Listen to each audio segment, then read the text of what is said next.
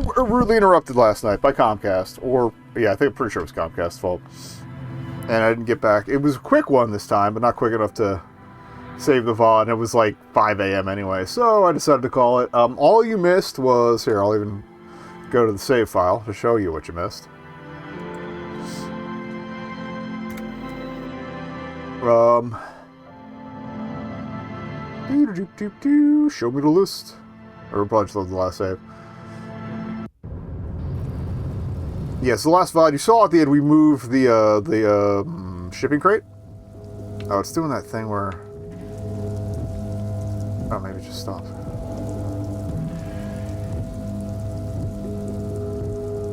don't know what that extra step's about, but whatever.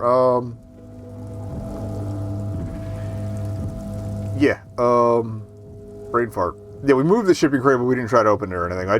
There's a little bit of post-analysis. You look at the thing, the stop button doesn't work, and there's something about the crane having served its purpose. Anyway, let's rifle.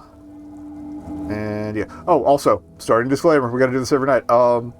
This is a fash run. It's because we're trying to emulate, primarily American, but honestly a lot of these are worldwide applicable, cop brain as closely as possible. I will be mean to Kim. I will not enjoy being mean to Kim, but if nothing else, I am really enjoying the writing, how they're handling some of the wacky bullshit ideas, like freaking Measurehead's racist screed about all the races. Just how fucking absurd it was actually really well executed. So, like, it made him sound like a complete idiot, and I love it. But like a completely invested idiot. Gvalsen means whale fjord in Arden. Okay, so can we open this? Before you stands a cargo container, just one of many in the yard. All right, Lieutenant, I think there's something special about this container. You do? Because I don't. What? Why not? There are a million containers here. Why are you fixating on this one? Maybe there's contraband in there? There may very well be, but we are not here to look for that. We are not here to interact with containers. We are here to talk to the Union, right? All right. You attempt to turn the handle, to no avail. The doors seem to be mechanically locked. My rhetoric is garbage, so we're probably not going to get in there. The lieutenant considers your actions with some puzzlement. Good for him. No reply. The knock produces a hollow ring of metal. Doesn't sound like there's anything inside the container. We'll go for it. Why are you even trying to open a door with rhetoric? Yeah, why am I? Why are you what? Anything at all. Now is not the time to get philosophical, detective. You can do that after hours. Okay. Nothing more to do here for now.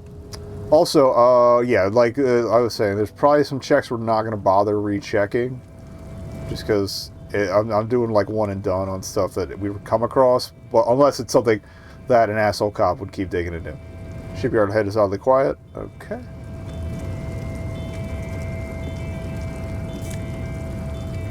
Just keep forgetting to whip the thing around. Speaker tower silent. There's no work to organize in the yard below.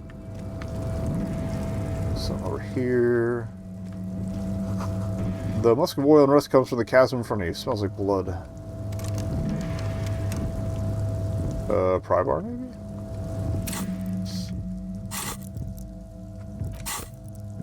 Where are my items at? Alright, hook.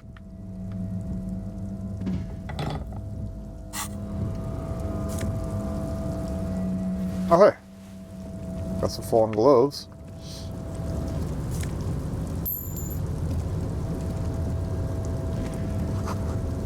Special size service, smells like burnt coffee. I just realized I never tried doing the pry bar on the, what was it? The, back door to the, underground area. Banner sags under the weight of rain and snow, white waves unread. And then there's this guy. Container, container, I'll turn you nice and red. Container, container, put the logos on. The lyrics to this container song are being made up as he goes along. I never would have guessed. The accent is so thick, it's impossible not to notice he's Ubi, from the vanishing peninsula of Ubisunt on Muindi. Container, container, used to be Wild Pines. Container, container, now belongs to Everard. Tiny man is so engaged in his work that he doesn't notice you. Everard. He looks after everyone. Huh? Well, hey there. How can I help you, mister? I see you are not a union man, mister. Did you get lost? You're not one of them scabs, are you? A shadow passes over his kind face. What is it with you people with scabs? I mean, I don't personally mind. Folks is just folks, you know, and folks gotta eat. He doesn't seem to be waiting for you to answer. Just some of the other guys don't look too kindly on the scabbing kind, if you know what I mean, mister. You're Ubi, right? Oh, yes. Born and raised in Irish, mister. Mum had to leave my dad after he got a bit violent. Took us here to the new world. I was about 10 then. Too old to lose my accent then. People say us Ubis are up to all sorts of trouble with sheep. I appreciate that they say the thick accent. He's got like the most mild accent in the game. Or any of that where I come from. No, sir. Those are just nasty rumors. Thank you for clarifying that, sir. Alright, what are you doing with the containers? Oh, I'm just making some covers for them containers here. Yes, I am. Yes, I am. So it's easier for the crane operators to spot them. Alright. We're gonna fuck this roll up. It's so pretty and red. You and Leo look like brothers as you glance around with similar childlike wonder.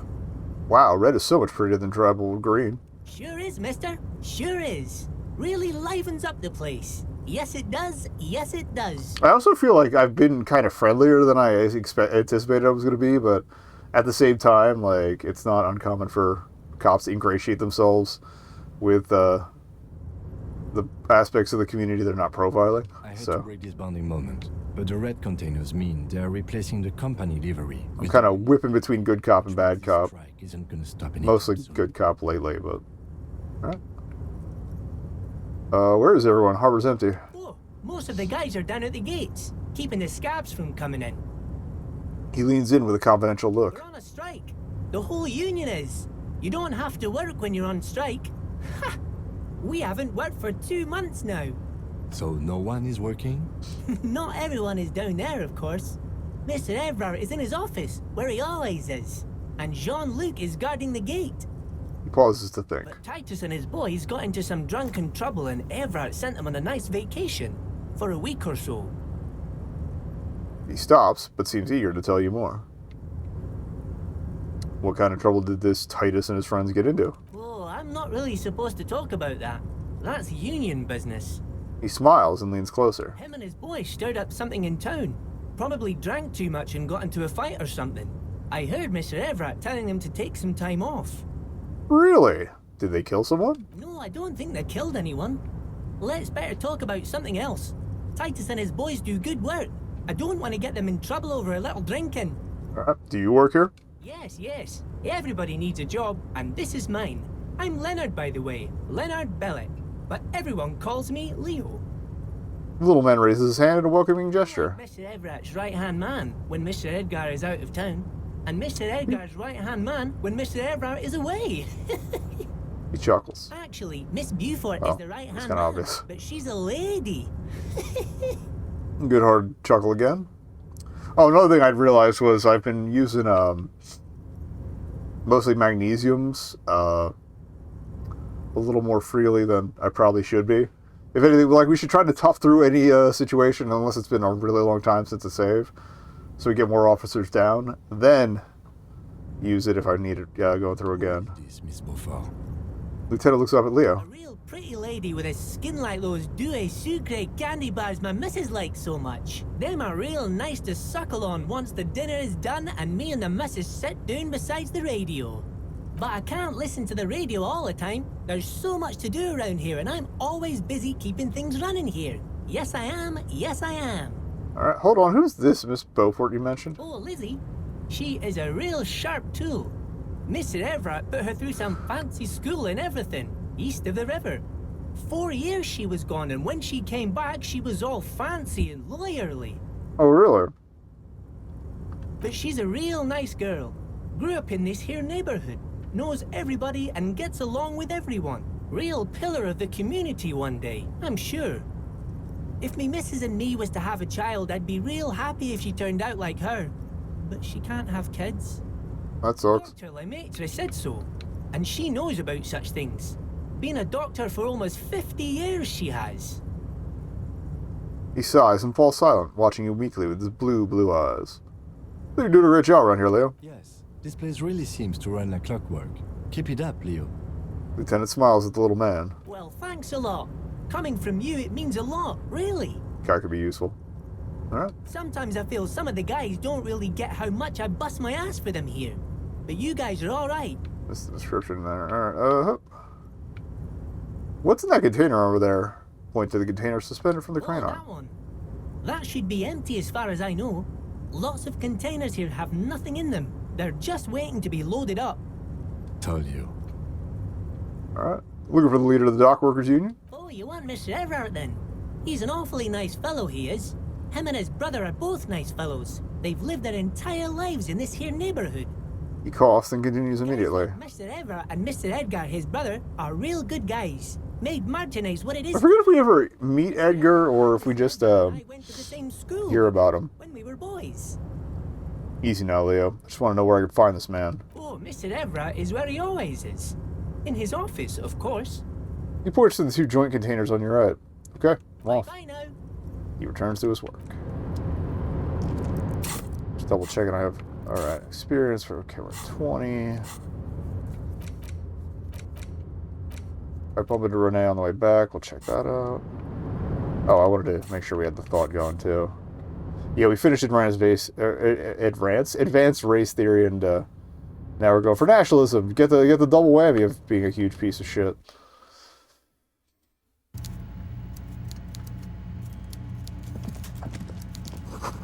Coffee in the giant thermoses is still lukewarm. Quality. Stairmate of pallets leading up.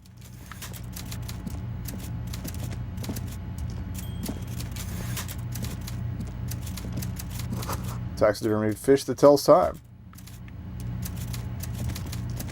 Before you is the walrus of a man seated behind a large desk. He looks up from his work, not the least bit surprised to see you. With great effort, he straightens himself up in his chair, yet says nothing. He simply stares at you. You in charge of the dock workers? Welcome, Mr. Dubois, Mr. Kitsuragi. It's good of you two to stop by. Please, have a seat. He gestures to a tiny chair opposite his giant desk. I'm Everard Clare, head of the Debarders Union here in Martinez. The man relaxes into his chair and continues. I'd offer you my hand, but unfortunately my health prevents me from getting up. You understand? He looks extremely comfortable. The tiny folding chair, on the other hand, looks like a torture device. You go ahead, detective. Lieutenant nods to you, then the chair. He has in store for you. It can't be good, he thinks. I'll do my best. Forget about that. What's with this Dubois stuff? You're getting some seriously bad vibes from that name. I'd rather stand. Please, Mr. Dubois, let us converse in a civilized manner, as equals. Take a seat. I insist. I don't sit. It's kind of my thing. Very well, Mr. Dubois. I respect a man with strong convictions. As he nods, his multiple chins move like ocean waves. Have convictions. One of which is that I will not engage with any man who won't face me at eye level.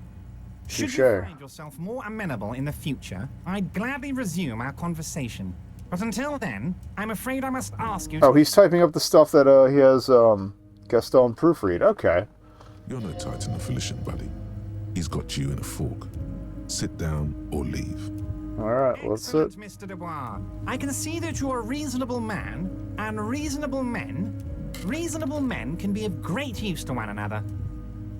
He gives you a sly wink. We will try to wink So back. tell me, how can the head of the Debarders Union help a representative of the Revachol Citizens Militia today? The chair you're sitting on has got to be the most uncomfortable chair in the world. It's violating your backside. Oh, by the way, I heard you got a rather rude reception from a certain Lawrence Gart. Some people have no manners, it pains me to say. This should take care of that nonsense. Oh, yeah, good. This will pay off the thing. Definitely want to do that. He points to a giant novelty check at his desk. It's absolutely comically Should huge. be sufficient to cover your expenses for a few days and patch over your differences with a cafeteria manager. Go ahead, take it. Wow, that's 25 real. That's good money. You need it. Wait, you know Gart? Yes, I know Lawrence. He's a real character. No union man in him. A real piece of work, that boy is. Alright, well, we're gonna take the check and not say anything. Is there anything you'd like to say to me? Or... No. No, it's cool. Cool? I wouldn't go that far. I'm sure there are cooler things than delivering a comically oversized novelty check to a cafeteria manager. But, sure, if that's what's cool nowadays. Now, I'd like to set your mind at ease about one other matter.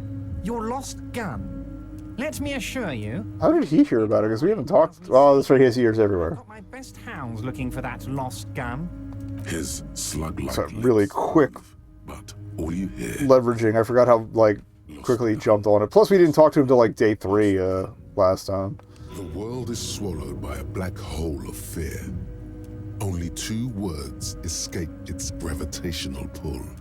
Lost and gun. I would appreciate any help you could provide. Are you all right, Harry? Keep it clean. You seem anxious. Don't be. Everything's going to be all right. It's not like you left it loaded. You didn't lose a loaded gun. Local children aren't out there playing with it right now, pointing it into their own mouths. It's in a safe place. I just know it. I have a feeling... I just remembered where it is. all right. It was loaded. There were 2 bullets in it. You always keep at least 2 barrels loaded. Okay. Don't panic. God, you're sweating. Your knee is jerking. You're about to cry, aren't you? You're about to cry because you lost your gun and those children are gonna shoot themselves with it.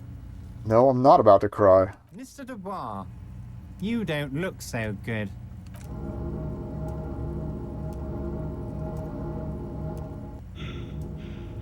We're gonna take the hit. I'll just skip out on the rest of that. Oh, Despair creeps into you, same thing. getting fat on your weakness. Whatever noble intentions you once had as a princess,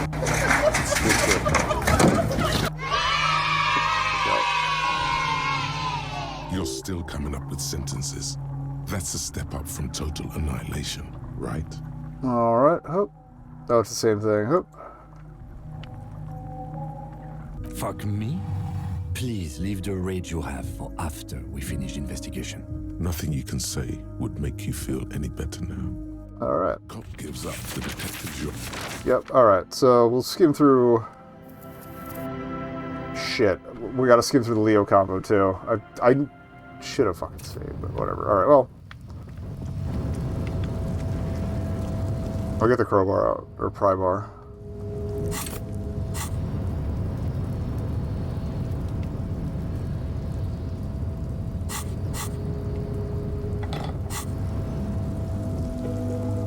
Wait, what?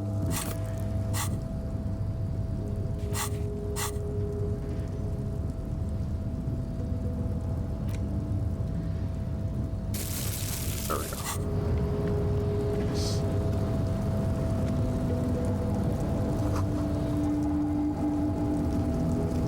Oh, I missed that before, I think. Oop. Yeah, we did.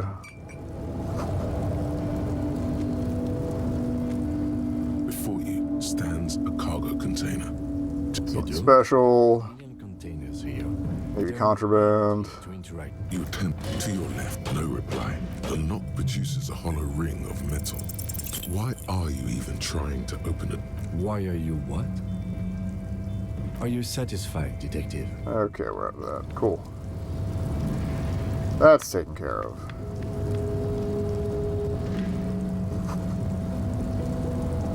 Up quiet.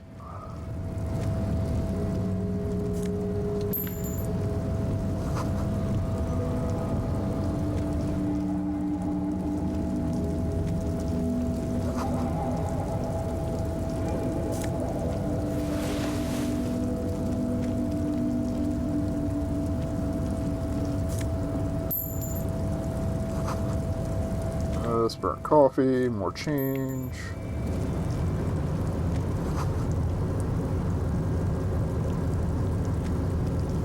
Container The lyrics to the accent is so thick, it's container, I see you are Hi, not. scabs. Some of the other guys. Booby. Thank you for clarifying that, sir. Oh, I'm Containers. just making some covers for them containers here. Yes, I am. everything is Red's Sure is. prettier. Okay. Harbor empty. So no. No, but Titus and his boys got into some drunken trouble and Kind of him trouble. and his boys stir- Did they kill No, I don't think someone? they killed anyone. Yes. Work here. Who is? A real, but I can't listen to the radio all the time. There's Miss Beaufort. If me Dr. Lemaitre. Great job. Sometimes I feel some of the guys don't. Oh, What's in the container? oh, Leader. guys like Mr. Easy oh, now. Mr. Evra is where he always. Off. Bye-bye now. Okay, that's taken care of.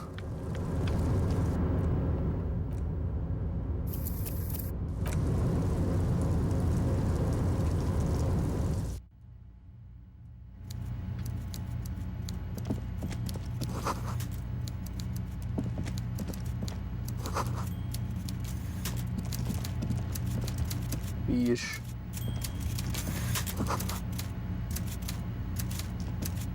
before you. Oh, is I didn't save the officers down thing, my bad. seated behind a large desk. He looks up Now from we're his good. work, not the least bit surprised to see you. Okay. With great effort, he straightens himself up. Are you in charge? We just get it back to where we were. You go ahead. Whatever he Same decisions, alright. What's with this? Rather Please, stand. Mr. Dubois. Don't Very sit. well, I too. Should you find You're no Titan affiliation, buddy. Take a Excellent, seat. Mr. Dubois. Try to Same wink. The chair you're sitting on has got to be. Oh, by the way, it should be Wow, that's 25 real. Yes, I No know. guard. Lawrence. Take the check but don't say anything. It's cool. Now, The world is swallowed by a black hole of fear. Only 2 words. Not worried, I got this. It Oh was wait, loaded. took the wrong one, There were but 2 whatever. bullets in it. You always keep at least 2 barrels. God, you're sweating. Your knee is Not jerking. about to Mr. cry. What is this? Okay. Mr. Dubois, he keeps repeating. We're good. What For is now. he trying to pull here? You need to cool the fuck down. Chill. Mr. Dubois. Mr. Dubois. Harry. The large man snaps his fingers, but to no effect. You're in some stupor. Hup. Keep there are no Harrys. Let your mind go to a safe place. Are you okay? Can I get you a glass of water or something? Are you having some kind of medical emergency? Maybe you could use your hands somehow, in a kind of throw-in motion, like you're throwing that Mr. Dubois act right back at him. He's Mr. Dubois. Now I'm as good as it gets, Mr. Dubois. Vaguely gesture with the hands above your head. Be dramatic. I can see your condition isn't terminal. What an odd demonstration of... You say that, but I just died, so I whatever. don't even know what. As entertaining as it was, I'm afraid we're wasting our time. And I'm an extremely busy man, as I'm sure you are too. Okay, enough. We are here to ask you some questions pertaining to a murder investigation. Quick, here's your window. Get yourself together and ask him questions. Police officer questions.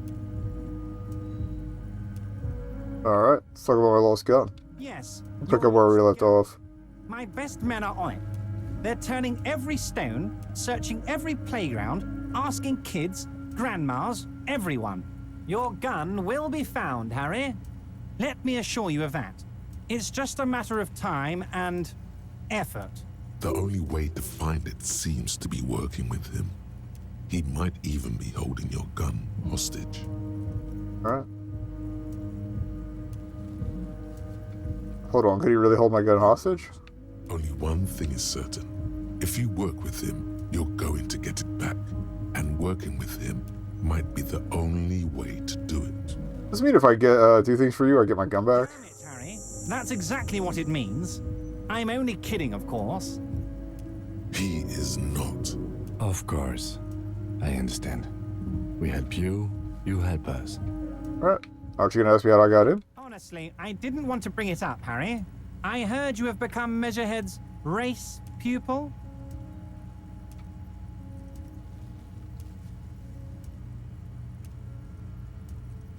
I really believe. Yeah, okay. Personally, I'm not big on the whole race. Good. He's trying to be a piece of shit. It's all Although I don't know if he'd be that honest about it. Harry. He sinks deeper into his armchair. Let me assure you, I'm very glad you're comfortable sharing this with me. I run a big and quirky organization. Everyone is welcome. Birds of all feathers. Red brown as fuck. Anyway, I assure you, I am a very well-informed man. Information reaches me before I even get the chance to request it. Like the gun. Actually, what's her fuss would have overheard me on the radio probably, since she's sitting out front. You call me Mr. Dubois. Why? Of course. Let us dispatch with the formalities. You call me Everett, I call you Harry. So that's really my name. My God, so it's true. I didn't want to believe it, but you are a fantastic science fiction amnesiac cop, aren't you? What are the odds of that? I think the odds of that are very low. My memory's fine. I'm just testing you. So good to hear that, Harry. Apparently my sources were wrong. However, if you did have a spot of memory trouble, I could help you out. With my big fat folder. Words flow like a river of honey from his lips. It's just a brown folder. You can't make out what's written on it. Are you trying to tell me you've gotten hold of some of our documents? Lieutenant inspects Everard over his spectacles. Mr. Kitsuragi, would you mind? Me and Harry are talking about his lost identity right now. Alright. We read the shipping folders, but we failed it, but I'll give it a shot. Alright. Oh. Everard's large hands are covering the folder, but the look on his face says, I know everything about you, Harry. We've got nothing to hide. Oh, Harry. Oh, wow. This is really something. I'm sure it's not that bad. At worst, he has an old RCM folder, and I very much doubt even that. So how about it, Harry? You need assistance, I presume? Okay. Let's get this straight. What's my full name? It's Harry. Harry Dubois. You don't feel So much for Raphael. of these things. You know what your name is. You have a sophisticated There we name, go. like that of a count, or a beautiful man. It's not my name. My name's Raphael Cousteau. Fine, Harry. You can even be Harry Raphael Dubois de Costo, or whatever you choose to be. Lieutenant covers his face and sighs audibly. Mr. Kitsuragi doesn't seem even slightly empathetic to your memory loss, Harry. I, however, wish to help you any way I can. Do you know where I live? But of course, Harry. Your precinct is the 41st and you live in Jamrock. You're a Jamrock boy. A long way from home, but that's okay. Alright, do you know anything about my family? Do I have a wife or kids or... Family? Harry, you're not a family man. There's not one peep of family in here. Unless you think you're a family man. Do you strike yourself as a family man, Harry? You're right, I don't. That's why I like you, Harry. A good man knows both his strengths and his weaknesses, and you, my friend, you are one of the all-time greats. What kind of a cop does it say? Harry, you're not simply a cop, you're a star. A bright shining star in the drab law enforcement sky, outshining all other stars. You're a superstar. That's what I like about you, Everett. You get me. Of course I do, Harry. And I'm gonna help you shine. I'm gonna put you on all the big stages. Your name in giant neon letters. Harry Dubois. He's probably just making a guess based on your recent activity in Martinez. Alright. Where'd you get that folder? Ah, this? My friends in your organization gave it to me, Harry. I find that very suspicious. May I have a look? I'm afraid this is meant for Union eyes only, Mr. Kitsuragi. I'm sure you understand. Please continue, Harry. Alright, let's talk about other matters for a Of course, moment. Harry, of course. Let's not linger on personal details and amnesia. You wanted something from me. Alright. What's in that container that's outside your office? My dear Harry, there are literally millions of containers in this harbor. I couldn't possibly remember what's in all of them. There's something special about it. It was attached to the Gavalson crane? Harry, you smooth-talking son of a bitch. Time is a precious resource, and I don't have enough of it to count containers with you. Smooth talking. Maybe that's the way to go about opening the container. You should at least try convincing it. Alright. I want to talk about the hang. Oh, of course. That's your main thing here. That's why you're in Martinez. I know everything that goes on around here, And I would love to help, like I'm helping you with your lost gun. I mean, it's no secret that the lynching is connected to the strike. So much to talk about. Honestly, it's been weighing on me so heavily. I understand you need to interview me. Since there's a but. But there's a thing that's been keeping me up at night. I want to talk about the hanging. I mean, if we could just calmly talk, exchange information, we could blow this thing wide open. Yes, that sounds good. Let's do that. But I can't think straight with this thing weighing on me. You're police officers, aren't you? I have a crazy idea. You guys are basically door-opening machines, incredibly talented at opening doors. I've opened a few doors in my life. And I'm sure you're going to open this one with flying colors, Harry. This really is very simple, and there's nothing shady about it. Does this jiggling ooze think he's going to use you? He's got another thing coming.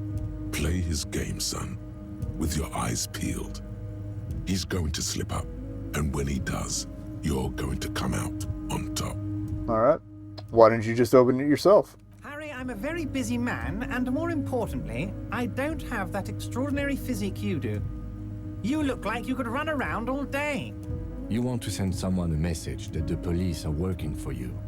I repeat, I'm a very, very busy man, Mr. Kitsuragi, and therefore I must occasionally enlist outside help. So what will it be, Harry? All right, whose door is it? Oh, no one's. It's just a weasel. A weasel lives there. Nothing for you to worry about. All right. What do you mean by a weasel? A loud blabbering weasel. When weasels feel no one is watching, they start acting foolishly. He removes his glasses and rubs his nose. Just go there, unlock the door, and leave it open. It's been such a burden on me, Harry. I just want this to be over so I can discuss business with you. Puts his glasses back on. I bet you don't even know anything about the hanging. Harry, my dear friend, I am what people call a local bigwig. I know everything that goes on in Martinez. Damn it, fine. I'll look into it. We need to talk about that murder. Fantastic, my friend. Just let me know when it's done and we can take our friendship to the next level. He flicks his fingers. Get the key from Manana. He's down by the gates. Manana's like a free agent in the Union. Special operations. Hardened socialist. A real free thinker, too. He'll tell you precisely where the door is. One last thing, Harry. Oh? Just open the door. You don't need to go in or anything. I just want that weasel to come home and see the unlocked door. All right. We're going to leave now. We're going to talk again later. You need this to get in and out through the gate. Fantastic. Great. Wouldn't want to get stuck in here. Here. You're one of us now. A real red and white Union man. Take care, Harry. All right.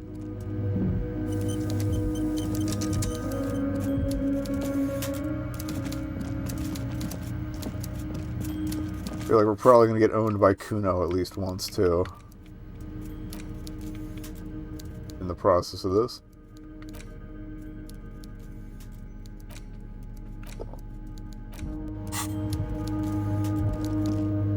But yeah, we'll get the key from Manana. Oh, yeah, that's right. Really.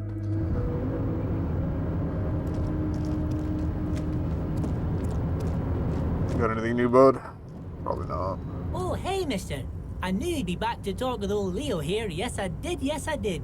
It's like Lady Larice said when she opened a bathhouse in the basement of my apartment building. They can only get so far before they're aching to get back. And lots of folk really did keep coming back. Leo, in the future, can we keep this greeting shorter? Sure, mister. Absolutely. I'm always willing to help out nice fellows such as yourself. He smiles his disarming smile, looks you deep in the eye. Well, we have nothing to do anyway, so.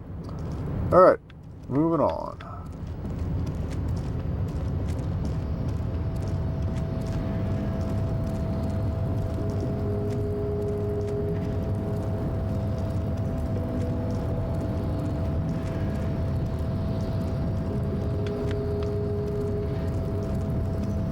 That's the panel, okay.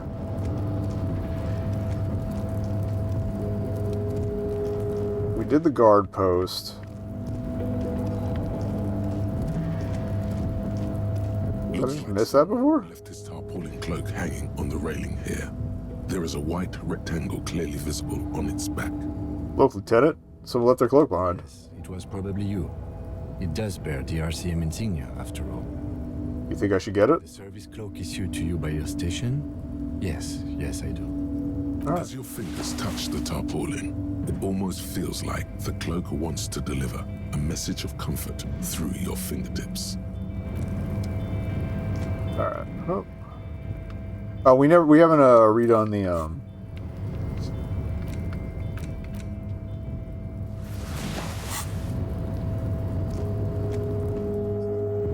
the check on that what is it? The pallet or whatever that's blocking Kuno's hideout. So, how'd you like our harbor? He stares at you with his hazy eyes. Alright, it's nice enough. It's but a rest area on the path leading across open plains.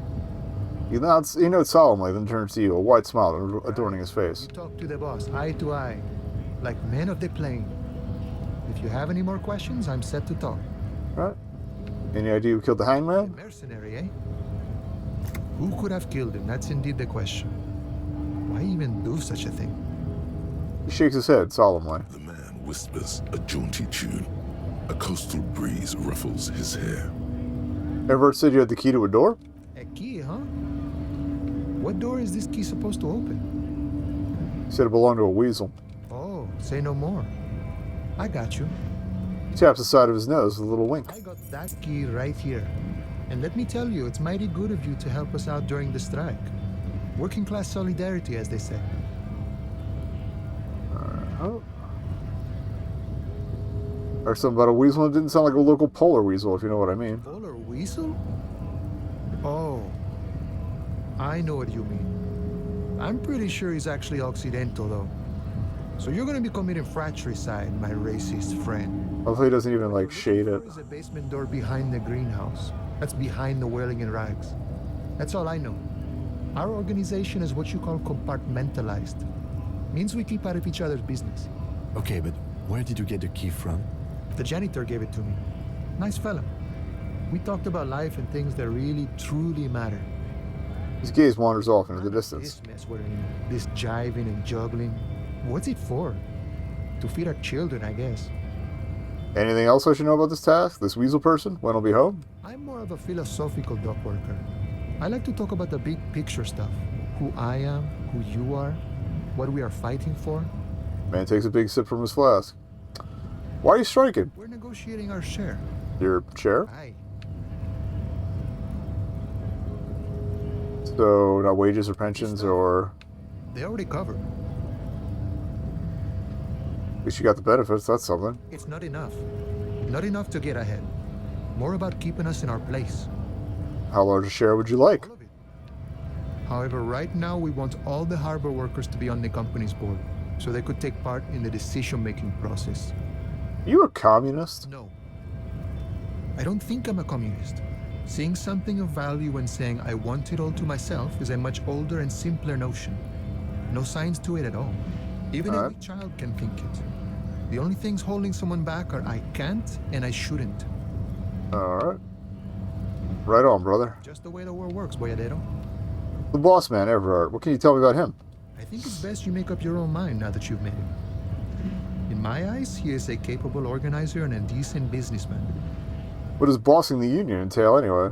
I guess you kind of get to be the village chief. He oversees the harbor, makes deals with the owners or other relevant parties. Watches out for his own. By that, you mean corruption? By heavens, why would he not be corrupt? We live in a harsh and disordered world, see? And in this world, the old man is corrupt for our benefit, and we know it. Appreciate it even. He is, personally, not too lavish. I don't know, that does seem pretty lavish to me. He is reasonably lavish, sure. That's his prerogative. It's not like you want a saintly demeanor on a corrupt motherfucker. That would be a manipulative illusion. Raises a point. Besides, there are no non-corrupt systems in the world anyway. And moralism is the most corrupt of them all. You seem to spend a lot of time thinking about the political situation. Sure. I've had the necessary free time. Fortunately, there's always time. The look in his brown eyes conjures up an understanding. For him, having command of his time is the most important thing. It all comes together now.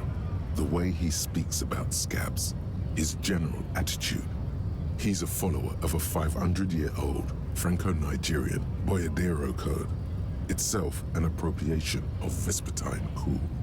That of a noble peasant or a traveling herdsman. True to yourself, independent in your actions, loyal to your friends. Maybe I am a boyadero. Unless... The man sits on the railing, his hands reaching far and wide. Yet it feels as if he could effortlessly go even wider, if need be, an endless torrent of time. Good talking to you. Gotta run. Alright, we gotta do the clipboard, I think, before the autopsy, so...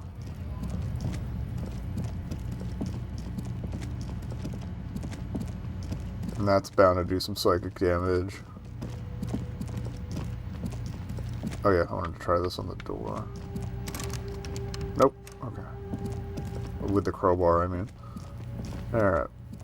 And again, I could probably get obliterated by Kuno at least once before we go for the body.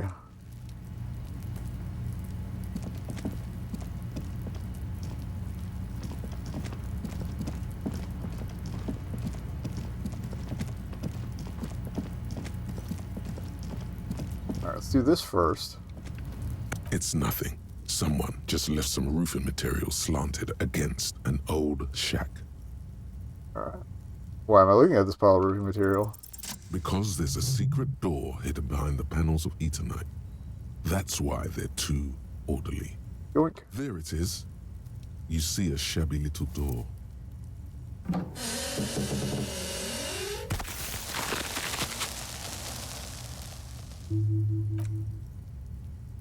Alright. What is this then?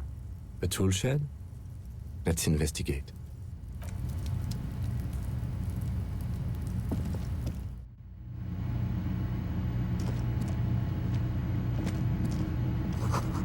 D2 magnesium supplement.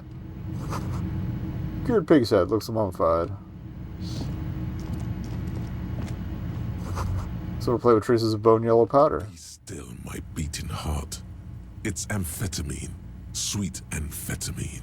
The lieutenant isn't studying the powder in the mirror. He's studying you. Someone is taking narcotics here. Perhaps police should interfere? Perhaps not. This is below our pay grade, detective. However... He points to the ladder in the see corner. that ladder there? It's probably another way into the industrial harbor, no? The secret path the local kids use. Let's just get out of the way or get fucked up.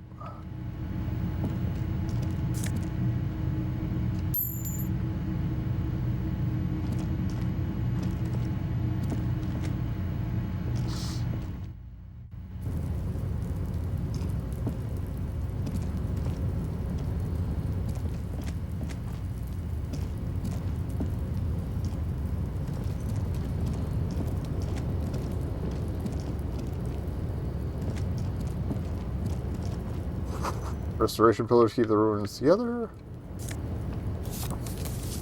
Another postcard.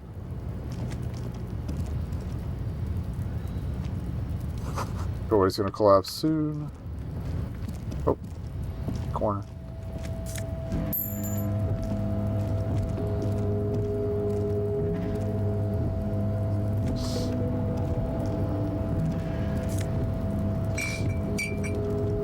Yeah, since we have a way in, I probably don't have to attempt the jump, so that's fine. Oh.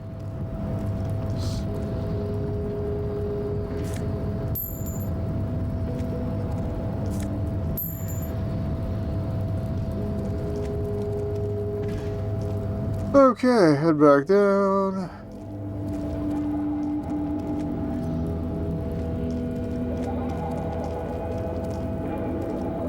Wait, yeah, it's around this way.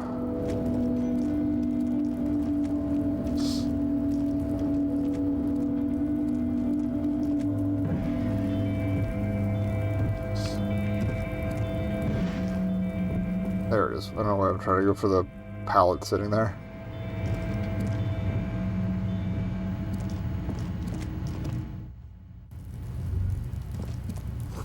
Sounded like snow dripping off the roof. It's strange.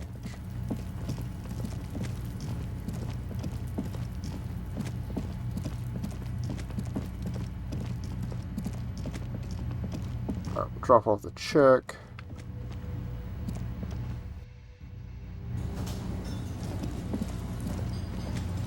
Actually, what I should do is probably open the door to the basement, because I think we could open the back door afterwards.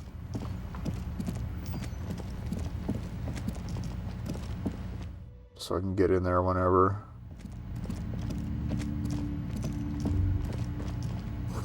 Hey, look at that unmanly haircut threatens your masculinity. No same person would ever put their head into such a machine.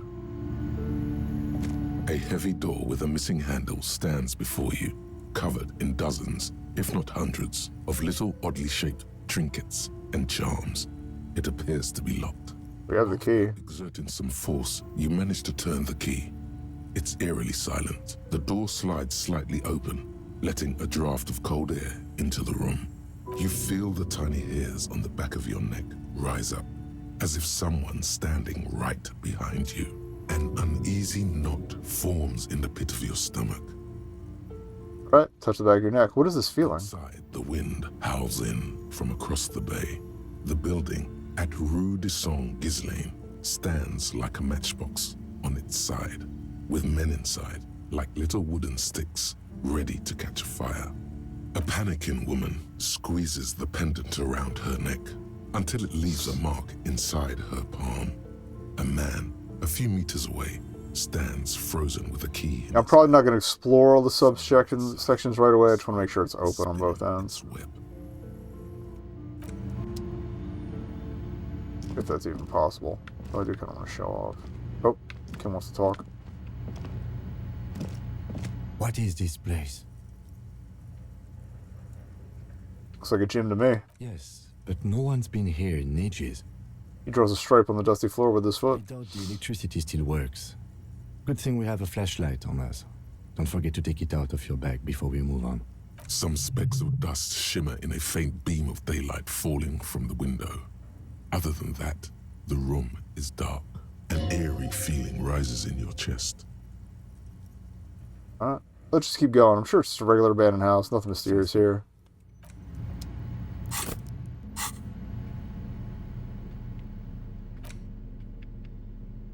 Another postcard.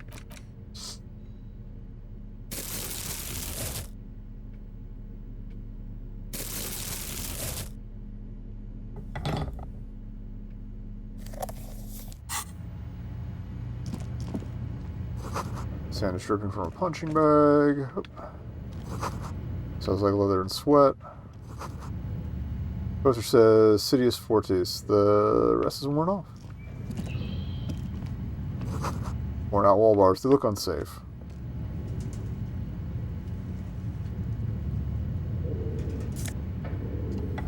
Shot put ball. A barbell lies. I wonder if we'll be able to get enough cash to get the traffic light this time. Its weight plates. It's 60 kilograms. I forget if I ever got it for the church last time. Sight of these weights. Show the world. Hey, I thought it was for the church anyway. It's dealing with. Lift them. Let's There go. are no collars on the barbell. This is a safety hazard. Alright.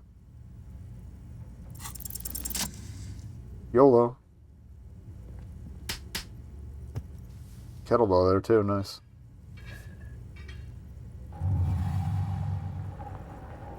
Conjuring up an inhuman amount of strength, you raise the barbell up in the air. Alright. Your biceps tremble, but you're a savage.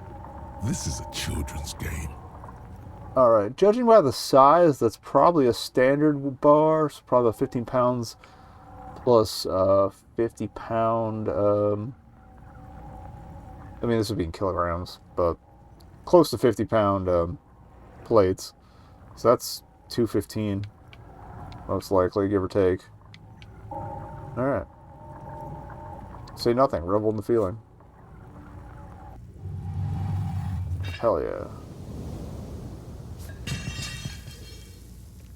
Drops his plates or his bar like a douchebag, though. Accomplishment washes over your head. Good way to fuck up your barbell plates. to the floor. For a moment, It feels like you're strong enough to succeed at anything you ever set your mind to. Good technique. Lieutenant nods with approval.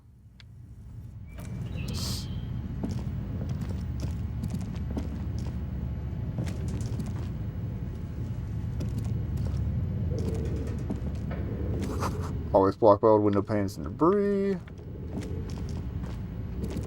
Honestly, I don't even know if I'm going to get into the mystery of the gaming company, because this guy wouldn't give a shit. Thought I noticed there even dark stuff and mounted. Airship rotors covered in spiderwebs that remind you of blades. Naked mannequin torso, strange yellow color.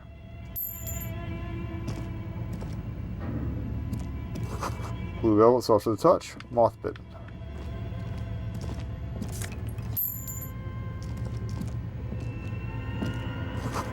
See the slipstream painted on the laminated top layer. Steel rotor blades bearing a slipstream logo.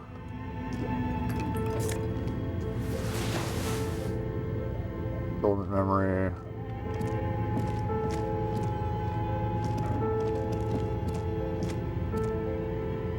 Can't use that door. Where are the clothes you used to display out of the mannequin? Okay. I think the other side of the hallway is what keeps going down. Scribble across the notebook. Developers of the most advanced RPG in the universe. This appears to be some kind of machine with a cube-shaped heart and a wired framework. The keyboard has a rectangular on-off button. A piece of paper still hangs from the printer. The radio computer. Just sitting here without anyone inside. Sounds surprised and a bit cautious. What he means is that these things cost money. Why would anyone just leave it behind? This is the Ream Civic radio computer, model RC5120, equipped with a Feld mainframe and a Ream-compatible printer. Mess around with it later. Your flashlight slides over an old green chalkboard covered in scribbles, sketches, and schemes, like some ancient cave mural. Some of the writing has faded with age, but you can still make out sections here and there. Photos and drawings have been pinned to the board. Do that later too. Okay, that's the basement. So what did the other part of the hallway go to? Can't remember.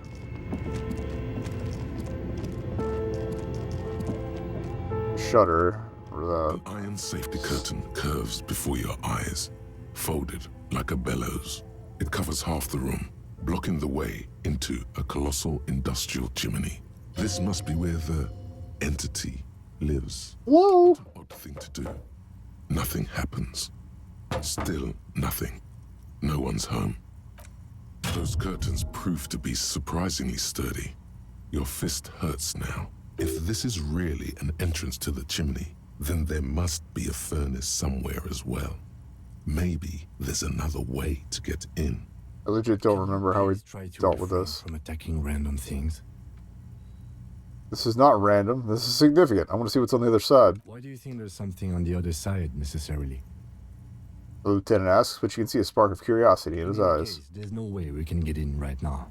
Let's investigate further. Alright. Floorboards creak. Shoes in a puddle of melting snow. Postcard.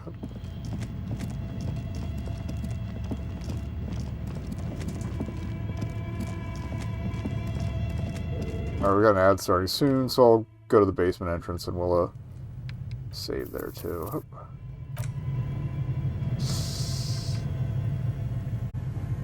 Okay, and we'll be right back. Alright, we're back. So we're still in the basement.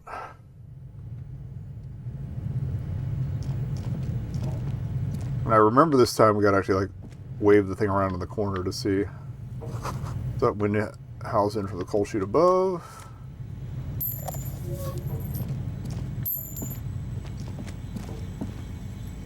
Look at this.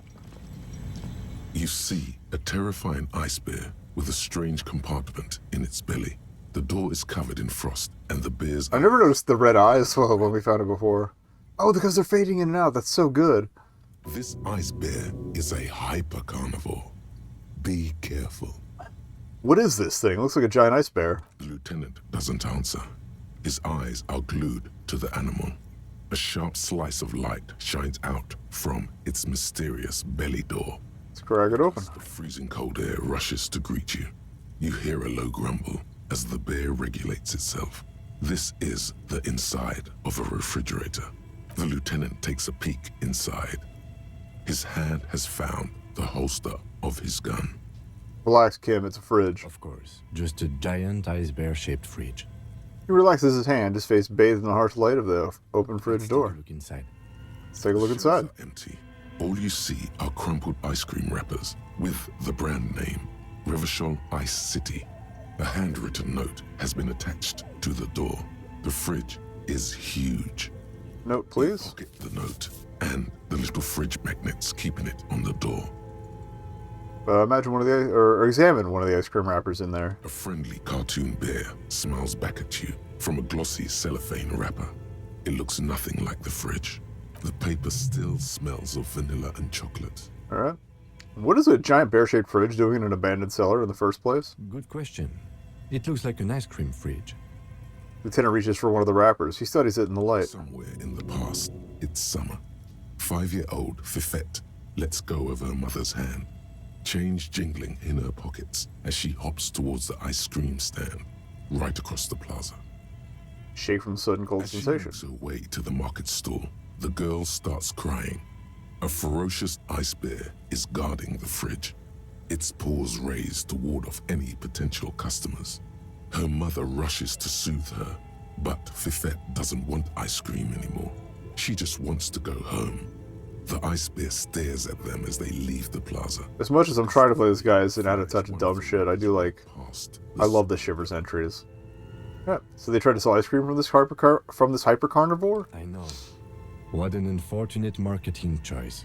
What is even worse, the bear is still costing them money to this day.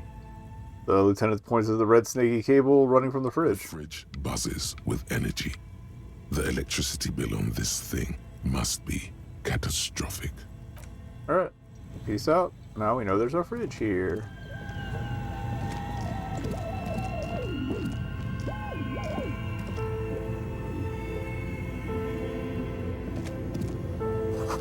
Ice cream maker defrosted and unplugged. Flashlight casts a strange shadow. There's a hidden doorway here.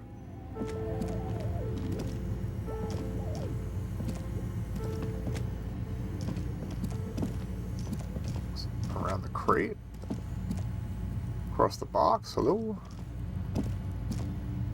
Where's it up? This bad boy. There we go. Two rusty rifles hidden above the piping. They look inoperable. Someone has stuck some busted guns beneath the ceiling. A few bricks have fallen off, revealing a compartment behind the wall. It's too dark to see in. Where are we? Seems like an old bunker from the revolutionary period. Look at all those rifles. Must be an old weapons cache. Look, there's a hole in the wall. There is, yes. And there also appears to be something inside the hole. Interesting. Do you want to take a look? Okay, I do. Your hand reaches deep into darkness and spiderwebs. Rummaging around, you find rusty rifles hidden away. Rifles, Kim. Are these any good? Inspect. Most of them are rusty and inoperable, like the rest. But one catches your eye. A bolt-action model with a fine wood stock, in better cosmetic order than the others. This one looks nice. That's a rare sight. Seems to no longer be functional, but still a beautiful thing in its own way. Alright. What does this mean? A rifle here? It means there are firearms, Impossible. albeit inoperable, still lying around in Martinez. It's an interesting coincidence, I would say. Might come in useful in the future. He likes this find. Alright. Anything else? Nope, just the stash. Okay.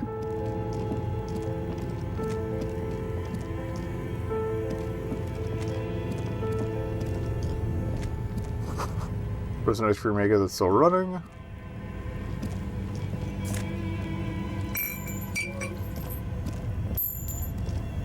Two cables are plugged into the breaker box. The red one leads to the ice bear fridge, and the black one to the ice cream maker nearby. Something close to you dies with a soft electric purr. Why did you do that? It's black. It's not like the red one. Not like it's the red one. The lieutenant raises his brows, but doesn't say anything. The electric distribution board now has one cable missing. See ya. There's something in that ice cream freezer if I remember, but...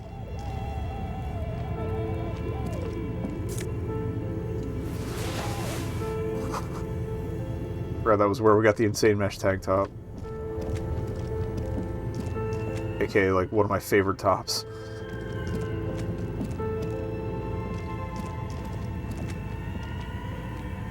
Oh, there's the other part of the furnace chimney. No, look at the fucking thing! Or collapse. It's inaccessible now. Anything else north of fridge? A thick layer of coal dust covers the furnace, coloring it pitch black. Look inside the furnace. Looks like it. Looks like an old central furnace used to heat the building. It's connected to the chimney. He opens the door and gingerly peeks inside. In ages. No signs of any recent fire. Only dead rats. Let's take a look. It's dark and grimy here. In the darkness you can hear chatter. It's coming from above. A voice or several voices talking to each other. Near the smoke chamber, upstairs, the echo is so prominent, it's impossible to discern what the voices are saying or what's producing them. What are you doing? That's weird. Alright. I'm hallucinating, or maybe it's the entity. Wait, really? Take your head out of the chimney, please. It's not safe. A lush layer of Get some coal in now there. covers your skin, sinking into the wrinkles. Your hands look ancient. Maybe you could paint something with this coal. Leave a cave painting for future archaeologists. No, that would be stupid. Still, it's good to have this dirt on you. Real men wear coal for makeup. Right. Those voices I heard, maybe it's the malignant entity? Plaisance says it lives in a chimney. You're right. The rooms do look like they're connected. But malignant entities don't exist. At least not the supernatural kind. Then what was the chatter you heard? Alright. Let's yell hello in there. You muster all your strength. I can't believe we failed that. Your throat can produce little more than a dry croak. Awkward, since you already had a drink. A lifetime of smoking and drinking will do that to you. The chatter from the chimney continues on as before. You seem to have made no impression on whatever's up there. Right. Then again, maybe it's worth actually trying something up there. Maybe you should let your voice rest, officer. Try again later. Okay. I really have to bump that up to do that. Oh my god, alright. Okay, with the A foot. hollow ring goes through the furnace. Your toe hurts. I'll take one for that. Alright. Oh. Might give us one more on that. Try it again. Something breaks loose in you. A mighty bellow echoes throughout the chimney's depths. The chatter of tiny voices above suddenly cease. Then, You hear a woman's voice answer. and it's a woman. Of course. The malicious entities are always women. This is the police. Who's there? Hello? Did you say anything? I can't hear you. Please come upstairs. There's a safety curtain on the second floor. I'll open it. You hear a low rumble upstairs. The sound of a curtain being pulled aside. After you, officer. Okay. Well, we'll come back for that. I know I kind of skipped the chance at an officer down there, but we'd been at it for a while. I didn't want to redo the whole basement. I forgot there was a place to bust our foot up.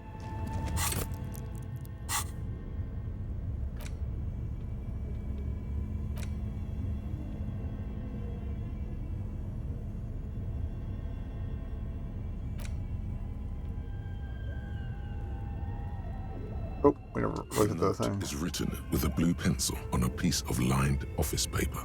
The kitchen magnets have left spots on its surface. Does it say anything interesting? Lieutenant leans closer to read the crumpled note over your shoulder. This is tangential at best, but the lieutenant's detective instinct is still active. Someone note. has scribbled, S. I can't believe the off-site copy is still here. The illiterate ginger kid keeps stealing stuff from the studio, so I had to hide it somewhere safe. You'll find the filament memory with the off-site copy in the frozen ice cream maker. That's why I Take plugged it. time, ASAP. Should have done this It's first. important. I'd do it myself if I lived in a civilized place with a freezer. Take care. Sully Swaff. Right. Wonder who wrote that note. Who owns the radio computer? My guess is as good as yours, officer. All right. Remind me again. What's a filament It memory? belongs inside a radio computer, storing its memory. It's like a tape. You listen to disco tapes, right? It's like one of your disco tapes, only for a computer. It's like the production schedule you found. Only this one's an off-site copy. All right. Who's the illiterate ginger kid? Some local miscreants, probably. There are tons of them running around in Martinez, ready to stir up trouble. We usually dispatch our junior officers to deal with them. You have an idea where the frozen ice cream maker could be? I assume it's somewhere close to the ice bear fridge. Didn't you see one right next to the breaker box? Yeah. We've already unplugged it, so... Cool. And I think this opens the back door now. So we should be able to get the body in without going into the shop. I'm going to put the flashlight away, if I can find the right button. I went to grab my phone, shoot. Oh, whatever. Can't be that important.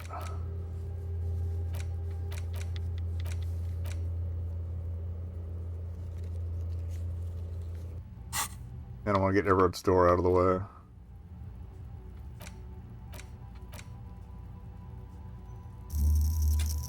Oh wait, oh, we are still internalizing, my bad. I thought we'd stopped at some point. My bad. Might as well save after all that too. Now I'll put the flashlight away.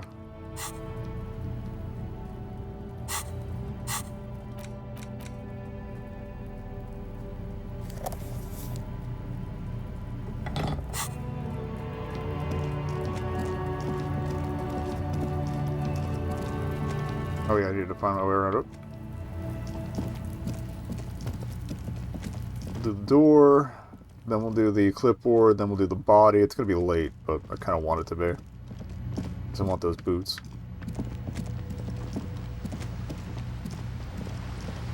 Oh, what are you?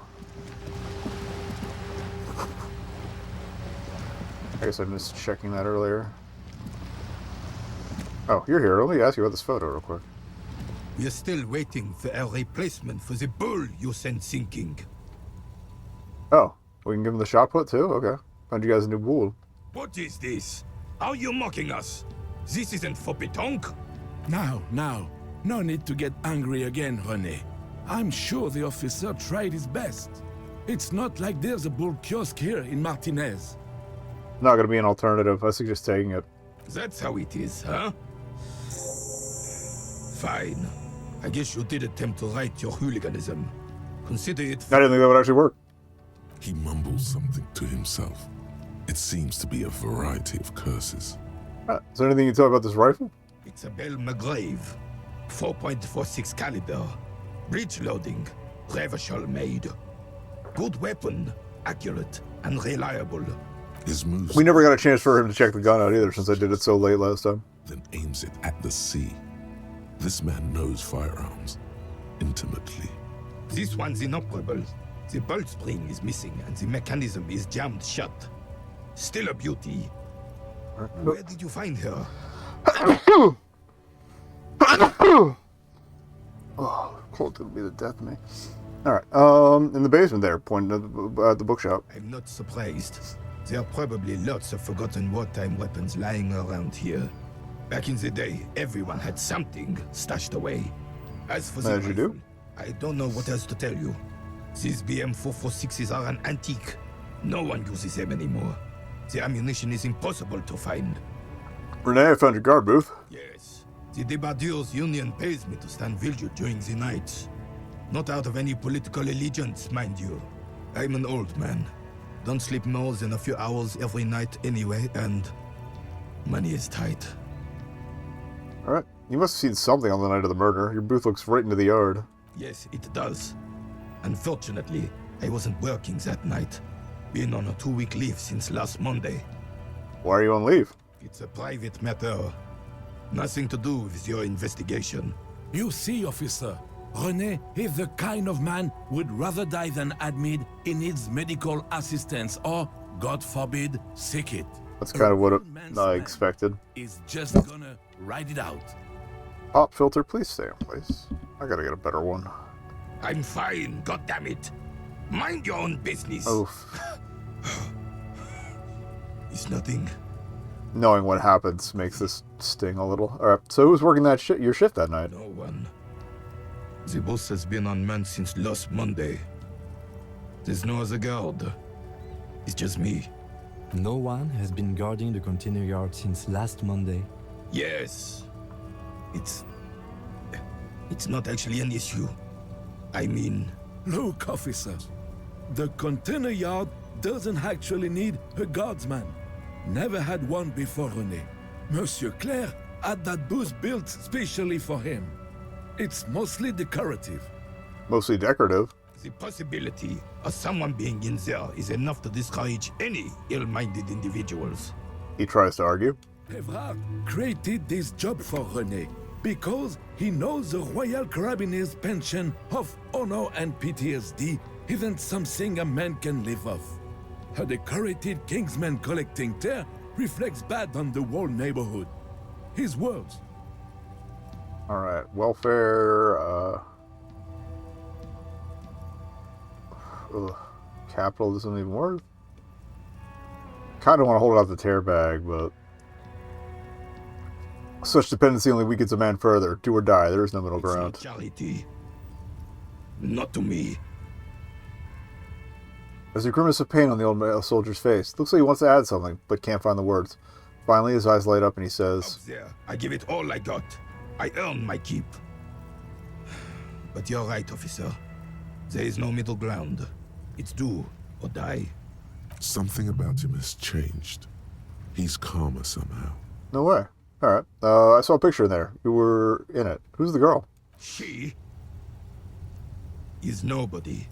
This is none of your concern, and I refuse to discuss my private affairs with the RCM. Fair. The lady is Jeanne-Marie Beaulieu, and she sure as hell wasn't a nobody. Got it. Thanks. Yes. Like I said, it would be up anyway, so might as well keep an eye out. It keeps my senses sharp. Thank you for your time. Alright.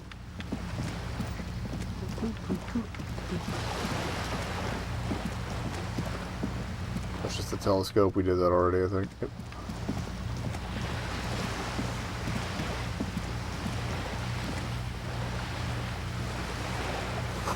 Only cormorant serves the sea, indifferent to your approach.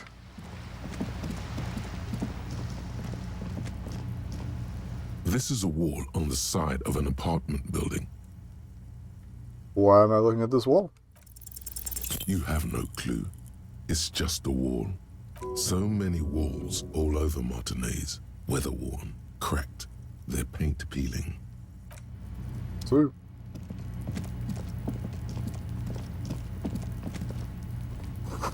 Garden hose. Won't be as much use till the snow melts. Chairs and tables eaten by rain and rot. There's splattering bullet holes on this wall. Barrels are half full of rainwater.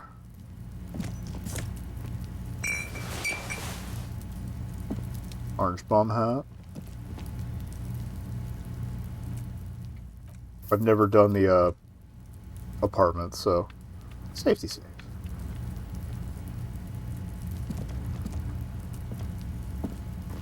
This must be it. The basement door is weather-worn. The copper nails holding the upholstery in place have turned green from sea air, and there's a knocker shaped like a lion's head. Alright, let's take a The listen. leather upholstery is worn and rough against your jaw. You don't hear any movement. In fact, it's oddly silent in the yard around you. No birds chirp. That's weird. You try to be as silent as key? you can. It takes a bit of rattling of the handle to loosen the bolt. Finally, the door unlocks with a small clack. Thoughts race through your head. The sound of the key turning still echoes in the yard. Hopefully no one heard. Good job. Let's go now. I'm sure there's nothing interesting in there. You can't tease me like that. There's nothing else to do than to leave and tell Everard. No conceivable reason for you to intrude on the premises. As you hold the open door, you can feel the air moving. A little draft, a whistle.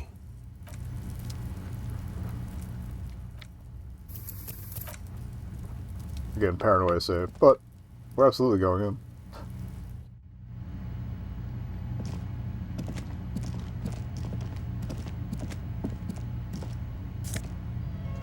Free drugs.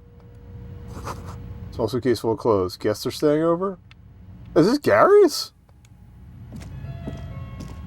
They did say he lived like around the block or something. Hidden world of walking sticks lies open. It's got to be Gary's. You can almost feel the warmth of the red sun on the... it's the fash flag. This is the flag of Revachol, the suzerainty. What's with the sun? This isn't just one sun, but there are little suns dancing around the big sun. This is the sevenfold sun miracle. What's the sevenfold sun miracle? It's an optical atmospheric anomaly the first settlers saw. Happens in cold weather. 6 small suns around the big one. This complex halo phenomena is how old Revachol got its flag. Tenant, the old flag of Suzerain. The tenant is an old-fashioned guy. Oh, those words are doing some heavy lifting. It's got to be Gary's. All right. The lieutenant does not bow to the flag. It accepts your salute with quiet. Got an achievement for traditionalist. Like how they even air quoted the freaking achievement.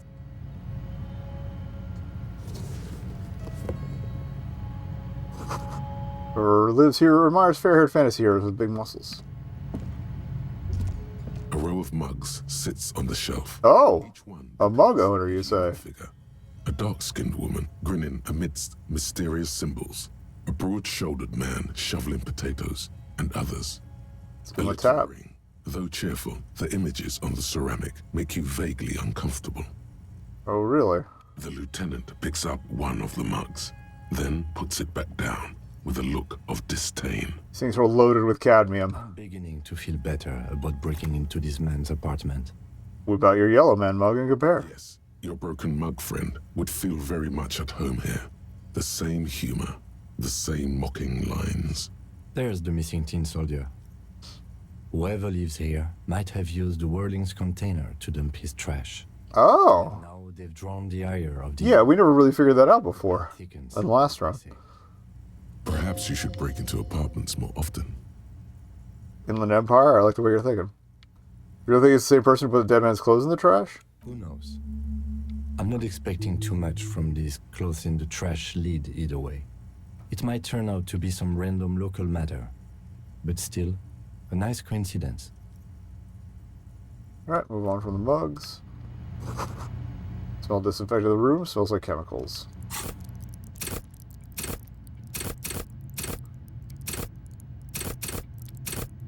Alright, again, I wanted to buff composure a bit. For later. And I think we'll actually work on other things that might be useful.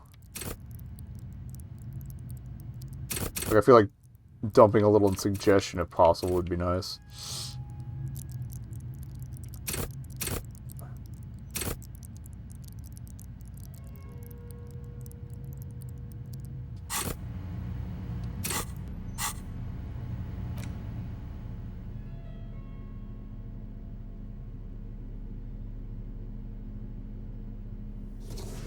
Got a slightly better looking shirt there.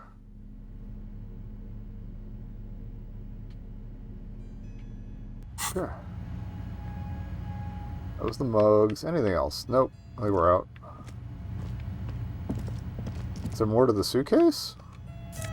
Yeah. Drugs. Alright. Delightful. The spread pattern of these bullet holes makes your chest ache. Your breath grows heavier. You peer into the faded marks in the stone. They peer back like an endless row of tiny black holes. Sweat starts trickling down your brow. Got a lot of bullet holes here. Oh. The chest feels tight looking at them. I'm only doing that just because we didn't save after the apartment. Ever tighter. Your Although we did save right before, I probably could have just scooted right through all that. You okay there? Yeah, I'm fine. You were looking pale there for a second. What are you looking at? These bullet holes look like the bullet holes we saw before. Holes generally look the same, so probably. But you're right. More old bullet holes from the revolution. Alright. Man, how many people got shot during the revolution? Plenty. The streets ran red with blood. Dust swirled above the ruins. The pressure change from artillery fire ripped people apart in the top floors of the building above you. It's not... When they said the artillery was heavy, they weren't It's kidding. been a week. Now they show up. Balcony with a view to the yard and the hanging. Smoker over there could be a witness. Talk to him. You see a young man on a balcony nursing a cigarette. His eyes have been following you for a while. Not looking for any trouble, officer. He says in a quiet voice. Despite the cold, his shirt hangs unbuttoned on his frame. Why are you whispering? It sounds like you're already in trouble. There's no trouble. I'm just speaking in a lowered voice. He says, sotto voce. I don't want to be seen talking to the gendarmerie if that's okay. I just want to finish my cigarette. It's the god of cigarettes and youth. Ask him if he's got anything to spare. Don't let him go. This could be your witness. The balcony has a great view of the whole thing.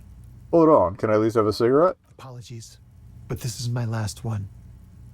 He takes another drag and shivers. The god himself has denied you absolution. Can't you just, like, toss that one I'm down? not sure that's a good idea. Shut up and throw, kid. I'm not throwing anything. There's no way you'd catch that cigarette anyway. What, really? Yes, really. Don't even try. We got the coin earlier. You're right, that was obviously a bad idea. Forget I said anything. Wish. Alright, actually, the gendarmerie really needs to talk to you. Is it really that important? He asks you, adjusting his shirt. Like a nervous cat, he keeps stealing looks at the neighboring windows. All right, but make it quick. Once I finish this cigarette, I have to run. Alright, can you tell me your name? My name? My name is Martin Martinez. Martin Martinez? Good local name. Let's go with that. Rhetoric failure. Looks like you got a good view of the Warling's backyard. Can you tell me anything about the hanging? I'd even go so far as to say that the view is a little too good, my dear gendarme. Do you have an estimate of when the body will be taken away? We will remove the body as soon as possible. Now tell us, where were you last Sunday? Oh. You already asked me that, didn't you? Did I? No, not you. Some more muscular type. And when did you speak to this more... Oh, that was probably Titus. I never put that together. Lieutenant takes out his little blue notebook and writes something down. Week? I don't know. Look. He looks around the courtyard again. Old patio chairs and dead houseplants litter the scene. You didn't answer the question. What were you doing last Sunday? I had a friend over. What kind of friend? It was my Sunday friend. A Sunday friend. How intriguing. What was your friend's name? Or what was your friend's real name? Did he see something? He doesn't reply, gesturing no with his cigarette. Under the dull and darkening sky, the neighboring windows stand silent. Someone hides behind a curtain. Those windows have eyes, and those eyes are watching, spying on you three. Alright, we'll talk later. No. We won't. He takes one last drag of his cigarette before snubbing it out on the balcony. Excuse me, I really need to get going.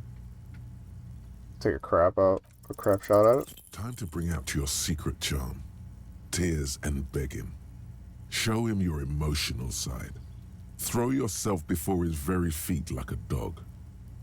What do you want from me? You want me to cry, huh? No, for God's sake, I don't want you to cry. He takes a quick step back and looks around, clearly disturbed. I really have to go. With a flick of his wrist, he sends the extinguished cigarette sailing over the rail. The investigation. Okay. He walks away.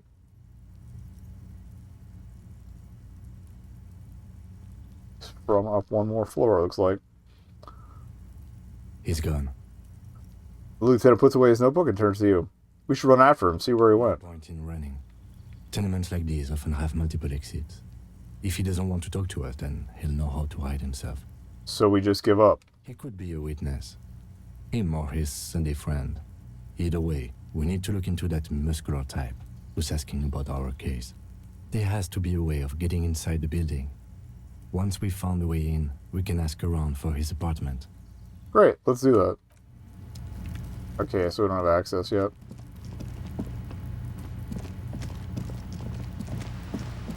Alright.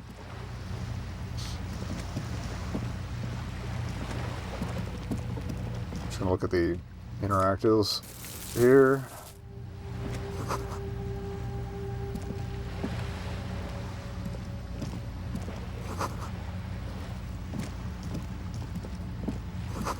Inside the frame of a motorcycle in repair and the tools used to disassemble it. Girl up there, did she spill the paint?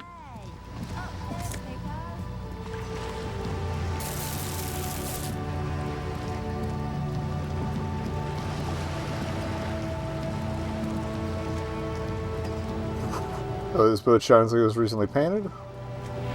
Alright, she's not here to talk to. Oh, she is here to talk to. Document reserved for residents of Rue de Sanglin 33A. From the world is much bigger than this sloop. This is worth more than you'll ever earn in your life.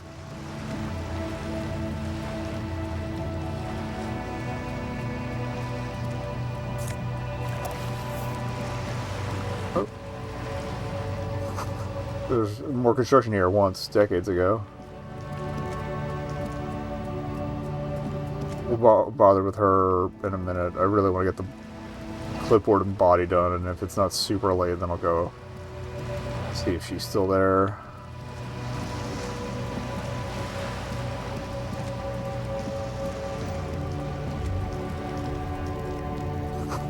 Musty smell of a potato cellar in spring emanates from the air vent.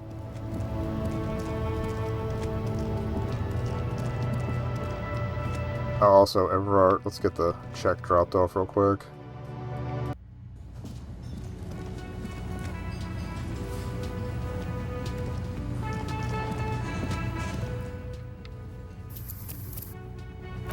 I don't have a tape, so I can't do karaoke yet.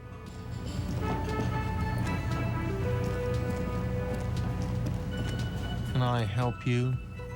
Alright. So, about the money I owe. Yes. Have you got it? Can I pay with this check? You must be joking, right? You come here, trash everything, and now you try to pay with a novelty check? The cafeteria manager stares at you, baffled. This isn't a game show. I'm not going to accept it. You owe me cold, hard money. I want to see that money in the palm of my hand. Every single cent. Damn you, Fat Everard. Your novelty check is useless. You can cash it in at the local frit near the harbor. Oh, yeah. Though it might not be enough to cover it. How much do I owe you again? A lot. For the room, drinks, and broken window, 130 real. Alright, that's something Like else. what? I was rarely enjoying talking about the money you owe me. Found the victim's clothes in the trash container out back. How strange. I certainly didn't put them there. Maybe you don't remember putting them there. Maybe you were sleepwalking or in a fugue I state. think fugue states are more your forte, officer. Fair enough. Someone on your staff had put them there? Sylvie had the keys before I got here, and I can vouch for her. I can vouch for all my staff. None of us would tamper with the crime scene. Who else has keys to the trash container? Trash collection service? CS Municipal. I don't see why they would put anything in the trash, though. Ah, the elusive CS Municipal. I doubt we'll be able to track down who was sent here last and when. This will have to be one of those little threads that solves itself down the road. On Clinton Street, Fair enough. near the Boogie Street Diamond, a small truck rattles Yeah, we down definitely didn't have shivers early enough on my first run. a rusted trash container. To any good Two extent. men, their faces rough and swollen, jump out. They look at the container despondently. CSM is written on their backs. Alright. Thank you anyway. Yes. Talk about something else. Seen something here, the whirling cart. Thing I need to talk about. Thing. Saw a sign that said the mess hall is reserved for the Union. Yes, not the whole damn Union, thank God. Just the nastiest and loudest faction. He tosses his head in disdain. Sorry, I'm pouring some sippy. They come here in the evenings. Dumb, unruly types. Think they're big shit. But they're good customers. They place big orders and always pay on time. We should find out who this Lord faction is, occupying the booth. Loudness means talkative, and we need info. How do we find them? We don't. We have to wait. They'll show up sooner or later. Men get hungry, even men on strike. You glance at the clock on the wall behind the manager. Huh. It's after 1600. Sign said reserved starting 1600. Why isn't anyone in the mess hall? Good question. He turns to the cafeteria manager. Probably getting drunk or protesting something somewhere. Or laying low after the, lynching. They probably Why is that? killed that guy or something, and that's why. I have a feeling we'll make their acquaintance sooner or later. Alright. What? Something else? By the way, you should come back to this thing-based questionnaire if you see anything interesting in the whirling later. Yep. By the way, I'm going to sing karaoke here. Absolutely out of the question. Absolutely in the question. First we find a sad banger. Then we sing this place to shit.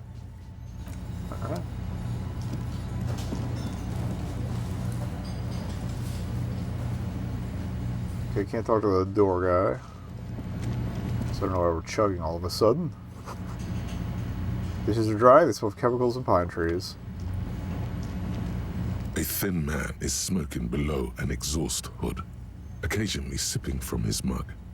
This must be the Whirling's cook.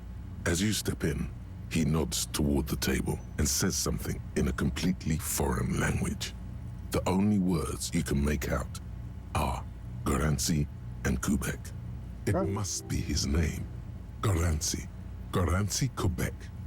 Sounds representative. Alright, Mr. Quebec, I'm here on official police business. The man puts his cup down and replies something, his left hand drawing arcs in the air. By the way, we speak Revacholian in Revachol. Speak Revacholian? Speak Revacholian, yes, not this funky thing you spurn out here. We speak Suren. There is no such thing as the Revacholian language. But don't worry. Called the fuck out. Remain clear. Speak American. The cook is still smoking, ash falling from between his fingers. His hands are large and clean. Good thing he didn't understand a word of your stupidity. Alright, got some impressive pots there. He smiles and bangs his ladle against each of his pots in turn. Alright, don't look at anything else. Stay masculine. You see a heavy steel door with a prominent dimple lock. It's painted blue. Touch the lock. Cobalt blue surface feels rough to touch. The stainless steel door is flush with its frame on every side. Old cobalt paint, rough on the fingers. 40, 50 years since this was painted, maybe. Try to push on this door. Does not budge. Alright, wonder where this door leads. It's a door in the back of the kitchen. Why do you care where it leads? The winch, outside, in the backyard. Remember? No, your fingers do. There's a winch outside on the roof, like that of a small elevator. Well, if there was a winch, I suppose we could look into it. As a side investigation. The door in the main investigation will merge into a stereo investigation. Say so. Gart is the person to ask about this. The cafeteria manager. Alright.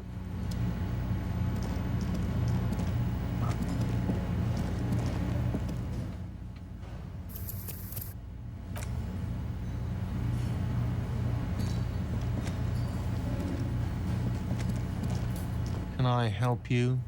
Alright, saw a Another thing. thing. Great. I love those. There's a mysterious blue steel door in the back of the kitchen. Oh, yes, that door, sure. There's nothing mysterious about it. It's just a door. Do you know what's behind it? Do you have? No, I don't have a key. I don't know how to get there. And I don't care either. It's not like I've been wondering about it for 10 years. It's just a frit warehouse, probably. Or some boring storage space with a bunch of old junk and dust. Junk and dust. Runs his finger across the counter to check for dirt. He's attempting to maintain an air of indifference. It's absolutely not convincing. He'd like to know what's back there. Fine, okay, a little. But my job doesn't leave me time for wondering about one locked door in one of the cafeterias I manage. So I haven't opened it. I have cleaned the whole place 100 times over, though, after the animals. And I haven't found a key, so good luck with that. Yes? Alright, that's good. Let's see if Freet's still open to cash that check.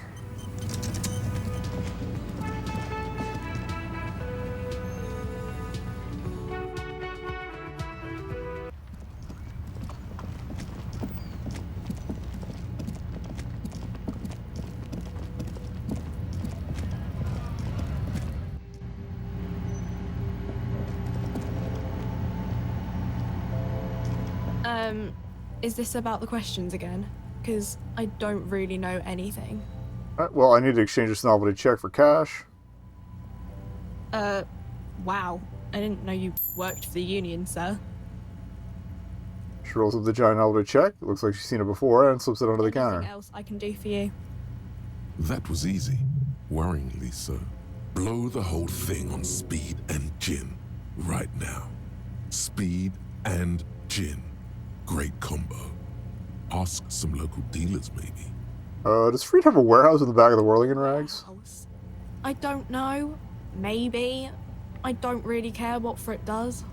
This is important. She scrunches up her face into an expression of consummate adolescent skepticism. Fine. Frit doesn't have a warehouse. Just a little back room here. Okay?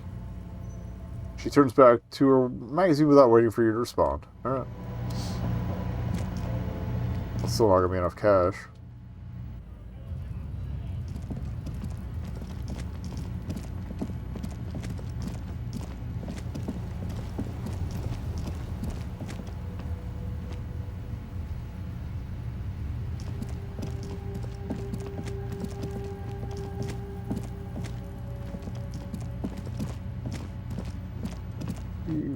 Well, alright. Let's do the clipboard.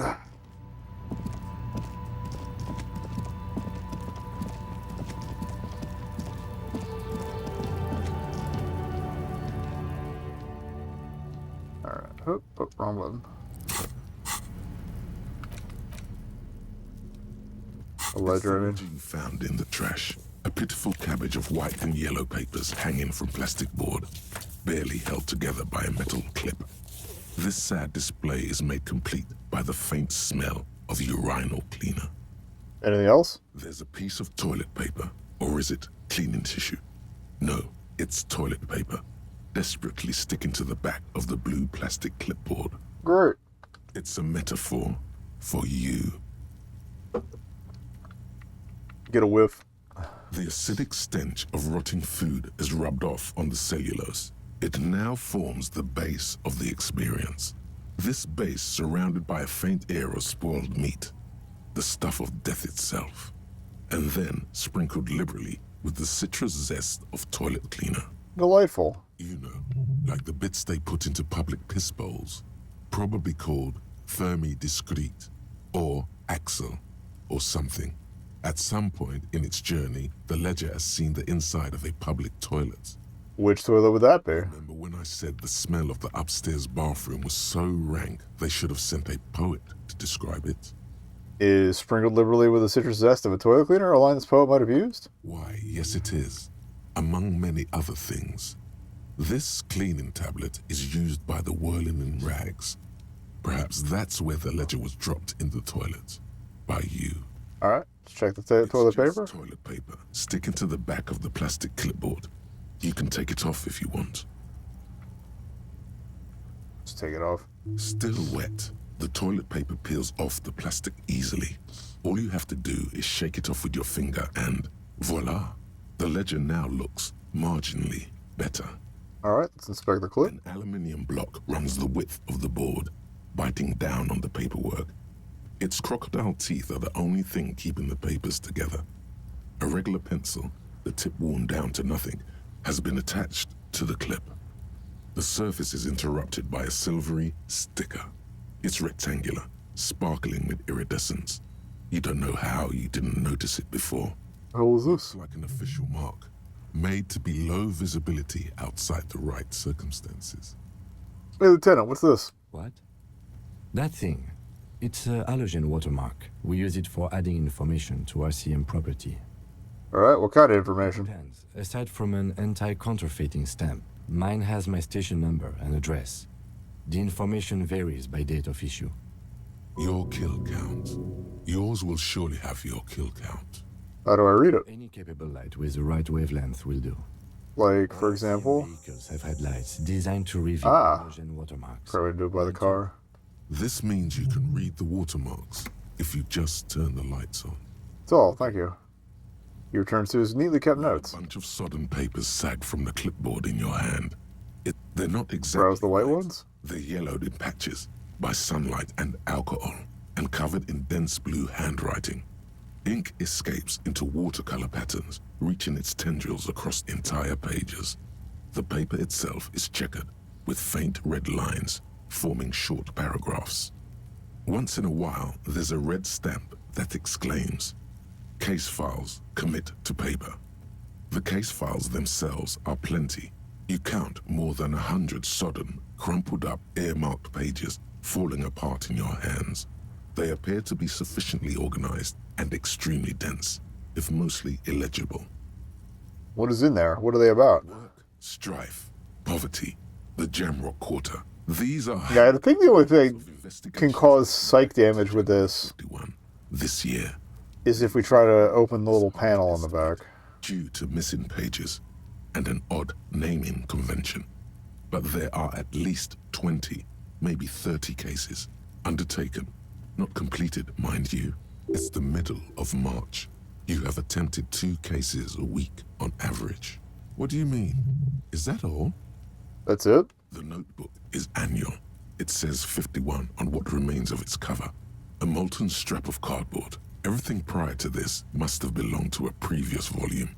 In short, there was more. Judging by the creases on your forehead and the lines on your cheeks, too much more. Going back years, decades even. Alright, it's 2 cases a week, a good caseload? 2 complex cases to undertake is a lot, yes. You really have to push yourself. I would not suggest it, lest you start making mistakes. Alright, 2 cases a week appears to have been my load, Lieutenant. I'm not sure I completed them, though. That's a lot. I didn't mean to say you are making mistakes, by the way. That was presumptuous of me. Nice brisk pace, the way I like it. I prefer a normal caseload. It's a matter of method. Like a fan of gills, the checkered papers dry in your hand. The handwriting is extremely dense, if mostly illegible. Alright, there's mention of a naming convention here. It appears you employ a, shall we say, robust yet literary system. Each investigation has its case number written on the margins. Yet, still more tellingly, most are accompanied by a name. Oh my, and they're written in capital letters, too. Yes, all caps. One is called The Next World Mural. Another, The Square Bullet Hole Murders. Another yet, The Unsolvable Case. More? Others appear more light-hearted. The guys Got an ad coming up, so we'll probably flip through some of these and then take a break. Murder at the Ukar Parlor. Even the rare article-free collapsing tenement. Murder features prominently throughout. You like this grimy murdering, don't you? Wish there was Apparently one so. there about a drug den. You love those. Gets the blood pumping. It's going to take an effort to piece these case files together, but it can be done. Once you're done inspecting them up close, Alright, you we'll don't close those for exactly now. close them, so much as distance yourself from the smelly papers. They're a little further from your nose now. I'll take a break and save.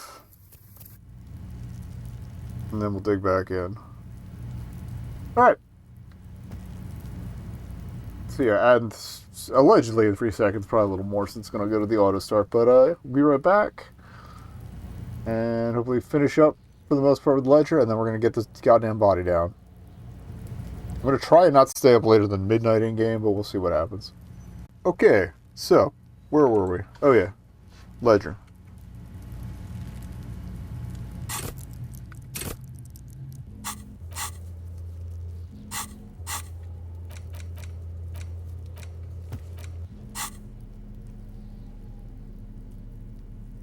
There we go. It's the ledger you found in the trash. A cabbage of papers hanging from the board. Arson, We're still browsing case files. Okay. spousal abuse. Handwritten logs on dozens of investigations date back to January 51. Stamped case files. Commit to paper. These are your last couple of months in Revachol, Precinct 41. So come to think of it, I probably don't need to do the ledger stuff to get the thing down. Ladders for kids wouldn't hold the weight of a grown man. Alright. I know I just saved it, I'm doing it again. Let's go for it. The corpse looks at you with bulging white eyes. The face around them does not look human. It's swollen and ready to burst. His lips are fish-like and his tongue like a ball gag in his mouth. You seem to be holding your breath. Let's look down. A cargo belt twists his neck at an unnatural angle. The body below appears stiff. It's letting out an ungodly rot. The smell seeps in even through your clenched nostrils. Let's puke. The smell is repulsive. It pushes in from your mouth. I can't remember how many days we held off on my first run through this because I didn't think you could More fever than odor. or I thought you had to like somehow not fail that. Flushing you from within. Let it out.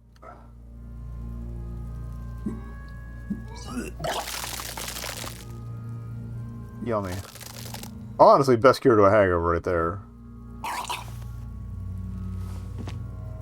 You feel a great force ringing from your stomach. Your body curls and pushes it out, burst by burst, until a pool of vomit lies under your feet and your throat stings from the stomach acid. Yum. The smell of Commodore Red rises from the pool.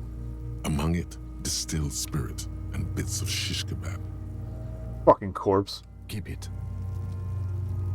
Lieutenant hands you a blue checkered handkerchief. Thank you. The hangover is clearly making this worse for you. You could use some ammonia to clear your head. Alright. Think ammonia would help? If you can handle the headache, some officers use it to deal with cadaverine odor. Alright, but not you? I can't handle the headache. Okay, where do we get ammonia from? Woman, the gardener mentioned she used salts for the smell. If she doesn't have any, there might be some in the fridge store nearby. Acquiring ammonia will provide a modifier to the white check. Modifiers make checks easier and allow you to retry them. Alright.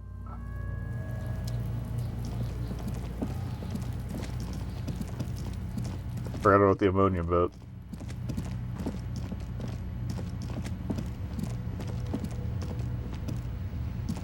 Glad you're still out here at this hour. Officer? You How still are things? do you still have your salts? I think I'd use some. Sure. I'm done with them. She takes a small capsule out of her breast pocket and hands it to you. Easy on that stuff. It gave me a terrible headache. Alright.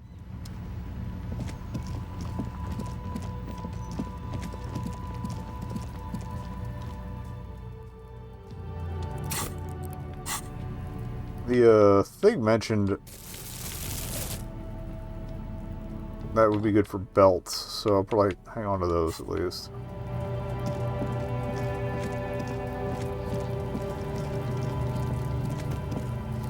Alright, back to it.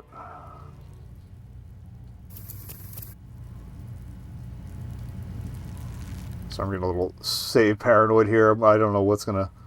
I don't remember what could potentially fuck me up on this, so... There he still is, looking right through you with his white eyes. The body below is entirely dedicated to that corpse smell. Emitting it is all it does now. Got to use the ammonia?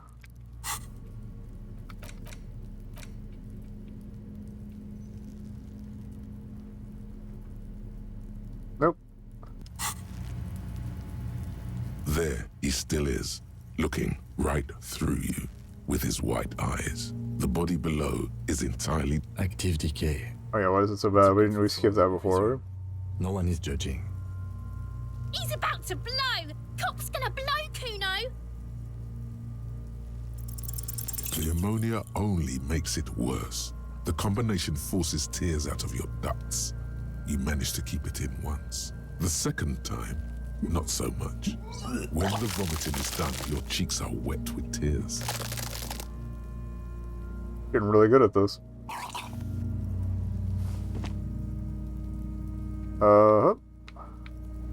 Spit and say nothing. Are you okay, officer? You feel Lieutenant pat you on the back. Heavy rhythmic pats. Here. It's aggravated further by alcohol withdrawal. What is happening to you? Are you going to cry now, son? You heard the coach. This is weakness. It cannot go on much longer, or you will lose. Alright. Alright. Give me a moment. I got this. Let's try again. Appropriate attitude. He withdraws his hand and looks you in the eye. Get your shit together. Say nothing, just nod. Go talk to the locals. Find something else to do while the wind changes. It's pretty bad right now. You've gained a thought. When this dialogue is over, go to your thought cabinet. Hey, we're not getting the body down today. Use it for special bonuses and effects. Give it half an hour. Get yourself together. Then come back and have another go. Okay. Half an hour would be 9:10, give or take. Alright. Also, yeah, what are my thoughts at? We should be almost done with the nationalism one. Already halfway, alright. Volumetric shit compressor. Shit is apart. Alright. Squeeze your butt cheeks together for 30 minutes. Okay.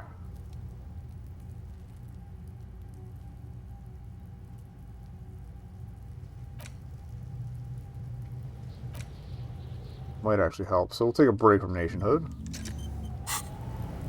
Alright. Back to... Fun with... What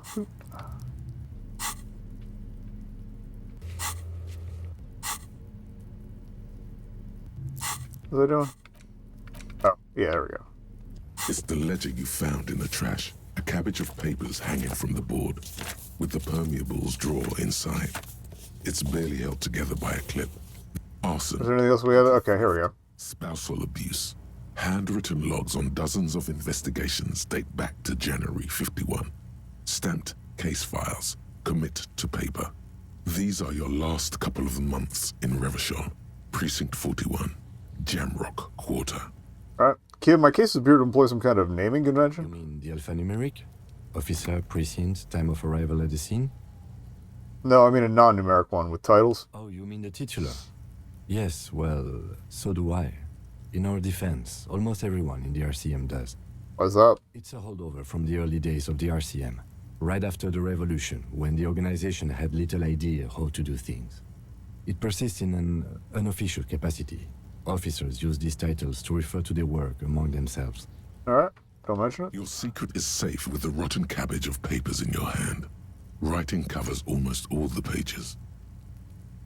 I have to open an official case. Is there room? There is, for precisely one more. 15 pages near the end remain untouched by the damage. The checkered grid forms a structure of passages, breaking the case into subtasks to accomplish. Let's The commit. ledger only comes with an old, worn-down lead pencil. It will do, barely. But We're using the pencil. onto the paper with a brash free hand, uncannily similar to the rest of the letters. The wording comes easily.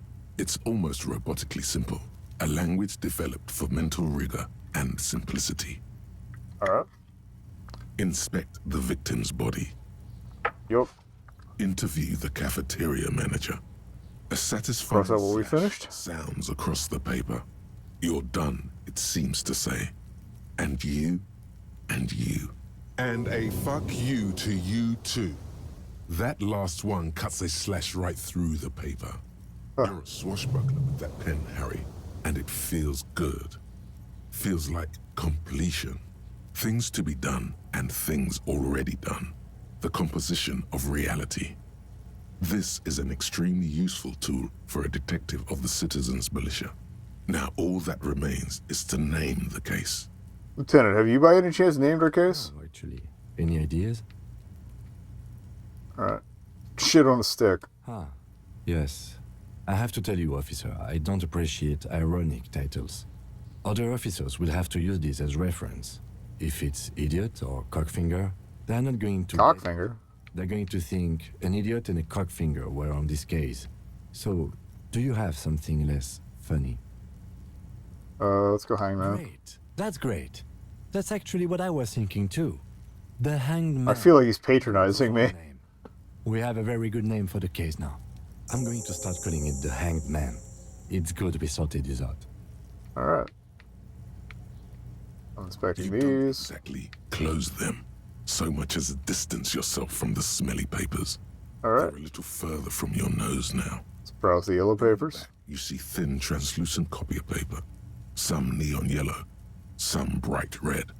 All covered in boxes, like marching armies.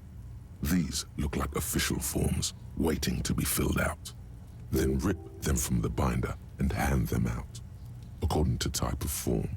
What types of forms are there? 3. The topmost are misconduct fines.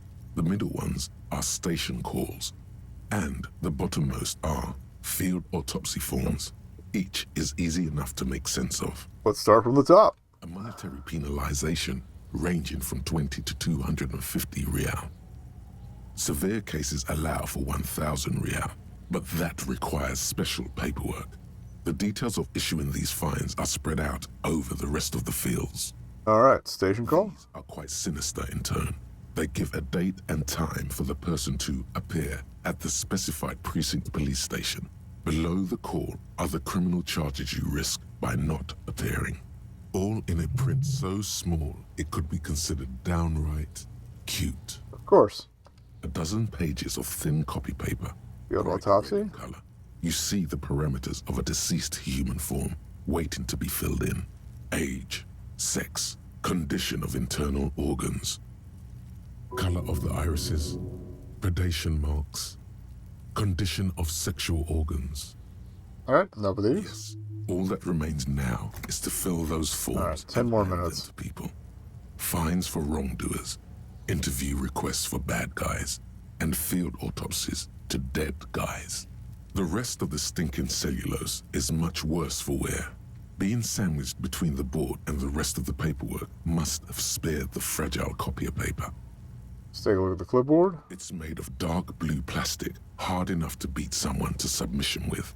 The edges are rounded, however. The U4 size board feels thick and heavy in your hand. Light shimmers on its wet surface. On the back, you see the embossed letters, RCM. Shake it. Something rattles inside, ever so lightly. Is there a hidden compartment?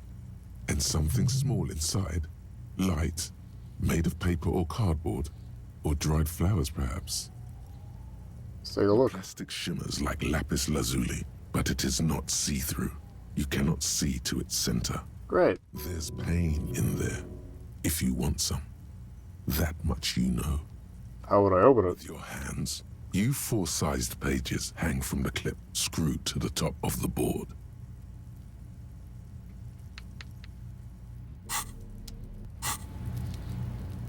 I'm gonna save before I fuck my shit up.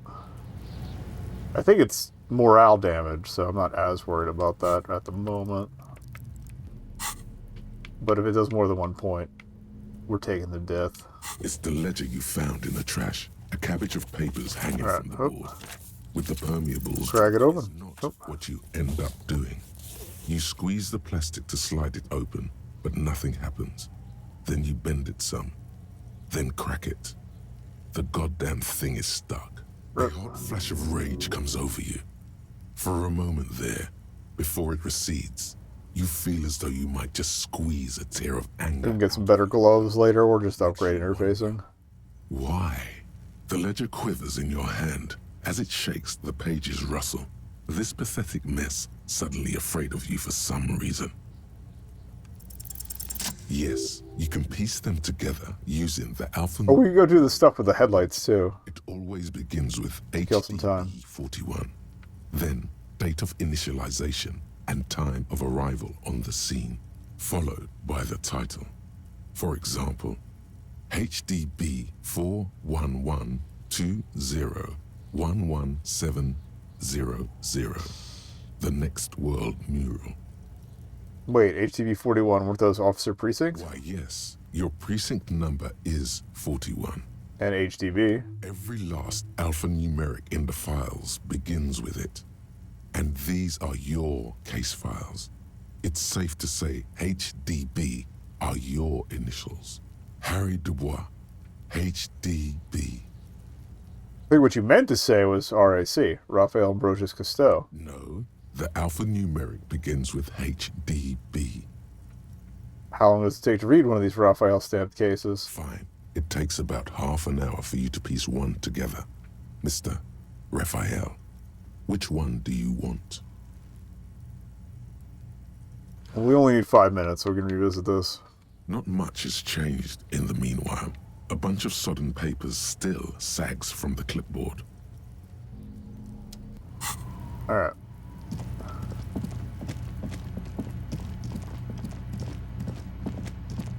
Also, we gotta phone in that, I wanna see, it might be too late to call Sylvie, but we'll try. I don't know if we have to follow up on the Dr. Love mission. Inside, you see a set of steering levers, a radio microphone, a pull-out toolbox, and the soft glow of the fuel preheater gauge. Kim, how do I turn on the headlights? All right. Ready? I turn, you press start. It's next to the preheater. Alright, press engine start. The dashboard lights up with orange glow. The rounds per minute gauge jumps, and the engine of the Caprice Canadian comes to life with a whiny growl. Like a leopard waking from its sleep, yawning and roaring at the same time. Kitty cat. That sound, you feel the wind in your hair as if you're already driving. But where? Yes, where? Down a narrow street, lined with shabby wooden houses, the 881 motor tract, coiling like a serpent high above.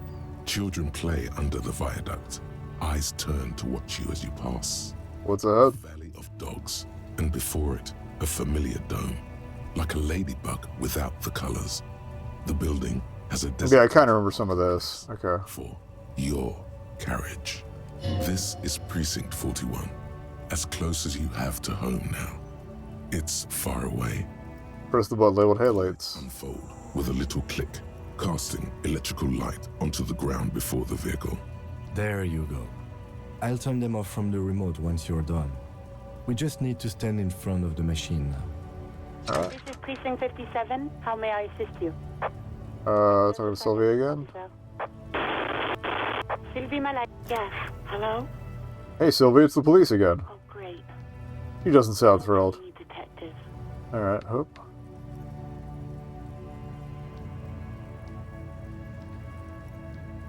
You hear the... Okay, we don't have to follow up on that. 57. In the cabin, you see a set of steering... Alright. Alright, we should be good for coming back for the half-hour thing. Oop. As you hold your ledger's clip under the headlamp, an iridescent hologram appears. A street grid and the veins of a great river. A familiar sensation washes over you. There she is. Revachol West. There's a note of pride in the lieutenant's voice. Around the borders of the watermark are dozens, no, hundreds of micro-perforations. Let's look at the grid. The rectangular watermark is overlaid with the logo of the RCM, and yet the major arteries of Revachol are all recognizable. They shimmer in the Kanema's headlights. Let's look around. You catch a faint glimmer from a broken beer bottle in the distance. Sounds. Two men engaged in a drunken argument, followed by the closing of some distant window. In the middle of a broken plaza, illuminated in a cone of light, two men, one slim, the other sturdy. They are on the city stage, but only one of them, knows his lines. Ah, Martinez at night. He smells the air and says, "Where are we on this?" Let me see. That was the weirdest delivery. Where are we on this? He takes the ledger for a moment and inspects it. Here. He says, his finger near the top of the map, on a segment of coast jutting out into the Great Ocean. I'm sure I've seen worse. Oh, yes. Coal City. Le Royaume. The burnt-out quarter. All of them worse than here. Alright, look at the perforations. Them. And they are divided into 3 separate rows. Tally it up. The first row has 18 dots. Not bad. Bad for what? You don't even know what it means yet. Thanks, buddy. The next is the longest. It runs all the way around the border, and then some. There are so many, it's hard to count. More than 150, at least. Maybe even 200. And that last The one? last row has 3 perforations. As you look at them, you feel your index finger reflexively contract 3 times. Seems like something I've done before. And something you'll do again before this is all over. Hey, Kim, what does all this shit mean? Those are perforations. They represent your record as an officer of the RCM. They are your statistics, as it were. I should have guessed you'd keep a record. Officers often do. Let's take a look. Son, here is where we score your life performance. You better hope it's good. The first row represents your years of service. 18 years. Okay, not bad at all. What did you do before you volunteered? Got drunk like a megastar? Yes, that does seem quite likely. Your youth coincided with some heady days for Revachol. But let's move on, shall we? This next row, the one that wraps all the way around, is your number of closed cases. Closed is good. It means finished. You've got, let's see... A shitload. More than 200. Would have thought there would have been more. It's quite a lot, even for someone who's been on the force for nearly 2 decades. Usually, clearing more than 10 cases a year puts you in the 90th percentile of all RCM officers. See, Kim, I told you I was a superstar cop. Call it what you want. You were a valuable member of your precinct. Now, let's look at the last row. You know the answer already. The tingle in your index finger gave it away. Those are my confirmed kills. 3 of them. That's right.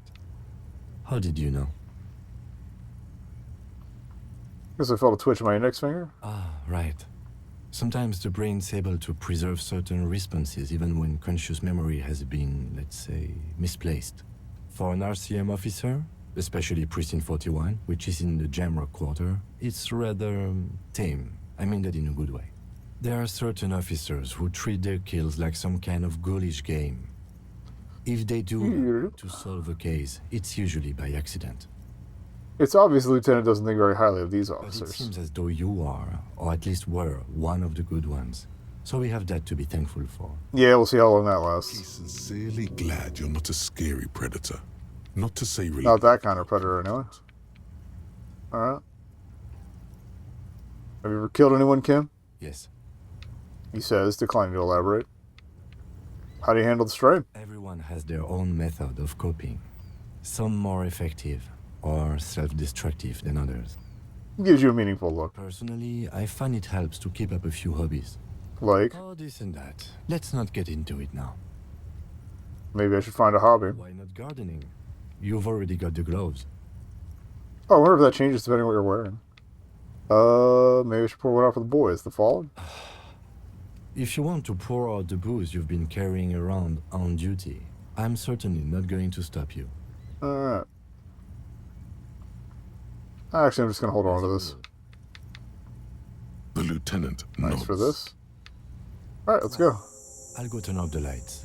You can now see your statistics on your journal page, to the right of the task description. Fantastic.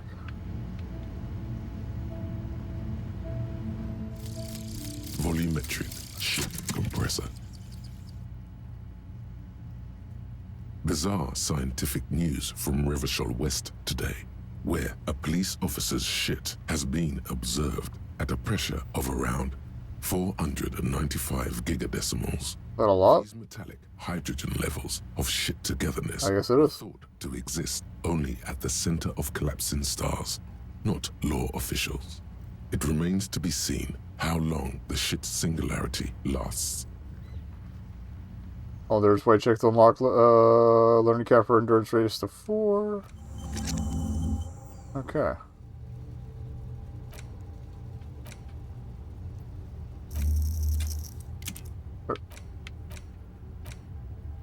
Had it already. It automatically rotated to it. Alright.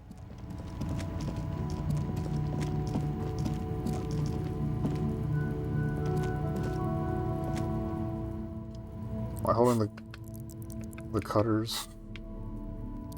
I think shooting the thing down is still the only thing we can do, but... No, we are. Okay.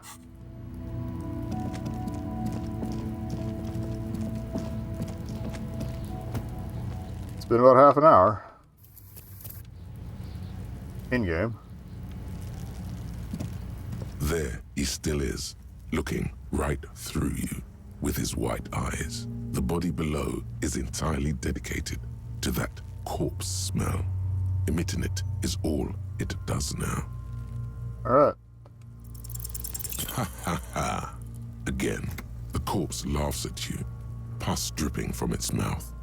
You will never be able to hold it in. It's always too much. Alright. Every time it happens, it gets worse and worse. There's nothing more to throw up now. All that's left is crying and convulsing dryly at the same time. Fun. Even though I got my shit compressed, how is this possible? As well. I could swear your shit was together, detective. Sometimes even that is not enough. Life is unfair. What do I do now? Officer, you just need to be stronger. Learn to keep it in long enough for us to work. There's nothing else to do.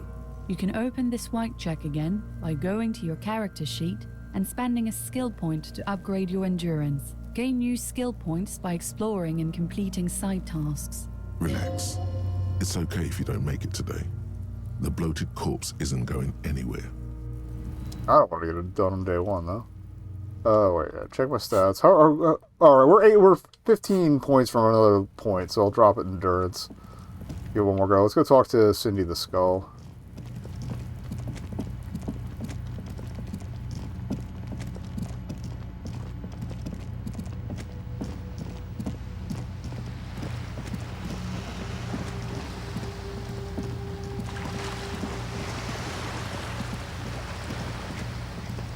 I feel like some of the chat with her should probably get something.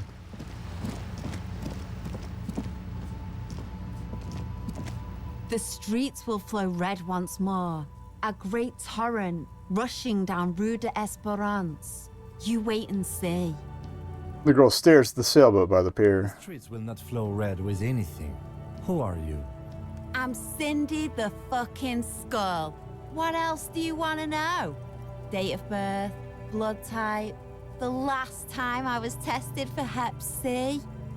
Don't use that tone with me. I'm the law. Sod off, pig man. Art is above the law. Despite the sash, she puts the brush aside. Alright. Keep looking off to the side. What are you looking at? The lieutenant furrows his brow at another one of your eccentricisms. She nods disdainfully towards the woman performing maintenance on the boat docked next to the pier. Hatred, disgust. It's difficult to tell which of the two is more present in her girlish features. The woman on the boat does not notice her staring. That is on her. Someone's got to keep an eye on her. Who is she? Probably the Wild Pines rep. We should talk to her. She's a professional negotiator, though. I have the feeling she will be very cooperative while telling us nothing. You should take the lead. Ask her unexpected questions, you know? Do your thing. Don't be afraid to get a bit wacky. Throwing her off is our best bet. Great, my method finally comes into play. Good idea, piggies. Run along now. Fuck her shit up good. Impound that boat while you're at it. I'd like to watch her swim back to us on. What are you doing to the wall? Can't you tell? I'm painting a beautiful mural, an aereo graffitio visible from low orbit. I haven't really started it yet. I'm waiting for the right words. Alright, so you don't know what to write? Have you ever tried your hand at graffitio? When faced with a blank wall, most people write unimaginative stuff. like pigs go home, and Mona was here. We rarely see pigs round here, though. Just union cats. And my name's not Mona, so...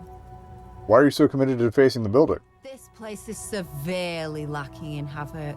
Not even the occasional trash can fire to break up the tedium. I thought I'd mix it up, you know. She is easily one of my favorites in this. And social chaos. Yeah. With a wall-sized invitation. I have an opinion. Want to hear it? Yeah? I'm gonna have to stop you. This is hooliganism. Let's be realistic. What are you going to do? Climb up there? You heard your partner, Piggy. I'm unstoppable. I don't condone the idea of using physical force on her. She's a girl. Alright. Do you know anything about the recent murder? I ain't no snitch, Pigstein. Go forth and forage in someone else's shit. No shortage of squealers in these parts. Actually, there is a shortage of people who talk to us in a normal, calm, informative manner.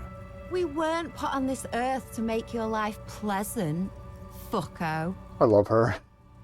Catch you later, Cindy. Watch your back, ungulate. You've got eyes on you. Well, I knew that. Via Everard mostly, but... Guess we'll try her. Oh. A striking woman leans against the cabin top of her sailing boat, smiling as you approach. Her green raincoat glistens with droplets. A silk scarf is tied around her throat. Good evening, officers.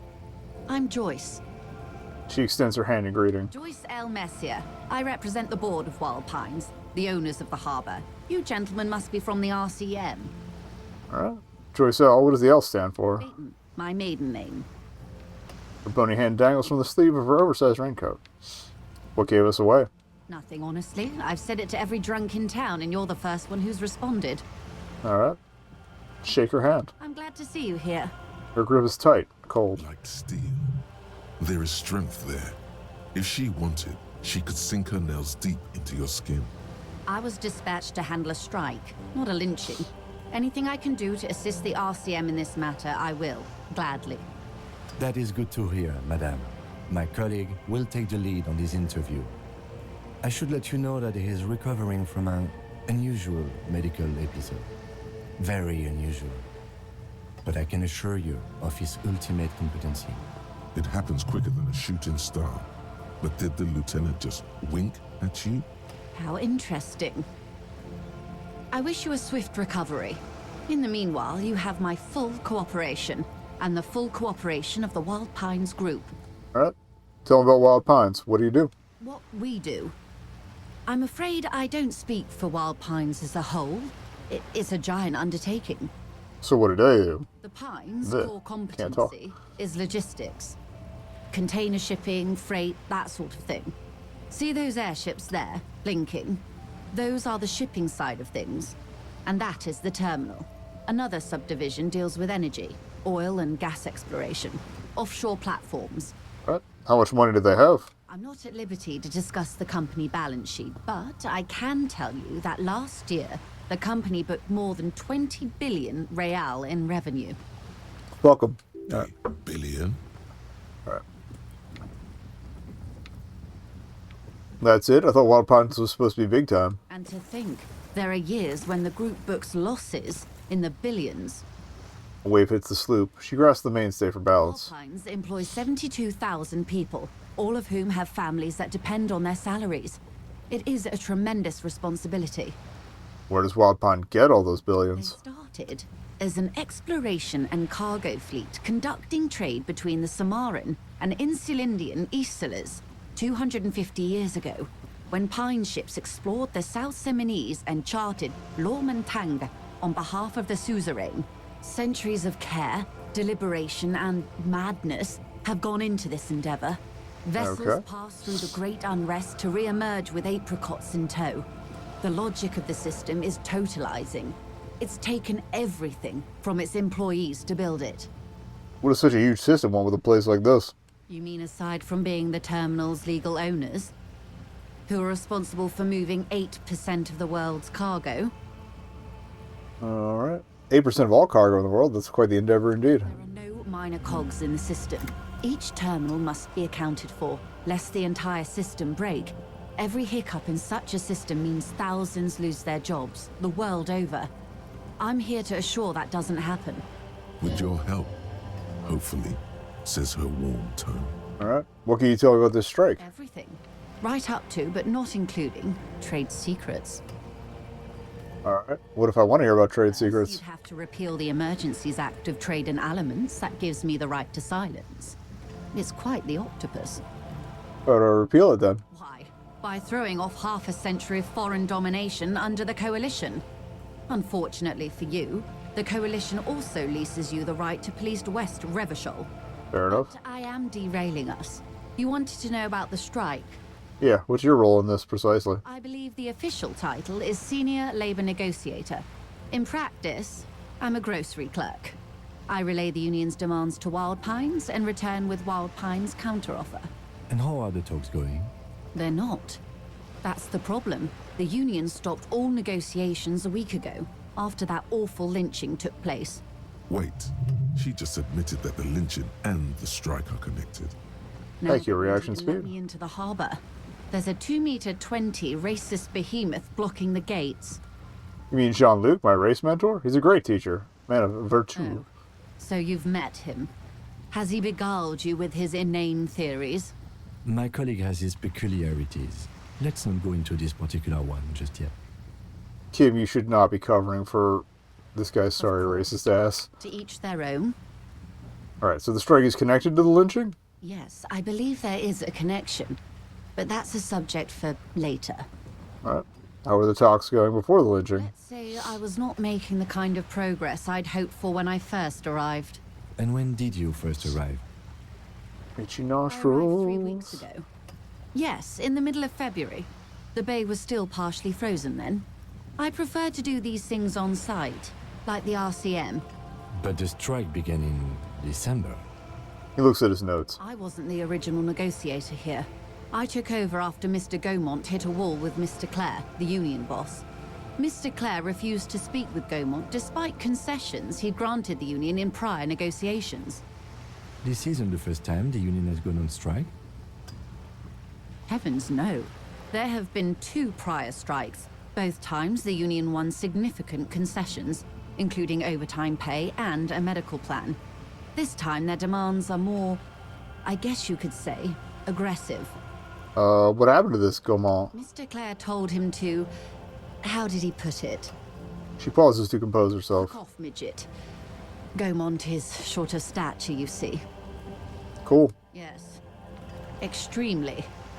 Keep in mind, this is a negotiator Mr. Clare has worked with before, and who was more than fair with him and the union. What are their demands? There are leaflets everywhere, and banners. What did they say again? Oh yes. Every worker, a member of the board. Seems like they have no idea about business. In its defense, another said, demand democracy. Pretty tame stuff compared to every worker, a member of the board. Most of them probably don't even know what that means. Fortunately, they explained it. Every time the Wild Pines group makes a decision about anything, it needs the signature of each of the 2,200 workers in its Martinez terminal. Just so you understand, this is but one of 22 terminals owned by Wild Pines. Essentially, not only are they kings of the company, they are also kings of the 72,000 employees of Wild Pines Group. Alright, workers can't be kings, the king is That king. may well be. It's not up to me to decide who is king, but as negotiations go, it's not a swell start. What are you gonna do? I'm not sure. Naturally, I assume that was just their opening position. A hard-nosed tactic with a side of mockery. But there's been no follow-up, just the same nonsensical slogan repeated over and over again. And now, people are getting lynched, I hear. Behind the whirling in rags. A disastrous situation if there ever was one. Excuse me, from whom did you hear about this lynching? I first heard it from the bowyer at the gates. The one whose very name advertises his aversion to work. I think he said it was, call me mañana. This checks out. Alright. Scabs at the gate. Did you put them there? Scabs? You mean the huddled masses of Jamrock come to plead for work where the Union refuses to? Don't let her answer it herself. Alright. Let's call them strikebreakers. You put them there, right? If these strikebreakers were organized by Wild Pines or its affiliates, then it would be a company secret. I could not share it with you. Not yet, at least. Alright. What do you think of Everard? Everard Clare is a man of the utmost integrity.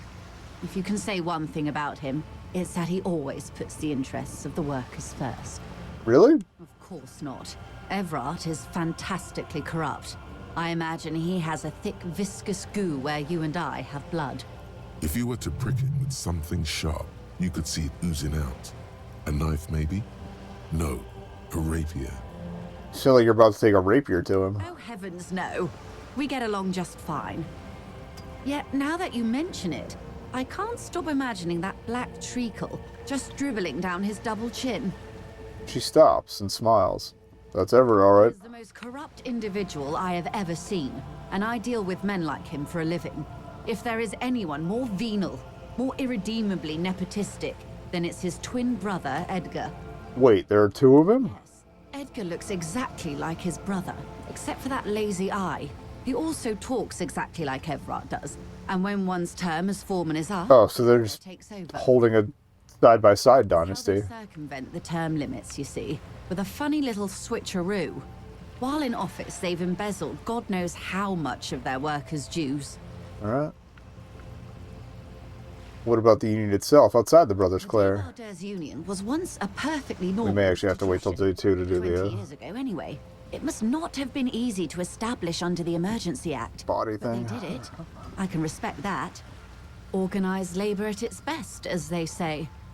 Then something happened in the local chapter elections. The Brothers Clare came and transformed it into a... how do you say?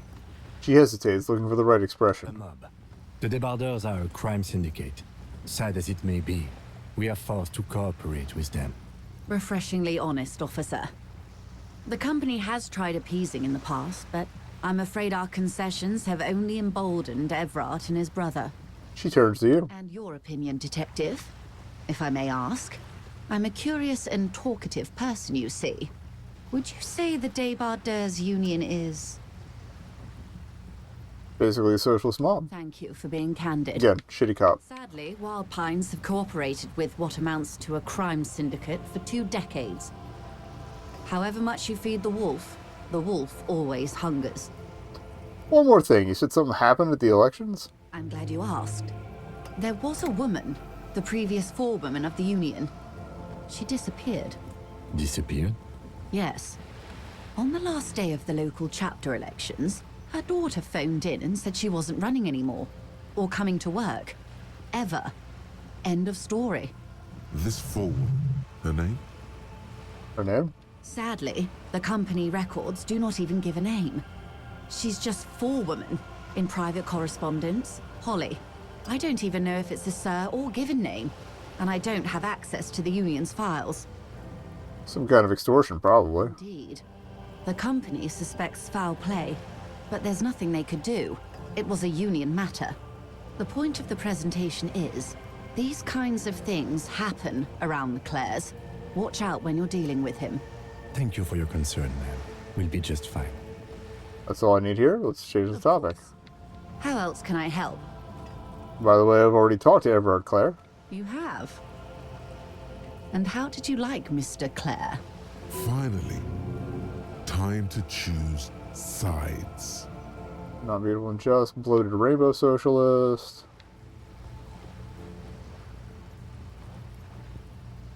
Oh, come on now. He has his uses.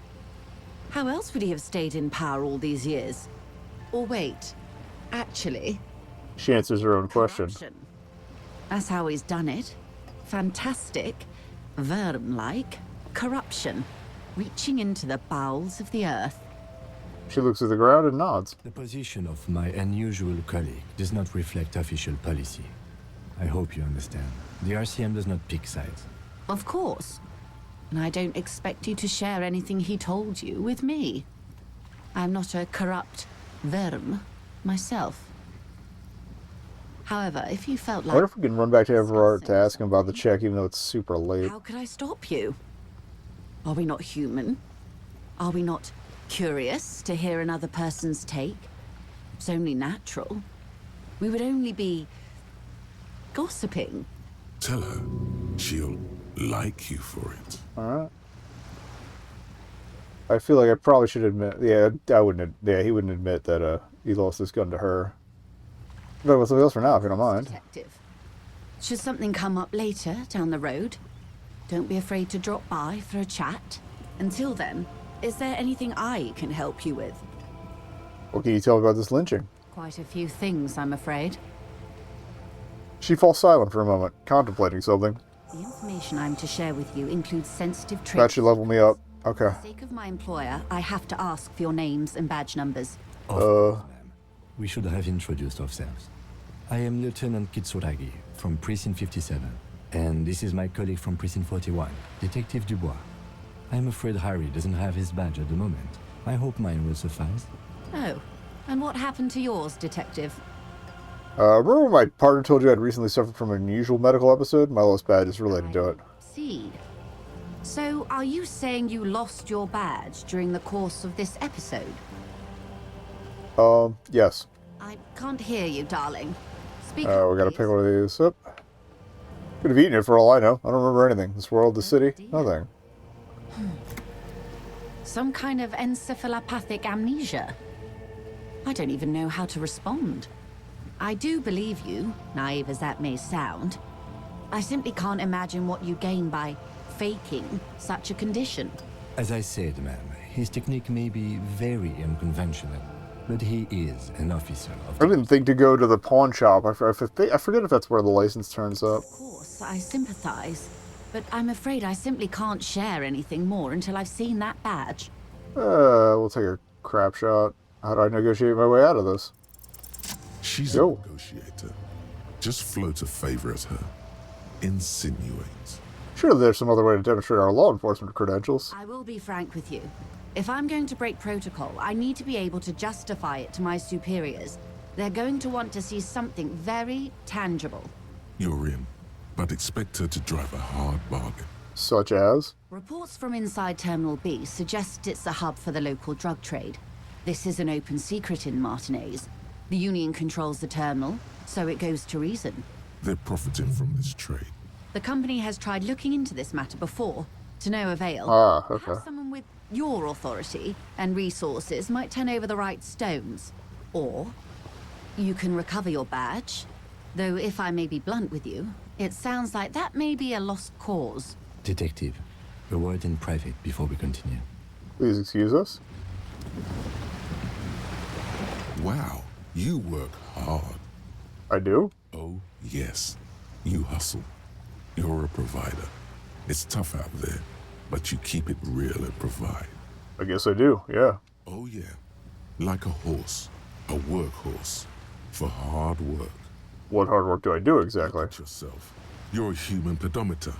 You must have walked 200,000 steps down cracked asphalt, mosaic, sand, and linoleum after you re-emerged.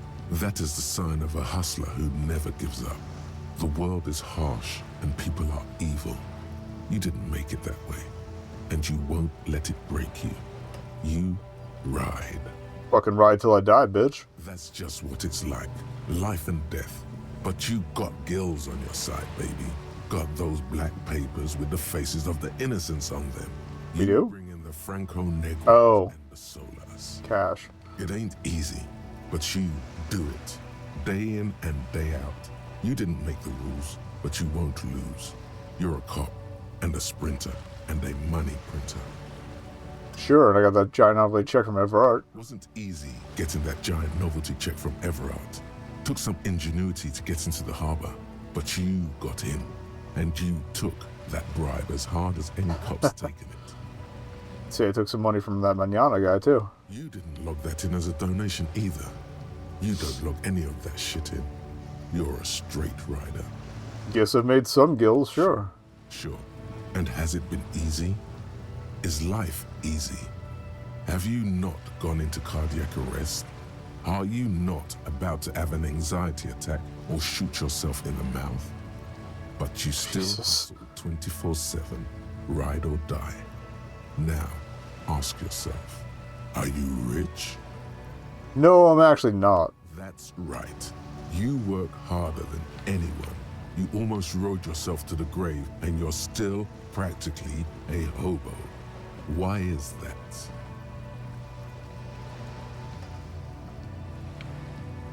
What do you... I feel like a shitty cop would either be personal grudge or a racist one. Let's just go personal grudge. The Guardsman has set himself up one of those self-replicating money structures. Oh, okay, we keep going. From it. Don't play the victim. Think hustler. Think with your head. Let's be, okay, racist it is. The immigrants are cool. The immigrants play cool music. Everyone likes them. Apparently my Sabo Fair is not as racist as Harry's trying to be. Nothing to do with you living under a boat. Fucking taxes, man. That's right. 100%. Fucking G-Man's got his jam-covered sticky fingers in your pocket, stealing from you every time you buy, sell, walk, talk, fart, so much as sneeze. Really? Every time I sneeze? Every time you wipe your ass. They got their direct and their indirect modes of taxation. Sales tax. We're gonna turn to a libertarian. No. Extraction tax. Alimony. One tax that doesn't even have a name. Plus there's the stuff people in other countries pay for. That makes them ask for more money from you. Here. Total tax duties add up to 98% of all your money. Free market fundamentalist? Alright, Hope. No fucking way. Here you go, hustler. Fight the righteous fight. Free the people. Keep it real. Keep it street. Keep foaming at the mouth furiously on the tax issue. Alright. Talk to Kim. Let me dump that point in endurance.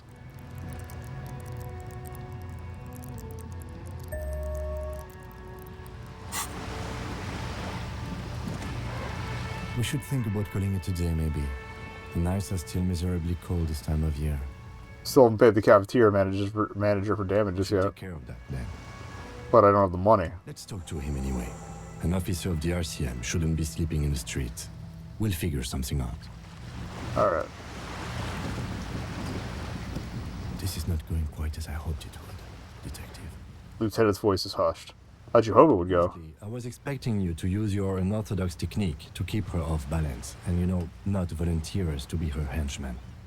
Oh, so we're henchmen now? This woman is running circles around us. She might have known about your misplaced badge all along, or she's simply an adept improviser. Either way, we've played straight into her hands. What do you propose, that we don't investigate the drug trafficking? If there is reasonable suspicion, we must investigate.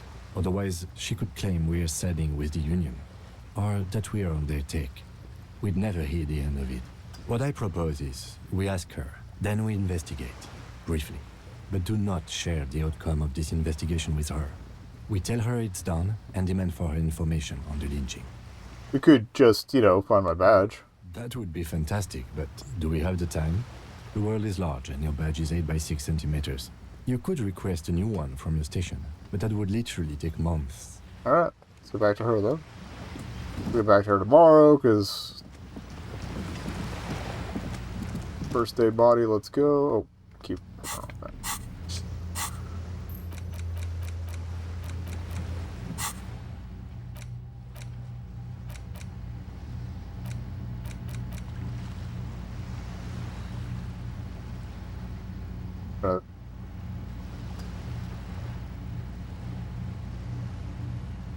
Okay, well that's leaning cool anarchist, which is definitely not the vibe we'd be going for this guy.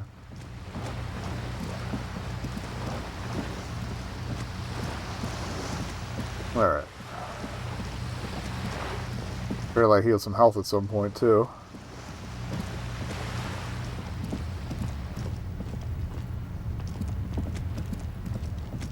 That's the bookstore. Alright.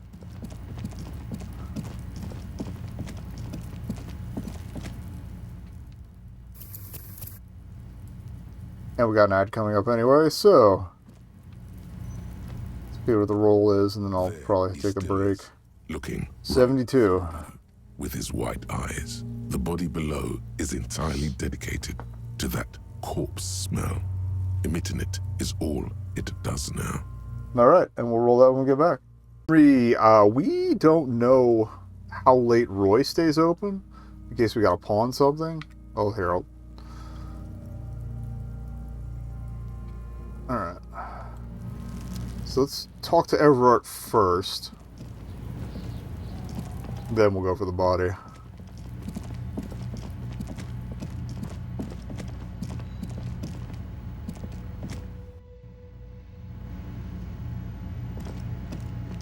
Never talk to the rest of these guys. It's all about money, you know. Can I help you?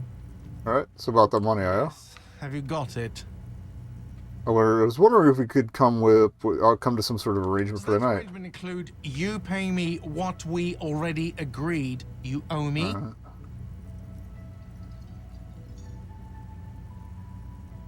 Kim is about to say something, let him. I understand your predicament as the manager.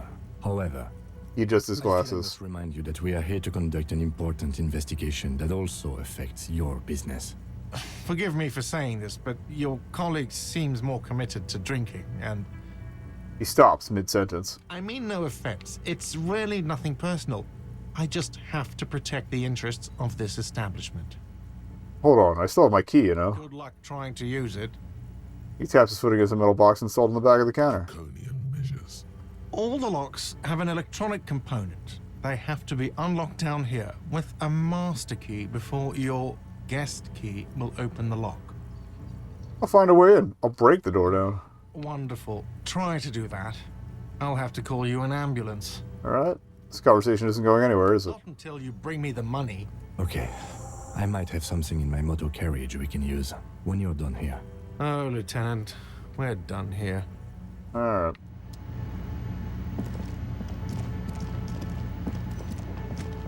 Back to the motor carriage. Yeah, it's the wheel hubs.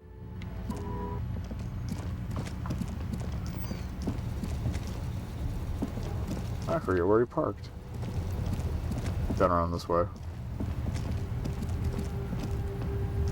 Inside, you see a set of steering levers, a radio microphone, a pull-out toolbox, and the soft glow of the fuel preheater gauge. I have something here we could sell.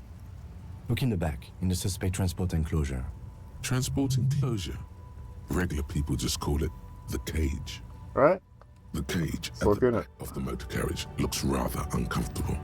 4 shiny hubcaps are stacked against the seat. Their silver edges sparkle in the dark. I confiscated these 4 a little while back. We can take them to the pawn shop down by the Martinez Canal. What are those things? They are spinner hubcaps, frivolous things you put on your wheels. When the wheels come to a stop, the caps keep on spinning. There's no real use for them, it's just for vanity. Honestly, that sounds like an amazing physics demonstration. What do you mean by confiscated them?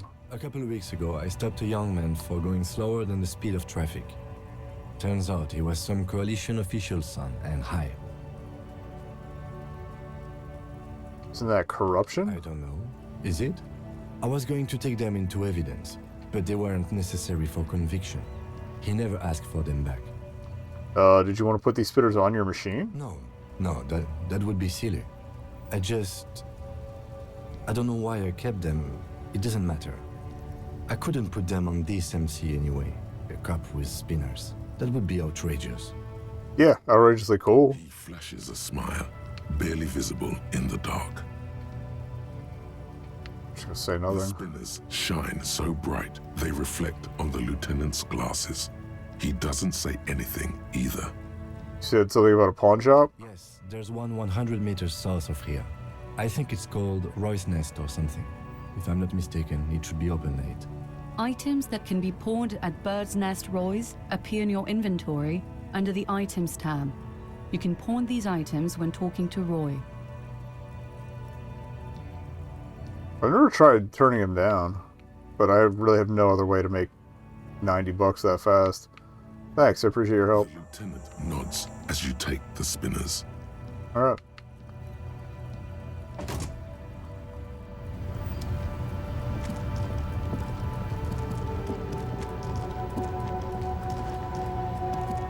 Alright, we'll pull on these. I'll do the further talk with Roy tomorrow. Like, we'll hit up both markets.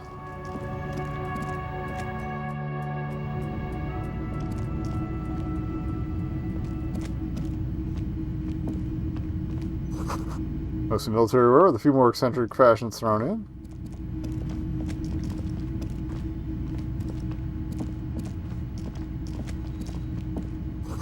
Got a machine anti-cash register. Plus a woman. Plaque simply says DEI. Or day, that's right, yeah. Too poisoned by being online.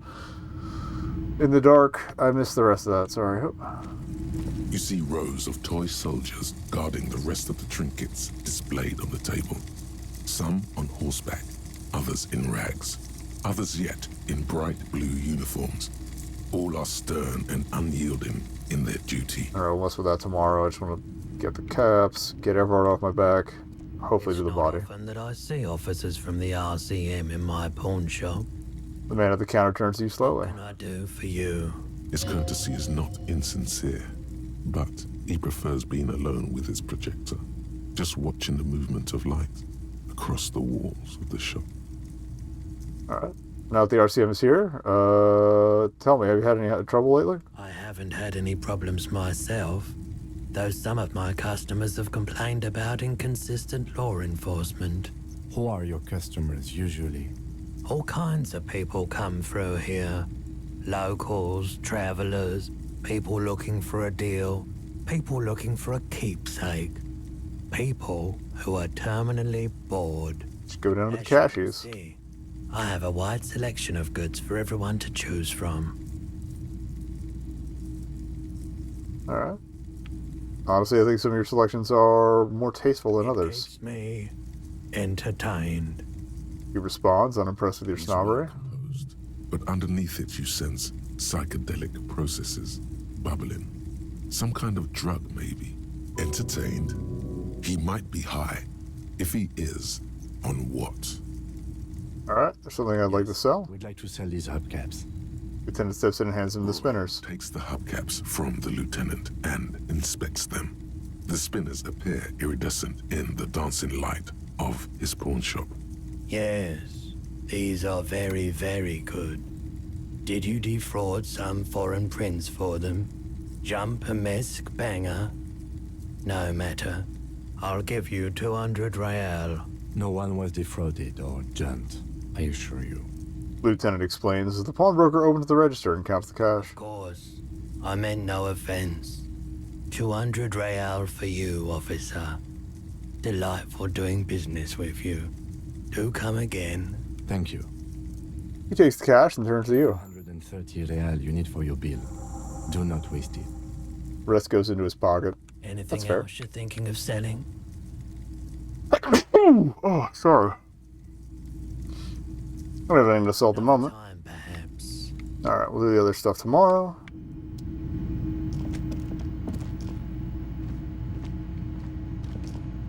That's late as dicks. Pay Everard, see if it'll let me push past midnight.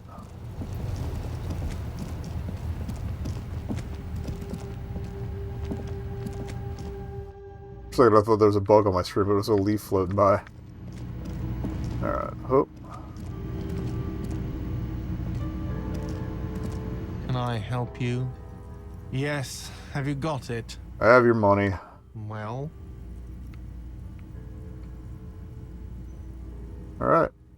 Hope you choke on it. Perfect. I hope you enjoy your freezing cold room with the window you broke yourself. The electronic lock to your room has been disabled till 9 p.m. tomorrow. Okay. Starting tomorrow, please pay for each night in advance. 20 real per night. If you don't have the money, it's over for you. Got it? You've got nowhere else to stay. Time stops advancing after 2 in the morning. Okay. If you haven't paid for your room by then, it's game over. Don't leave finding money to the last minute, however. It's harder to make cash after nightfall when the shops are closed and the streets empty. I'll take a room here too. He opens his wallet. Always happy to have officers from the RCM as guests. Anything else I can do for you? He looks at the lieutenant, avoiding your gaze. Oh, fuck off. Alrighty. So if it's 2 a.m., we got 2 hours to get this body down and put away, ideally. I mean, well, the room's taken care of either way.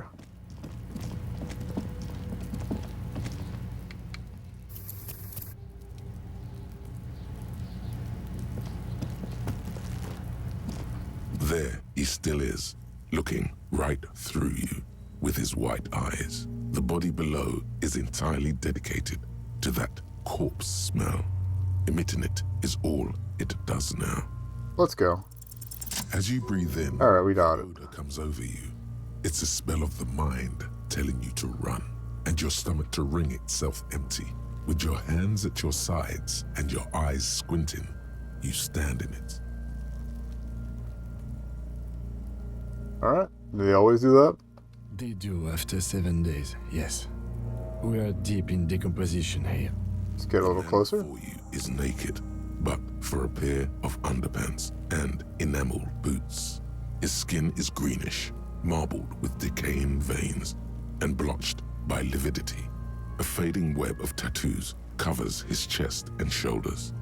The cargo belt used to fasten him to the branch above appears industrial in strength. Let's inspect the boots. The material appears to be ceramic.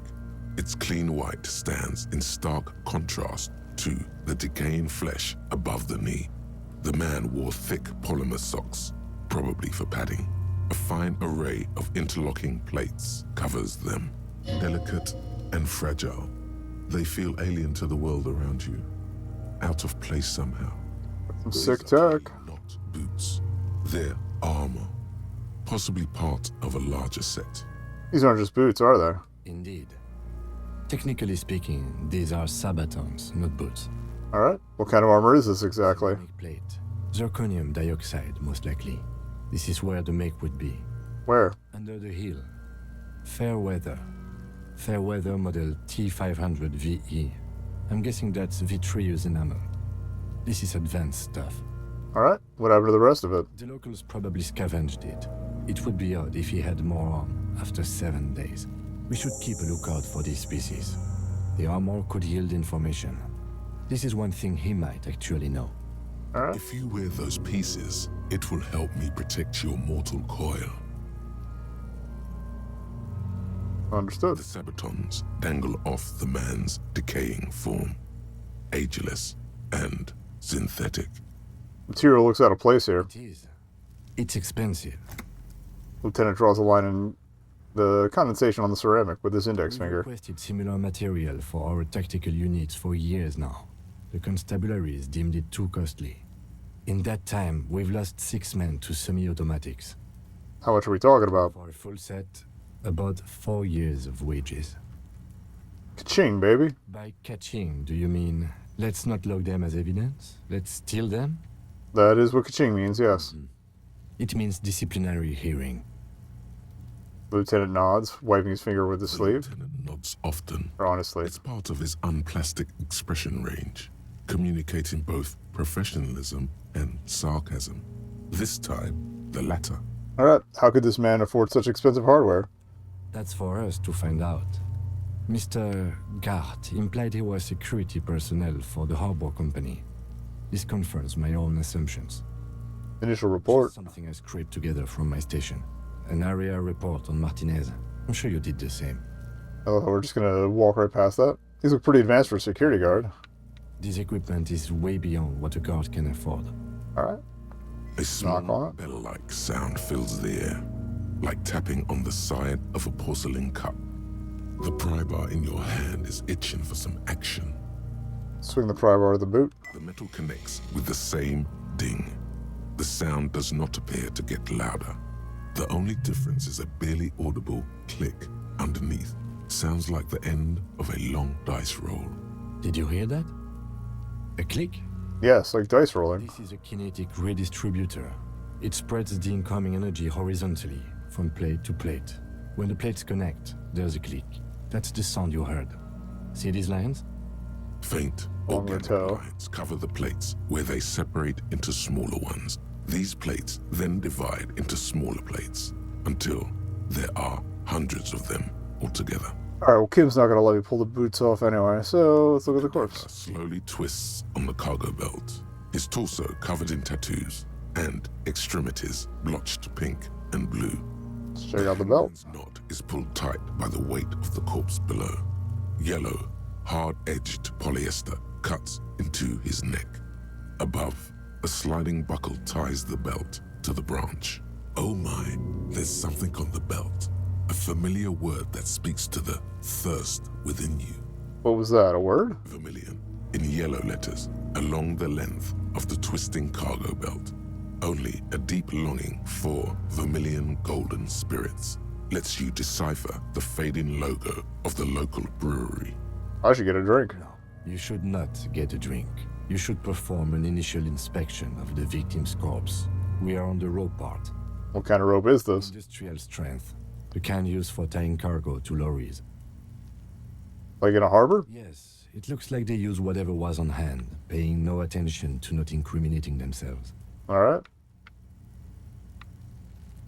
We're assuming dock workers from the harbor did it? The brief suggested as much. Politically motivated by the ongoing strike. Did you not get a briefing? No, they might have forgotten to brief me. You should ask me the first moment we get. Okay. Sure wanted him to stay there. Polyester seems strong. It's not merely polyester. It's steel reinforced. See these lines? This is where the wires run. I see rabbits for more than 20 strands. This makes getting him down much more problematic than I had assumed. How'd they even get him up there? A noose is one of those things that's easier to use one way around. He points to the buckle tying the belt to the branch above.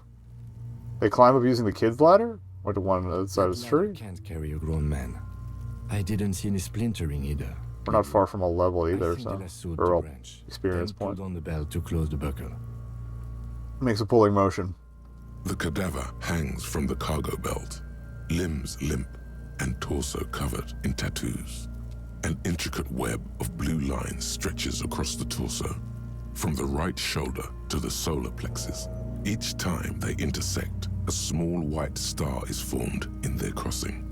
Hundreds of fading asterisks riddle his skin. Their concentration is highest around his heart. Is this a national pattern? Of no nation that I know of. If anything, it reminds me of religious illumination, last or penultimate century. Men who live harsh lives often turn to innocentic worship. But which one? I see no trace of... I gotta remember to go to the bookstore tomorrow, too. Or I wish whenever we send Kim off, I can do shopping and stuff. Because I wanted to get those Man from Helmdall books for this asshole. Or religious sentiment in you.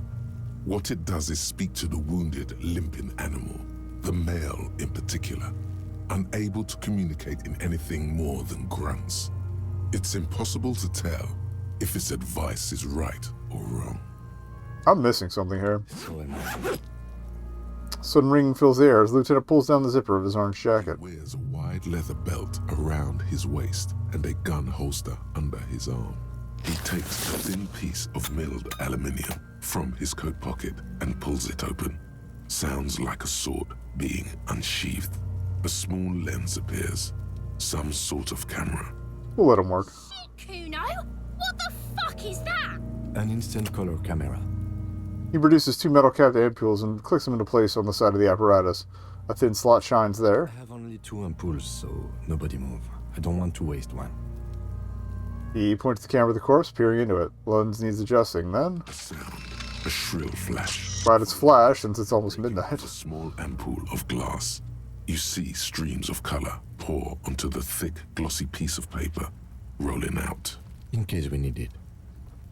Lieutenant says and shakes the paper, letting it dry in the cold wind. On it, a color-perfect copy of the dead man's tattooed chest. Cool machine. Yes. It is pretty cool, isn't it?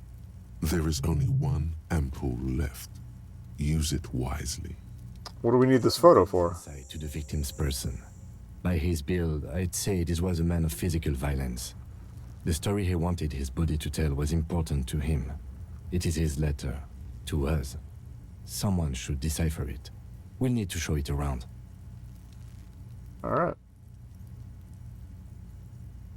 Here, a souvenir. Don't Got lose it anyway. Alright. The glossy-eyed corpse looks by, his mouth mute and his skin as colorful as the chemical rainbow on the photo paper, teeming with opportunistic organisms. His You wanna look in the eye? milky white and blind to the world, protruding comically from their sockets. There is no one home, just subaquatic terrors there. These eyes used to be blue, baby blue. Dark brown hair grows on his head. His face is ready to explode from the organic processes inside. The death's head grin has passed. What remains is... In the last playthrough, we got the who are you on the first or second try. So, alright. His eyes, they used to be blue. Good. The victim is of Occidental descent. Light brown hair, blue eyes. Occidental? White. Alright. The corpse is dead silent. You have no idea why you just said that. Actually, I don't think we got it until we got him in the fridge. He is male, 40 to 50, with an athletic build. Alright. The corpse looks right through you as you distance yourself from its stench. Eyes like a shark. Squint and take a step back. As you narrow your eyes, the monster before you blurs into a violent mess of green and pink.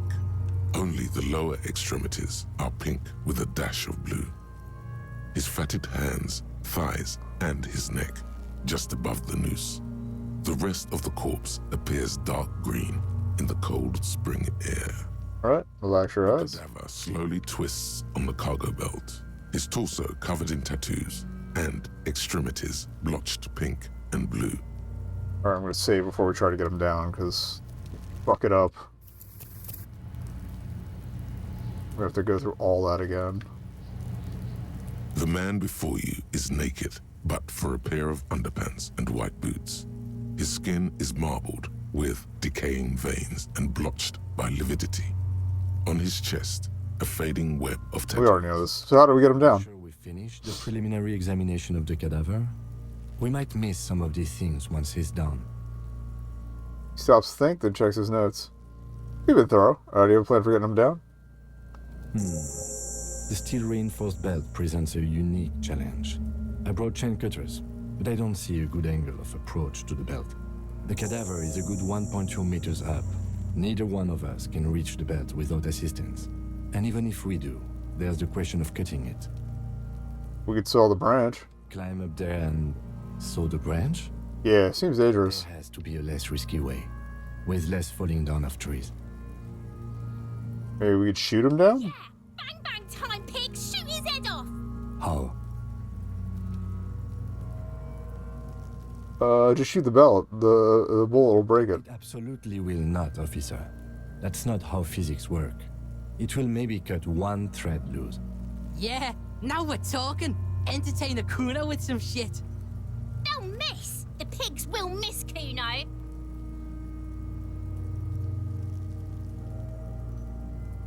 Alright.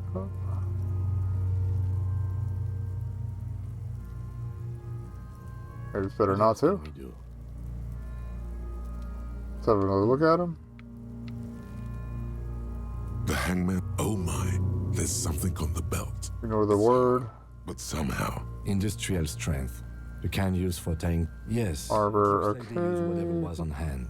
The cadaver hangs from the cargo belt. Thought there was a way to look at the buckle, but okay. Yes, we do. Alright,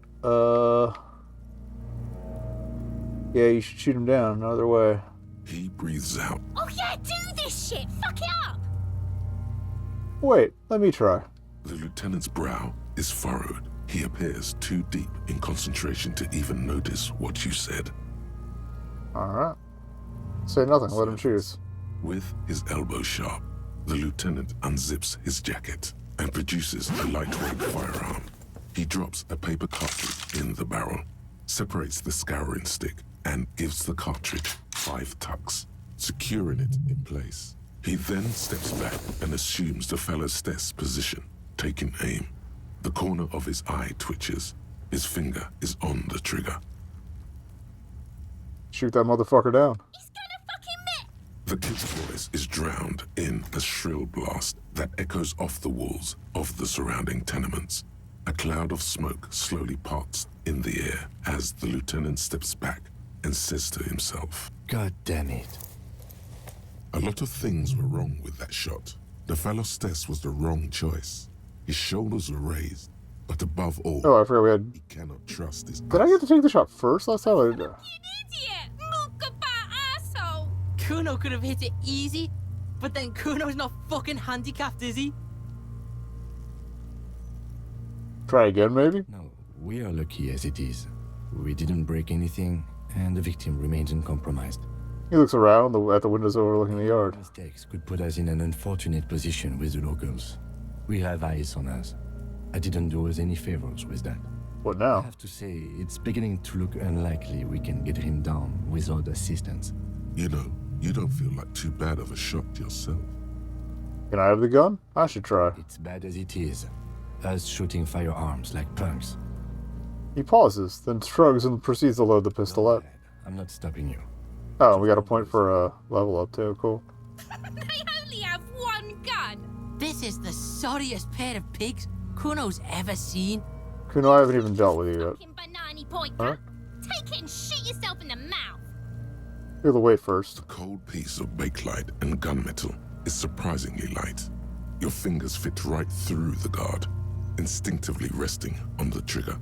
You've held this, an A9 Armistice, before. At some point, it probably used to be your choice of firearm. It still feels comfortable, like you never laid it down. The fuck are you waiting for, Kuno? Tell him to shoot himself in the mouth. Kuno is silent. Aggression gathers in the air. The trigger feels delicate and ready to break under your finger. Point the gun at the belt. The buckle comes into focus. There we go. You It's automatically part of his. planted firmly in the ground and your left hand supporting your gun arm. Why don't you just shoot yourself in your mouth? At least you won't miss. I almost want to take the shot at Kuno ass, but... Your field of view narrows. The branch slowly moves, becoming entirely two-dimensional. The metal buckle glimmers, catching the evening light as the corpse slowly rotates. Look, he's crying. You gonna cry now, fucking faggoty?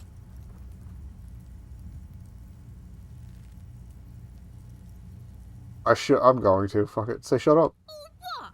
You gonna fuck me? You wanna fuck me, pig? Is that what this is about? Point the gun at Kuno ass. Set me free! Don't. You feel the lieutenant's hand on your shoulder. Do it! Point the gun at the belt. Intense shit, copper. How'd you like that? You can switch it back. Alright. Waved his gun. It wasn't intense, it was pathetic. Botch.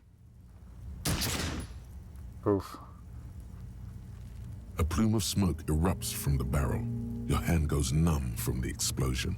With your ears still ringing, you lower the weapon to see what happened. You missed the belt, but hit the corpse straight in the chest. Bits of ribcage protrude from the skin.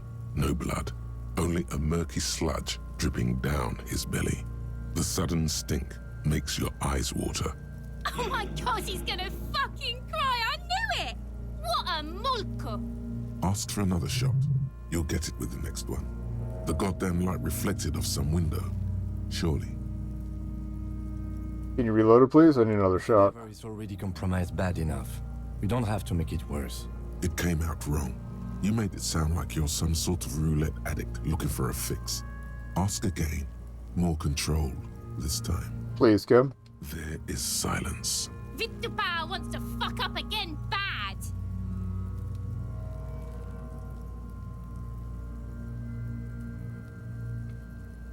Alright. I want to get this damn thing down, so...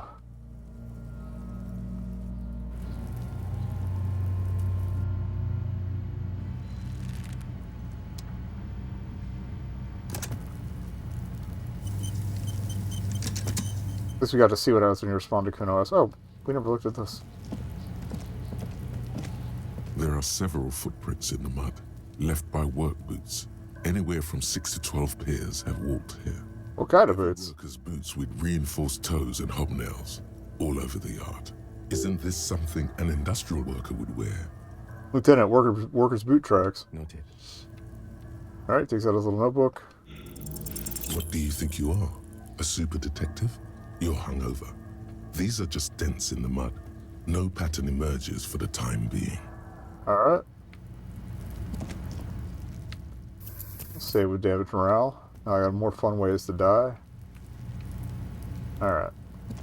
Let's try this again. The man before you is naked, but... Are you sure we finished the preliminary examination? Didn't throw... The cadaver is a good 1.2 meters up. Neither one of us can reach the bed without assistance. And even if we do, there's the question of... Oh, I could drop one in hand-eye coordination to improve my chances, too.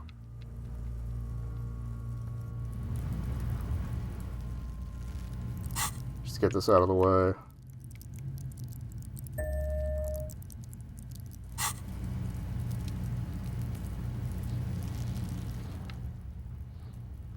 I think it was hand-eye. Oh well. If it's not, we should go back 2 saves. The man before you is naked. Getting him down. Yes, we do. Shoot him down. Just shoot the belt. Absolutely. Yeah, they'll miss. The pigs will miss, Kuno. Let me try. Is Let silent him and choose. produces a lightweight firearm. He drops a paper cartridge in the barrel, separates the stick, and gives the cartridge 5 times. Secure. He then steps back and assumes He's gonna fucking miss. the kid's voice is drowned in a shrill blast. God damn it. A lot of Kuno could have hit it easy, but then Kuno's not fucking handicapped, is he? Okay, alright. What now? I have to see. You know, you don't feel like too bad of a shot yourself. It's bad. Go ahead. This is the sorriest. Yeah, take it, you fucking. Feel the weight. You've held. Alright. Point to go to the belt. Why don't you just shoot yourself in your mouth? At least you. Left eye. Look, he's crying. Doesn't help much. Cry now, fucking faggoty. Still missed. Alright. Load it again. I need this fucking body.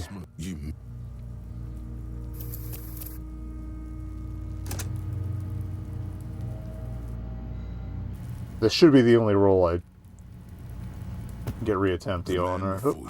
Is naked. Yes, we do. Down again. Shoot. How? Shoot the branch, maybe? The buckle. Where it Oh. ties the cargo belt to the tree. If the shot Oh, I thought it hits was that, just pointing at the branch. Okay. That might actually give me a plus. We'll miss Kuno. The lieutenant's brow is furrowed. He appears too deep in concentration to even notice what you said. Silence, and produces a lightweight firearm. He drops a paper cartridge in the barrel, separates the stick, and gives the cartridge. He then steps back and assumes the fellow's desk position, taking Shoot that motherfucker down. is drowned in a shrill blast. Misses. A lot of Kuno could have hit it easy, but then Kuno's not fucking handicapped, is he? What now? You know, you don't feel like too bad. Give me a shot. This is the. Yeah, take it, you. Feel the weight. Kuno is the buckle. Why don't you just shoot yourself in your mouth? At least you won't miss. Your field. Look, he's crying. You gonna cry? Yeah, responding drops 30 off of that. So, alright. Hook. There we go. Alright. The buckle explodes into tiny pieces, coming loose with a whir. With your hand numb from the recoil, you look at the body slump down. For a moment, the man appears to kneel in front of you, looking straight at you, helpless, trapped within itself. Alright, who killed you? It takes a millisecond for the association to flash within your cortex. You have no idea where it's coming from, only that it's right. Then, oh, that's weird. muscles gives up and he smashes sideways into the spring mud, letting out a horrid stench. You've been policed. Ace is high. You could add an ace's low to it, if you like, by turning your back after the high and waiting for another. We're not leaving it hanging. Even a piece of shit still understands bro code. With a sharp slap, as you turn around, there is a moment of doubt.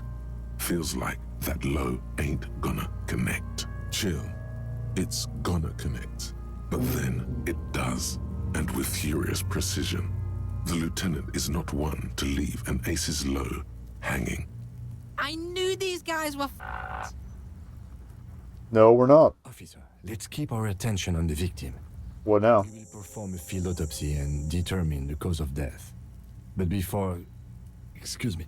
He needs to turn away from the corpse. Slumped on the ground like that has not improved the way the corpse smells. The fall seems to have released something deep inside it. It looks like I feel like taking a break from the stench. I'm sorry to interrupt the jubilations here. Just a little breather before we do the autopsy. Wait, field autopsy? Yes. The 4 phases of a murder scene. 1. Investigation of the scene. I can't say I'm fully satisfied with that part. We should search for prints, maybe. He points to the spring mud around you. Initial examination of the victim. We'll take a look afterwards. We were pretty good in our efforts, and the autopsy will provide another chance. 3. Field autopsy. This will not be pleasant or easy, and it will have to be performed on the scene. The fuck are they on about? Cops are gonna cut his shit up next. 4 and final, transport of the coroner's case to the district morgue. I'll do that. God, this stinks. So we have somebody else for the autopsy, like a doctor? No, you and I are detectives. The honorary rank of detective signifies our ability to handle the entire incident chain. From crime scene to autopsy to cleanup, we do it all. Yeah, I feel like a detective. The station would not have assigned you the case otherwise. This case is important. Alright, here's you go. I suggest we interview Everhart and Joyce, the leader of the union and the Wild Pines rep. But we've already done that, so it's up to you, detective. Take us where we need to be. He trusts you have plenty of things in the task chain lined up. Alright. We look at these footprints again. Coming to the autopsy. In the mud, left by work boots, anywhere from Oh, we already 6 did to that, 12 okay. years.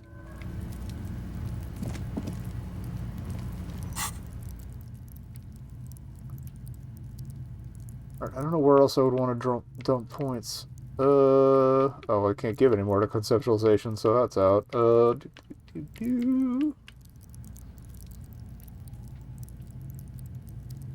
think maybe pain threshold? Or reaction speed.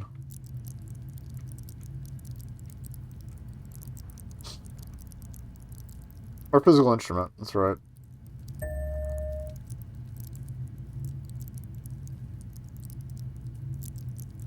Not that we really need it.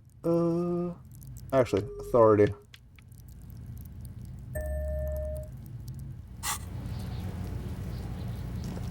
Okay. Now will let me autopsy this bastard. The rotting man lies on his side with his eyes looking straight through you. The belt is still I want to get this guy in the fridge so I can send him to bed and seal the boots. by autopsy. The lieutenant adjusts his glasses and takes a deep breath. Alright, first, what exactly is a field autopsy? Come on, officer. You know what a field autopsy is. You've done 100 of them. Alright, let's get in there. There truly is a time for everything, even for yellow gardening gloves. However, they are lacking hygienically. I suggest you get in there in limited capacity. Alright. I'll ask you when I need you to. For the most part, maybe I should handle the contact and you take notes? We just fill this in, right? Show him the red field autopsy form on your ledger. Okay. Open your ledger. The man stares in silence as you crack open the ledger. The bright red paper is covered in boxes and lists, describing the condition of his skin and organs in 3 parts. Above those, an 11-field info form needs filling out first. It begins with... Alright, assistant. Right, Raphael Ambrosius Cousteau. Is indifferent to your scribblings. Just lies there. The next box says... I'm glad they're letting us do that this far in. Corda's case number. 57-0803.0815. Alright. Next. Name. NA. Next. Date of birth. NA. Age. Roughly 50.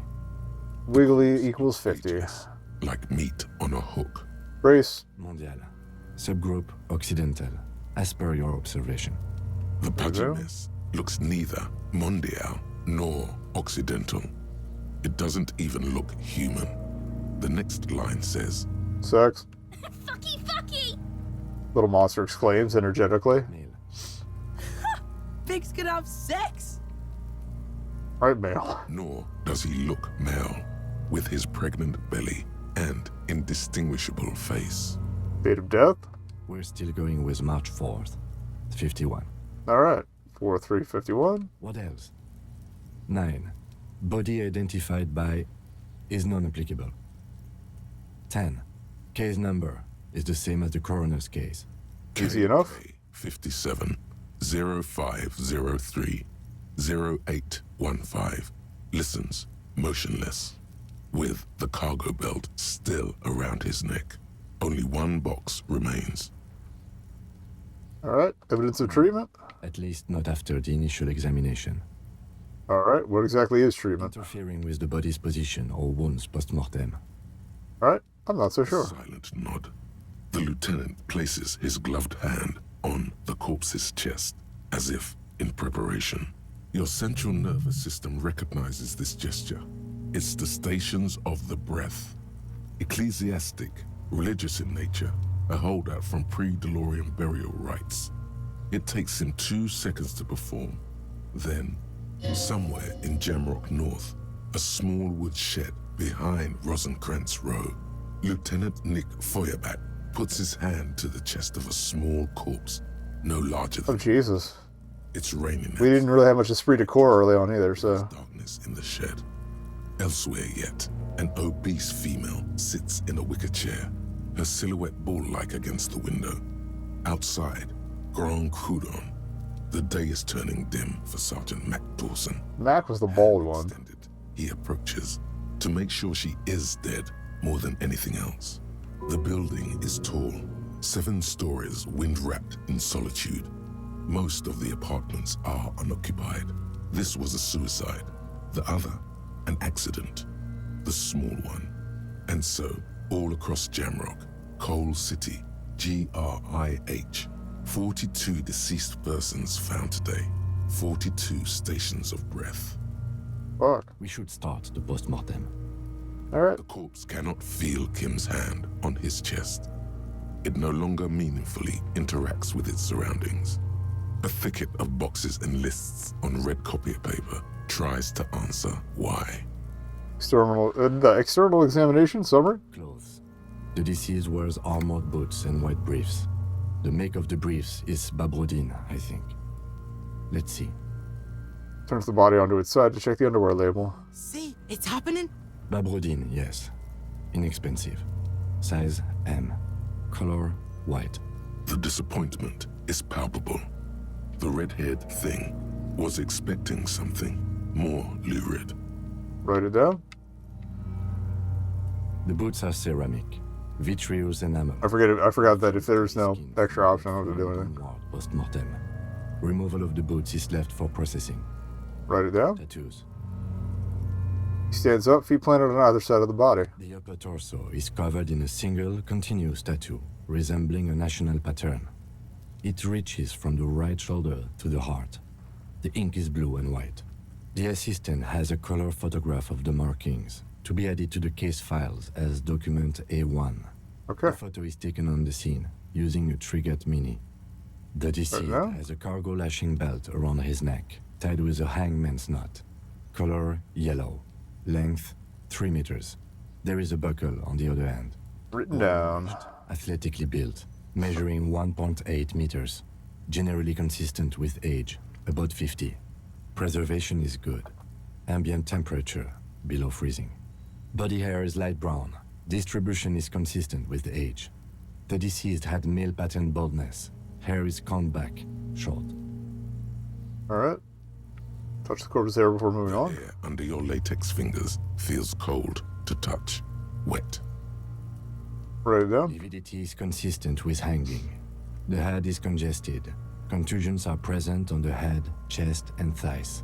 Consistent with stones thrown post-mortem. Low velocity. Fucking low velocity? You think Kuno doesn't know what you're talking about? Velocity was fucking max. Kuno's got a lift. Talking Get your shit together, kid. velocity. There are bite marks on the face, scalp, and chest. Consistent with predation. Write it down. Ligature mark. The lieutenant produces a small folding knife. With the other hand pulling back the belt, he starts cutting into the polyester. Stench is hard. After a while, it's obvious the material cannot be cut. Still wiring. There's too much of it. We need to remove the belt so we can get to the ligature mark. You got just the right tool for that. The chain cutters. Oh yeah, I'm prepared. That's The the chain cutters. hangman lets out a joyous little bubble of rot from his nose. Good thing we got these chain cutters. Always good to think ahead. Now, He points to the rope squeezing the dead we need man's to neck. cut the belt to see the ligature mark below. Carefully, with as much precision as you can. See? My pig is gonna fuck his head off. No, he ain't. Your pig's a boring fuck.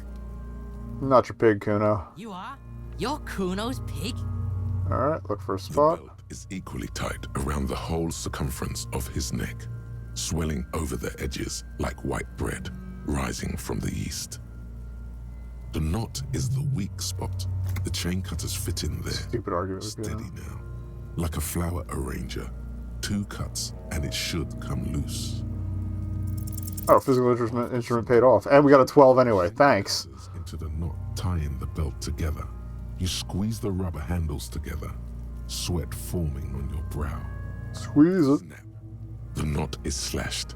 Another cut and the belt falls apart like a flower bouquet, revealing the dead man's neck and the dark red ligature mark around it. The rope rises to a point, leaving a gap in the ligature mark. The suspension point is in the back of the neck. The lieutenant has kneeled closer, running his finger along the dark red groove until there's a gap. As it ought to. This is where its grip on the curdled meat is gentlest, pulling up. Hemorrhaging is observed on the skin, above and below the ligature mark. The mark is well pronounced, consistent with a drop from 1 or 1.5 meters. Write it Chest down. is intact. Normal contour. Abdomen is protuberant. Pelvis intact. Genitalia. He pulls down the man's underpants. It's gonna happen, see? I fucking knew it! Genitalia is male and unremarkable. No evidence of injury. The Give it a dead look. man's penis is average-sized, congested from the downward collection of blood. The testicles are uneven in length, hanging underneath. The genitalia is greenish. Marbling is present around the crotch. You should touch it. We're not going to touch it. Alright. Back is symmetrical and intact. Upper and lower extremities are intact, but asymmetrical. There are combat injuries on the right hand. Like, I feel like this Harry would have adequacy issues, but I don't think it goes that far. Bullets have bitten little pieces out of him. It must have been excruciating. This is still just work. Before you is a temple of pain that knew little tenderness in life. In addition, I see smaller, residual scars, too numerous to count, covering about 30% of his skin. It's the body of a soldier. Mercenary. We have a real museum here. Of battles, wars. Last item, hands. He takes the man's right hand in his, inspects it, and then moves to the other hand. Take a look. The hand feels heavy, filled with decay liquids, like it's ready to explode if squeezed hard enough. You're suddenly repulsed, so much so you feel compelled to drop it. Hands are clean. No sign of injury from struggling. Right? Were we expecting any? I was. Maybe I'm just not seeing them. Honestly, this stench is making it hard for me to think at the moment. Fair enough. That's all for the external. Well done. What next? Alright, internal examination. Central nervous system. I have nothing. Do you have anything on this man's central nervous system? Nope. You don't even have a joke. Nope. Musculoskeletal. Purge fluid is coming from the mouth. Not injury related. Eyes and tongue protuberant. Hyoid bone. Let's see. With his eyes almost closed, the lieutenant puts his hand on the dead man's throat and begins to massage it, gently. A rotting smell erupts from the mouth. Purge fluid runs down his lips, black and viscous. You hear cracks as the lieutenant moves his sharp fingers inside the flesh, like the creaking of an old... Love a weak old corpse. Alright. Yeah, jack that fucker off! The hyoid bone is fractured. The rest of the musculoskeletal system is intact. Unremarkable. Alright. Respiratory system. Back hunched, as if in prayer, he begins to pry open the dead man's jaws. He stops to exert even more force. Both hands are used. Oral cavity shows no lesions. The victim has received dental implants, possibly after a combat wound. Mouth swollen. Hemorrhaging present in mucosa of the lips and mouth. Let's take a peek. No scream.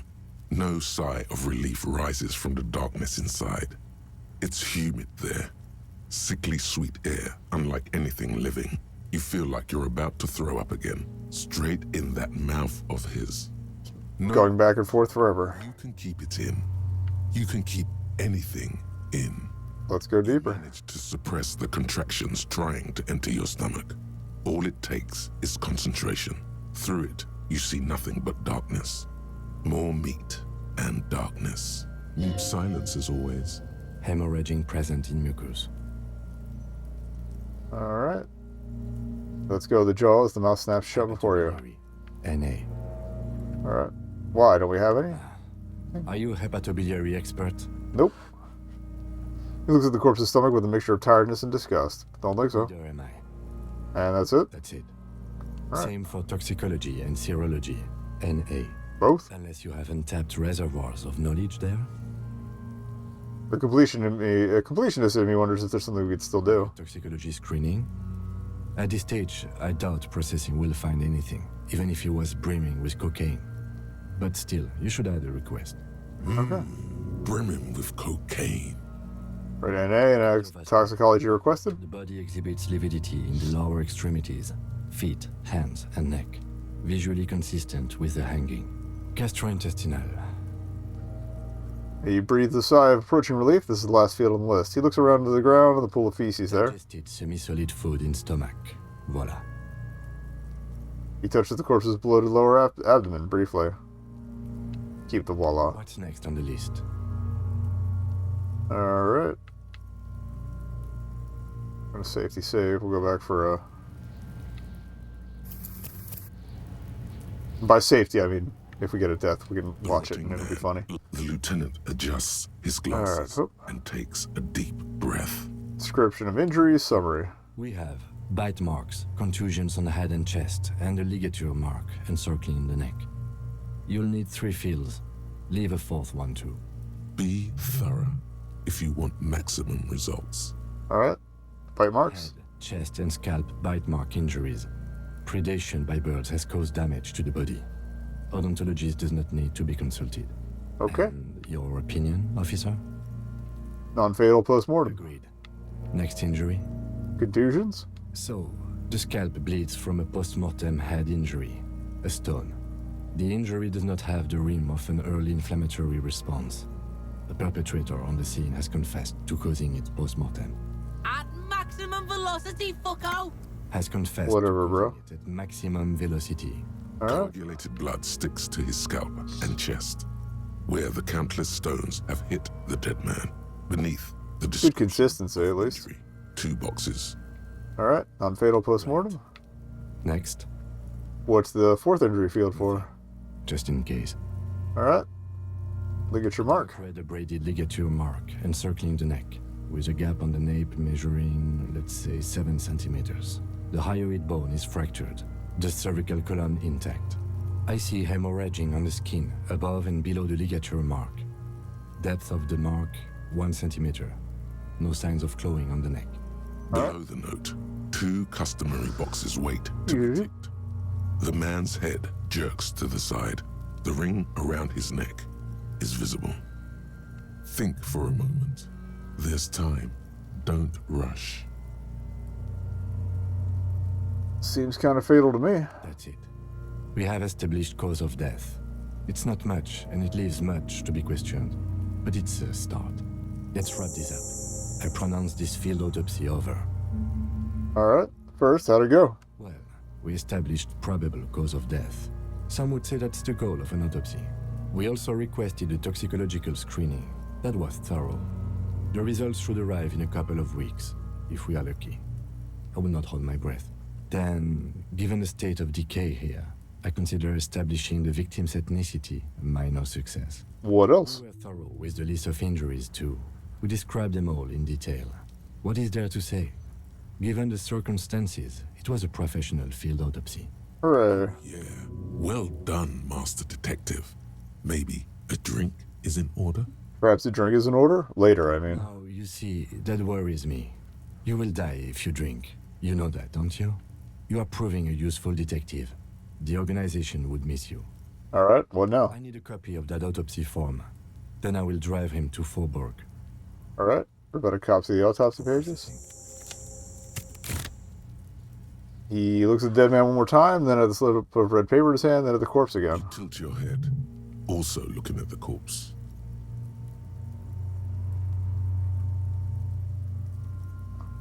Search the body one more time thoroughly.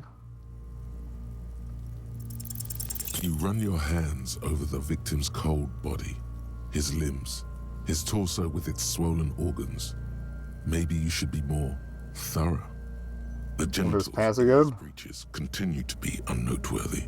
You see, I know we don't want to send it off yet. if you've seen it once, you've already got the picture. Can't get enough of that dick. Do you think we missed something? Yeah, there's something we're not seeing. Okay, well, we are in livor mortis here. He is disintegrating. We need to refrigerate the body if we want to conduct another examination, and we need to do it fast. Okay, where do we find a fridge for the body? Wasn't there a giant... There we go. Alright, we're good. Below that building? He points towards the commercial area. Yes, there was. It was massive. Red eyes glowing in the dark.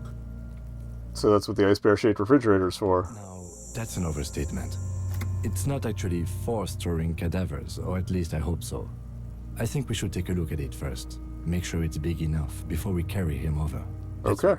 With every hour, whatever we are looking for in the deceased will become harder to find. Got it. I probably need a flashlight.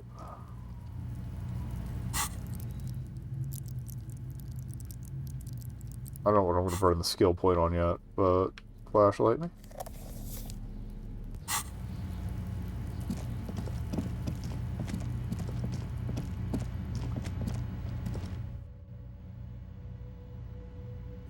Yeah, so for day 2 we can do a bunch of the phone calls and stuff. And then day 3 we should be able to get across the thing. The bear's eyes are still glowing red, watching over all the ice cream. Oh, break time. Hidden inside its belly. Alright, let's get this guy fridged.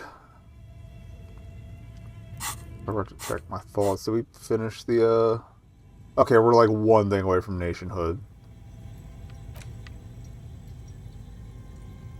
I don't think we're gonna bother with aces low since we're kind of being a dick. Alright, so what do you think of this fridge, Kim? Looks big enough for 2 corpses. Certainly an eccentric choice, but it is capacious and cold enough, too.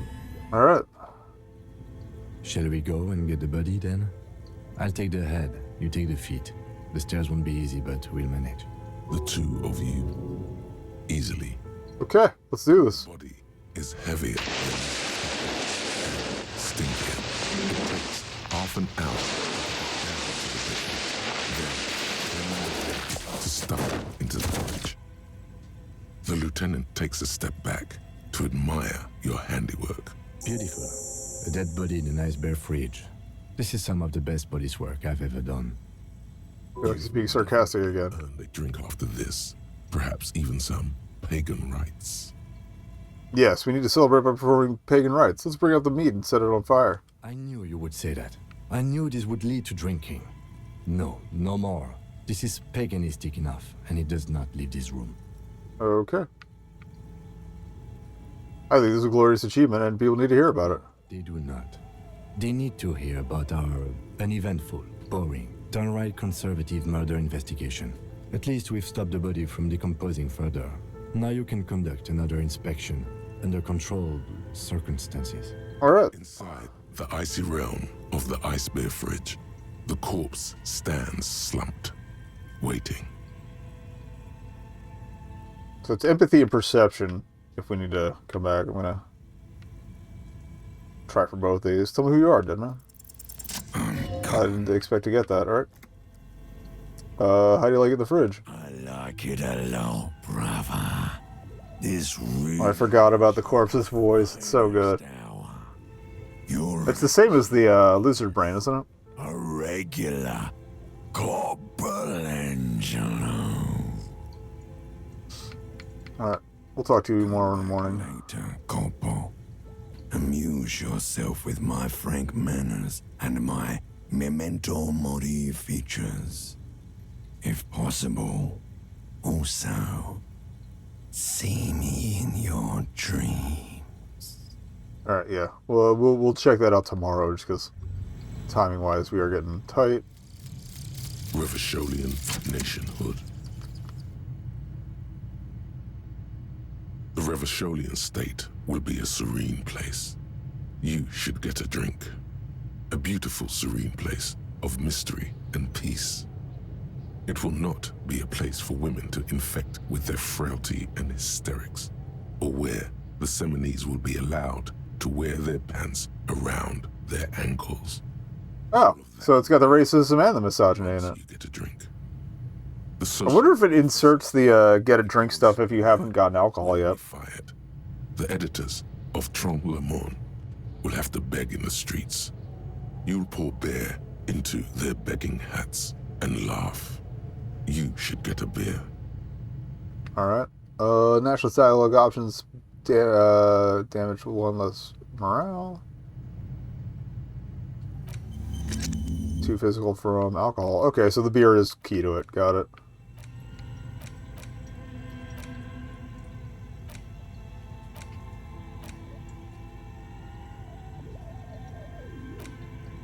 We'll do Superstar. Or was the Indo tribe?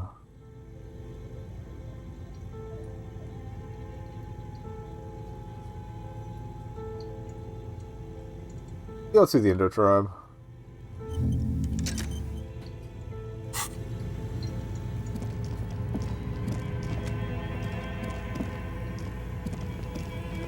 Well, we have opened up most of the stuff we can't even do on this side of the thing, which is nice.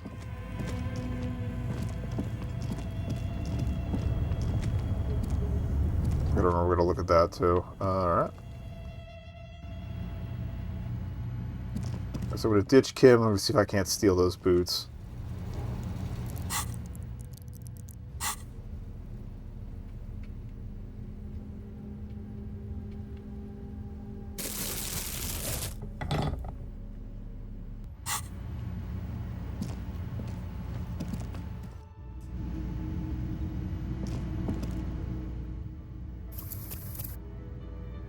Alright, save with that taken care of, just to be safe. Especially if it forces me to bed. Alright. I realized the kitchen was going to close, but I shouldn't be surprised.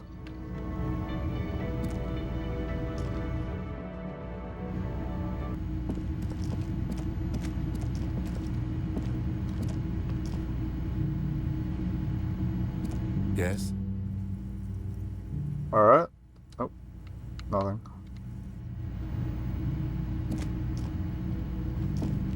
This will get him to peace out. To the room you redecorated. Good night, Lieutenant. Just a moment. We should talk about our progress on the investigation. Let's go out to the balcony. Alright.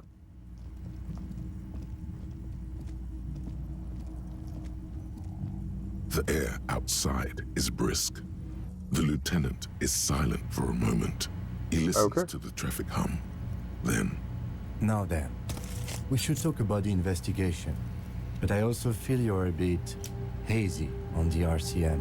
Our role here, our rights, Our jurisdiction, basically. Alright, I didn't know you smoked, I Kim. have a cigarette every night when I go over my notes. It's something of a ritual. Oh man, he looks so devastatingly cool with that cigarette. Alright.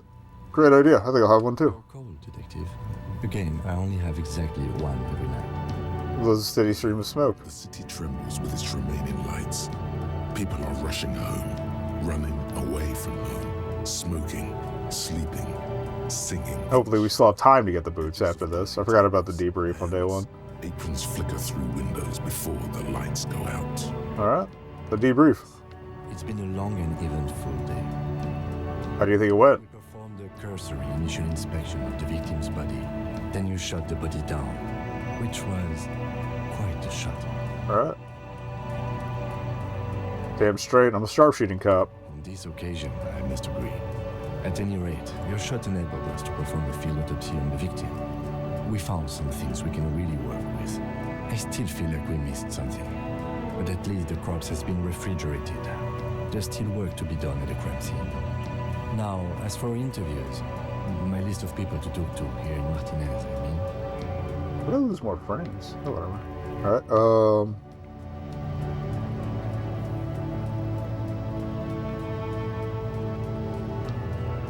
Which we didn't have to do any of the interviews. People are treacherous. But despite your misanthropy, we conducted an interview with Gerard Claire. No small task. He wasn't particularly forthcoming with useful information, however. I'm sure I can get him to tell us more. I also helped you, how should I say, remember your name? That's a relief. Alright. Oh, I feel about my name, actually. It's best not to give it too much thought. We talked to Joyce Messier, but didn't get any information from her. I have a feeling Joyce knows how dangerous the situation really is. We have to get her to talk to us. So I can get my badge. Today was exhausting. What's with all the running?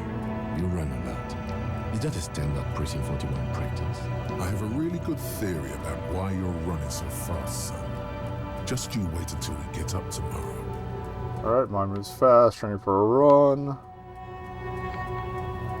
Part of the Jamrock Shuffle. Impressive, especially for a man your age. And in those hills. He nods thoughtfully, tapping a finger to his cigarette. Nice shoes, by the way. I like the green. Goes with the orange. He looks at your snakeskin shoes and smiles suddenly. So what are our powers exactly, the RCM? They're quite limited, actually. The power officers of the Rebachol Citizens Militia exercise most frequently is imposing fines of up to 1,000 real for offenses, in accordance with an interdepartmental schedule. 1,000? Why not more? The RCM's primary role is to ensure safety. We are not really supposed to play any part in the economic structure of Rebachol. Wouldn't that be an easy power to abuse? Yes, although indirectly, as citizens can always request records from their local station. Officers of the RCM have been known to take bribes of less than the prescribed fine amount.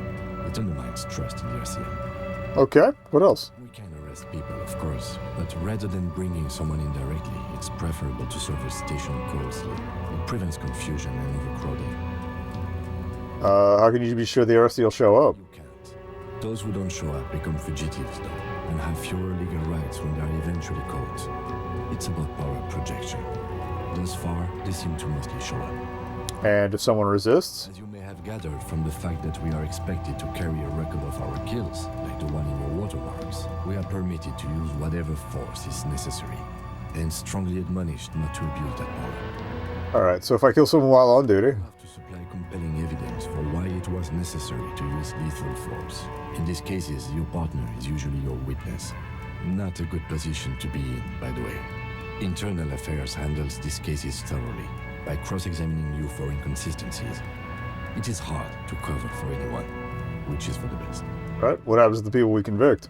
We don't convict. We arrest and send them to coalition government courts in Couron and La Delta.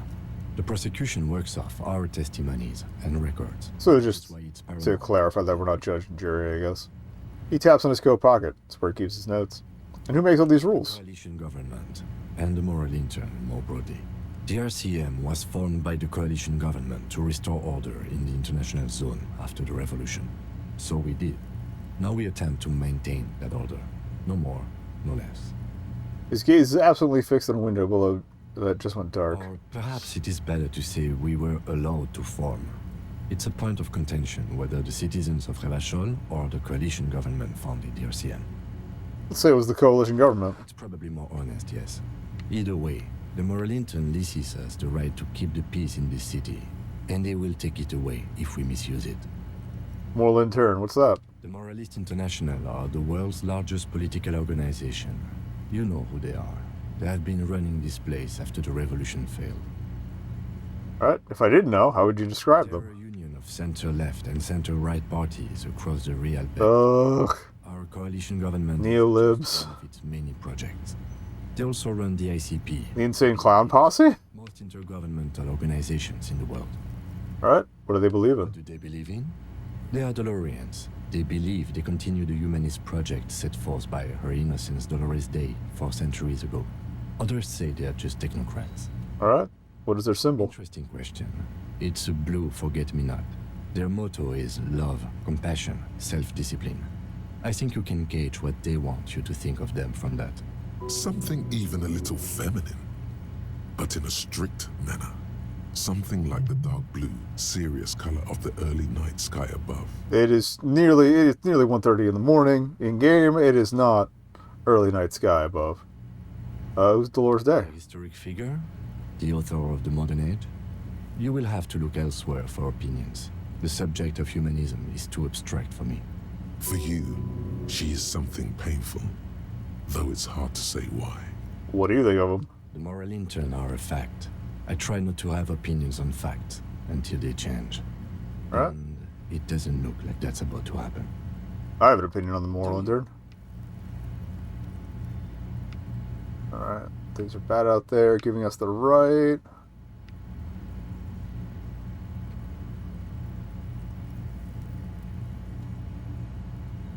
Yeah, just go with the terrible one. Well phrased. I understand answering to foreign powers doesn't sit well with immigrant bashing, but without EMI, we would be common vigilantes. That's just the way it is. Actually, Vigilantes is okay with me. We'll adore Martinez. For many of these people, the Union especially, Vigilantes is precisely what we are. Personally, I don't enjoy it much. That's another case of didn't want to go through the full briefing again. The lights of the orphan district are reflected in his glasses. The red and golden orbs of the motorway sliding like pearls on a string from east to west as Revachol commutes back to the suburbs. Tomorrow is Tuesday. Monday is over. The dying lights of the city. Tomorrow is K6 Thursday. I don't know what they're talking about. Like luminous clouds, they pass on his lenses. The lieutenant looks at his slim cigarette, contemplating the next drag. They really don't like us here. The Union, the teenagers too. It's different inland. In Jamrock and the GRIH. He pulls on the cigarette. Why are they like this? It's our fault for leaving this place to the dogs, to the Union, to the company, not daring to come here more often. This place has fallen between the cracks, the jurisdictions of our two precincts. And in Jamrock and the GRIH? We run this city. West of the river is RCM land. He looks at the dark silhouette of the equestrian monument cutting into the night sky. It's incredibly hard. Human beings are... But we are in control, and it's worth it. The organization works. Our systems work. If they didn't, the city would disintegrate. What the people need is stronger leadership that will put everyone in line. That seems unwise to me. But it's too late for an all-out political debate. He is very tired, but the dark circles under his eyes make him look younger, not older. Alright. Thank you for this. Yeah, it's getting very cold now. Let's go. He puts out the stub of his cigarette and looks at the door.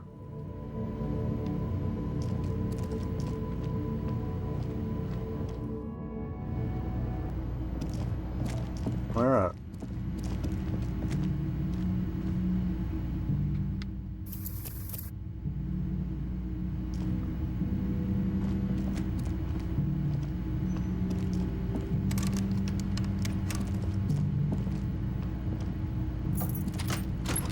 See you in the morning.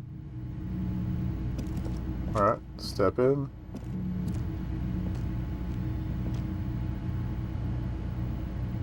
Alright, let's go. Boots, boots, boots. We have 37 minutes.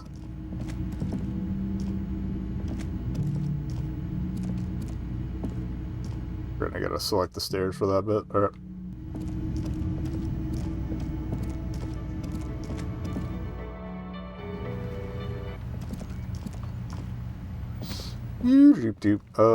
Up here? Yeah. Oh, flashlight.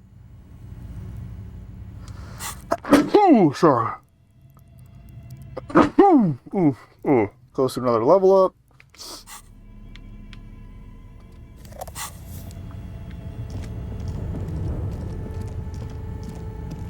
Oh, yeah, we'll mess with that tomorrow.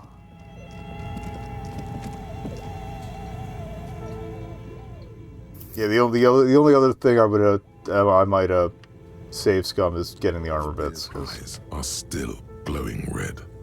It's got shoot, Looney Rooney. Alright. So we can go through these real quick.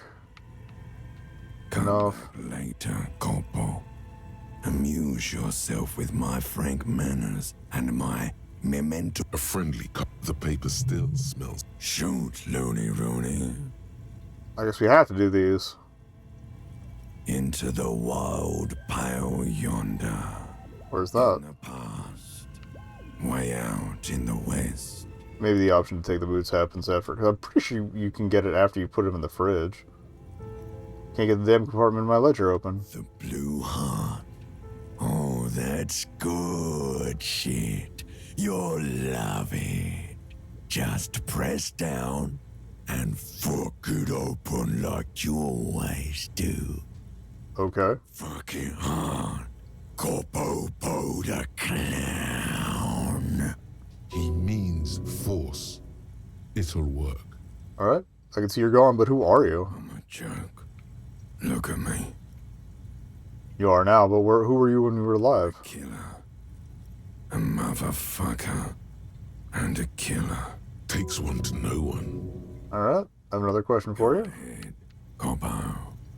What's happening? What do you mean?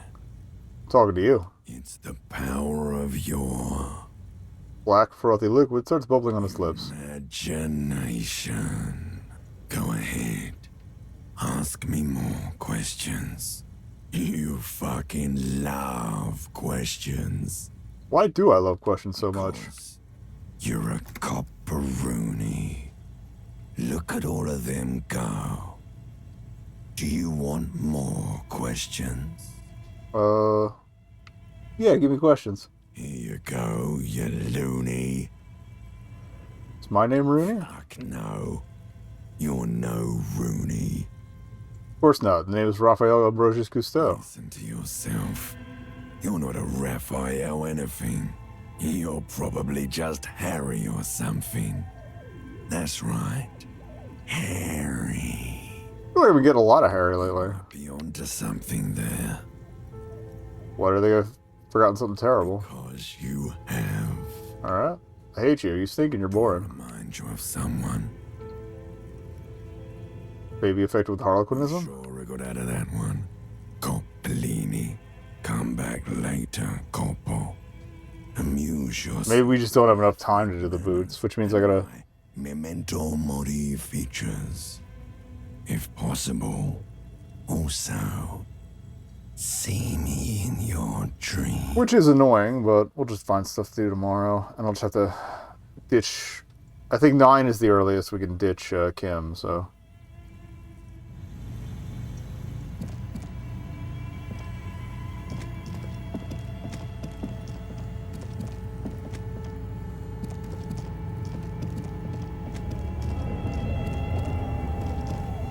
Alright, I guess we'll just call it a night. In-game. I might go for a little more. Otherwise. Oh, put that away.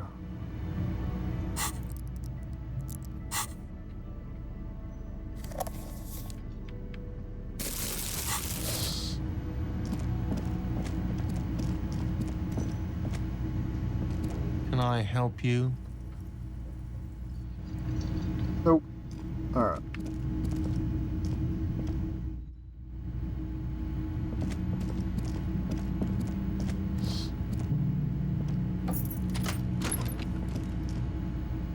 Well, actually, if I wait till day 3 to send him with the body, that means I can, I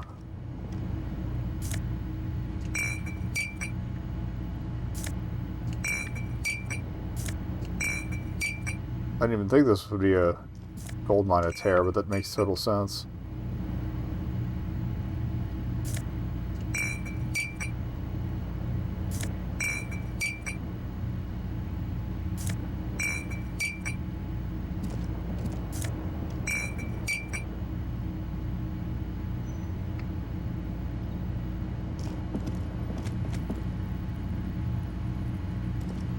A mirror hangs on the bathroom wall. In it, your face, adorned with the... Alright. Let's chain cutter up, see if we can't fix this thing. A mirror I don't care hangs if I on the succeed bathroom so wall. much, but let's go. In it, your face, adorned. The chain cutters slip out of your hands Nope. as you attempt to twist the faucet into place. Well, you know one thing for sure. You've probably never been a plumber.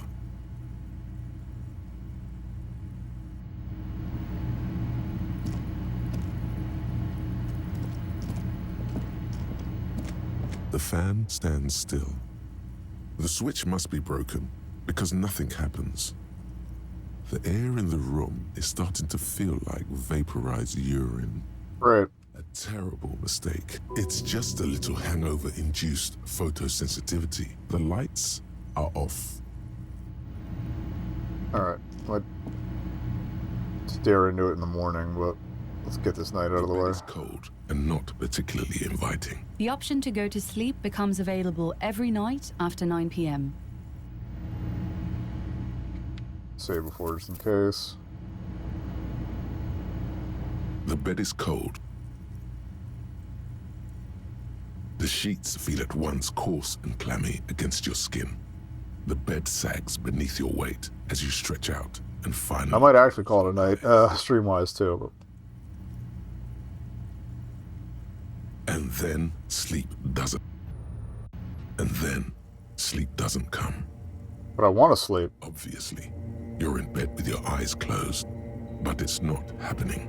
What's that? It's the bed's fault. Check the pillow. Its synthetic filling has separated into hard lumps. The pillowcase smells oddly. Smells of alcohol and sweat and grease. Check the blanket. Covers your toes, stretching over your soft belly. This is your body here, intimate and warm, breathing, a bit tense in the muscles. Relax. Alright, roll over to the other side. Colors, scenes, and half-formed phrases still litter your mind. Part of you is still trying to solve the case, isn't it? Who killed him? Who? What was it that the lieutenant said? Union? And it's gone again. Your thoughts lost between the slowing brain waves. No more thoughts. Fall asleep now. Instead is a great silence washes over you until your eyelids twitch in your sleep and images start forming. You-do-do-do-do.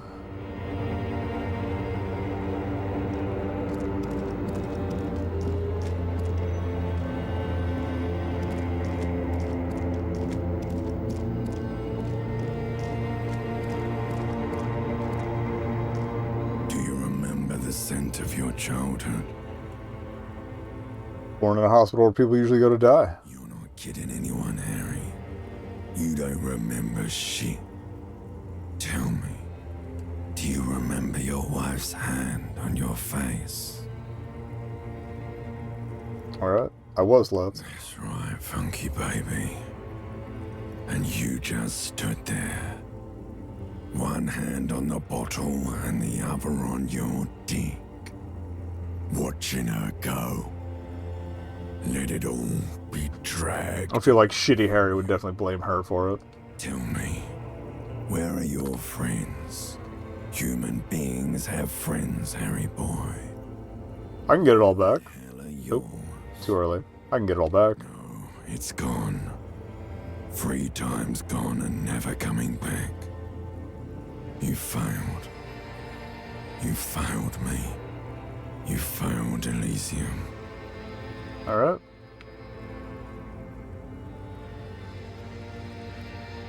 talked to you before. You were just talking to yourself. That's all you ever do, even in your dreams. And the act is wearing thin. The spots of the disco ball fade around you. You'll be back in those cold snakeskins in no time, sweating up the bed. Stinky boy. Alright, I can come back from this. Not coming back from shit, thrashing around in that high conductivity state of yours, bumping into things and acting like a clown. Who are you kidding? Trying to solve this case. You're trying to what? I can't hear you. This is just a word dream now. Jumbled up garbage. The pictures are gone. The bed rises to meet you. A thin, sleep-like state. More glass than velvet, grinding in your head. So something is wrong. Sleep shouldn't be this bad, this dry, this unnourishing. There's something wrong with your thoughts. Some kind of new type of hangover. God, there's another type? Oh yes, party boy, and it's worse than the one before. Just think of the shit you saw. Here it comes too. So soon already. A silent... I feel like worst comes to worst, we might have to go back and, like... barely let you sleep at all. Try to grab the boots in front of Kim. Time before we can try it again in the fridge. factory.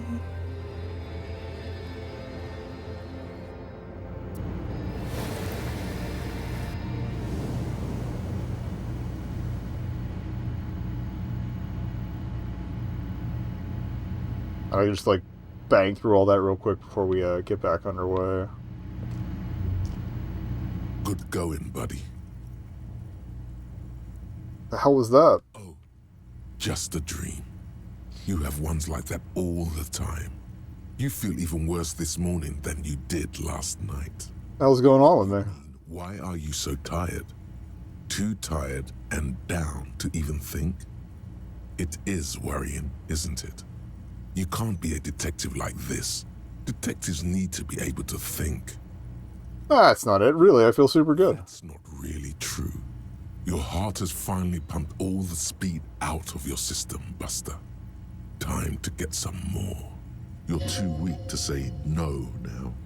Waking up is the worst part. Maybe somewhere down the line you could decline. Alright. Wait, what is speed? Speed is a potent central nervous system stimulant. It kept you propped up all day yesterday, despite your debilitating hangover. How else did you think you even got up from this floor? Whee! It's power, man. It's professionalism. It makes you feel like you're young again and ready to detect. Ready to go to war against the world. Sounds good. Of course. Martinez is speed central. You just gotta poke around. Follow your nose. You and Speed will be happy again. You will make her come home. This time, it will be different.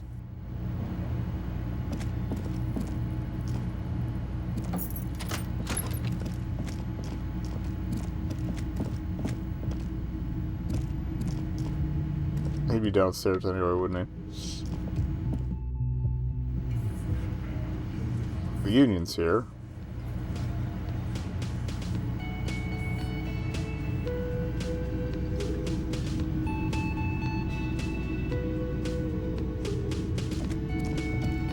Okay, he's gonna catch up to me anyway. Morning. He gives you a quick nod. We can get to work at once. The Union muscle turned up. They look rowdy. We should talk to them. Why do we need to talk to them? Everything points to the dock workers' union. The belt used for hanging him. The circumstances in Martinez. My preliminary information.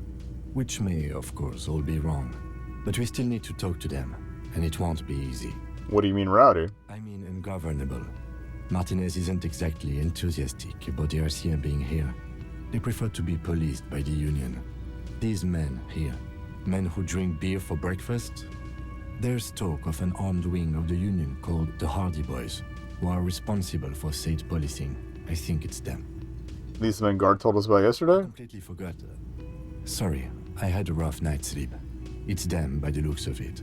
Loud and nasty, just like the manager said. One loose thread less to worry about, and one big problem to replace it. There's so many of them. Maybe we should call in reinforcements? That would just escalate tensions. No captain would sign off on it. Solving one murder isn't worth a conflict between the RCM and the Debarders Union. Alright, fine. In fact, even the death of 2 detectives might not warrant an all-out war. So let's keep a cool head, okay?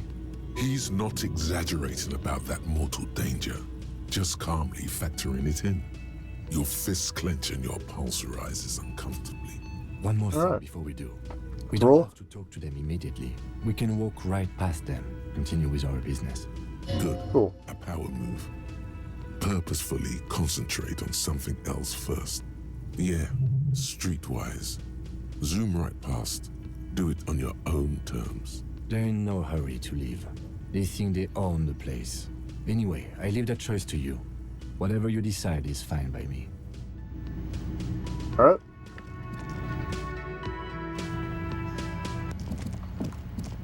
See if it changes my options at all now that we've got more daylight.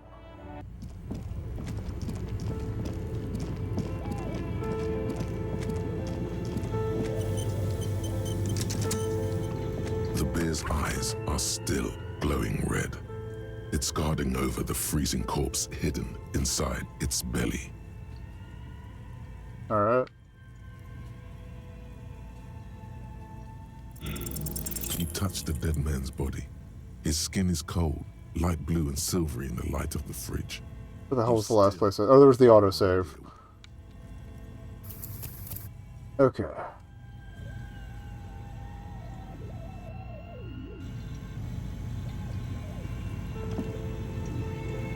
The bear's eyes. We have a point to drop in perception, so I can just do that. It's guarding over.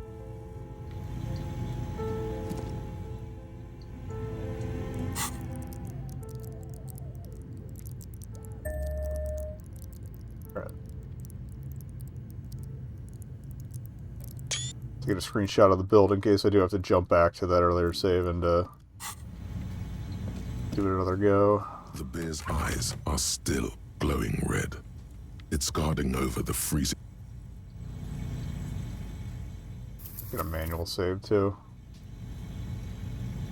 The bear's eyes are still glowing red.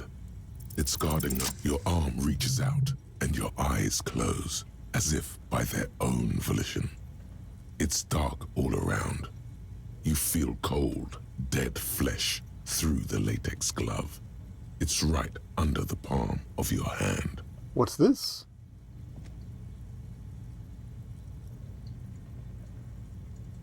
His face, his cheeks, his nose, his fat, swollen lips. Like a rubber spider, your gloved hand crawls on his features. Everything is silent, all around. Alright, let's check those nostrils. Swollen shut. You need to really push to get in. Only the little one fits. The flesh changes shape as you bore in, searching for something in the cartilage. The thing you're looking for, it's not there. Fingers in the mouth.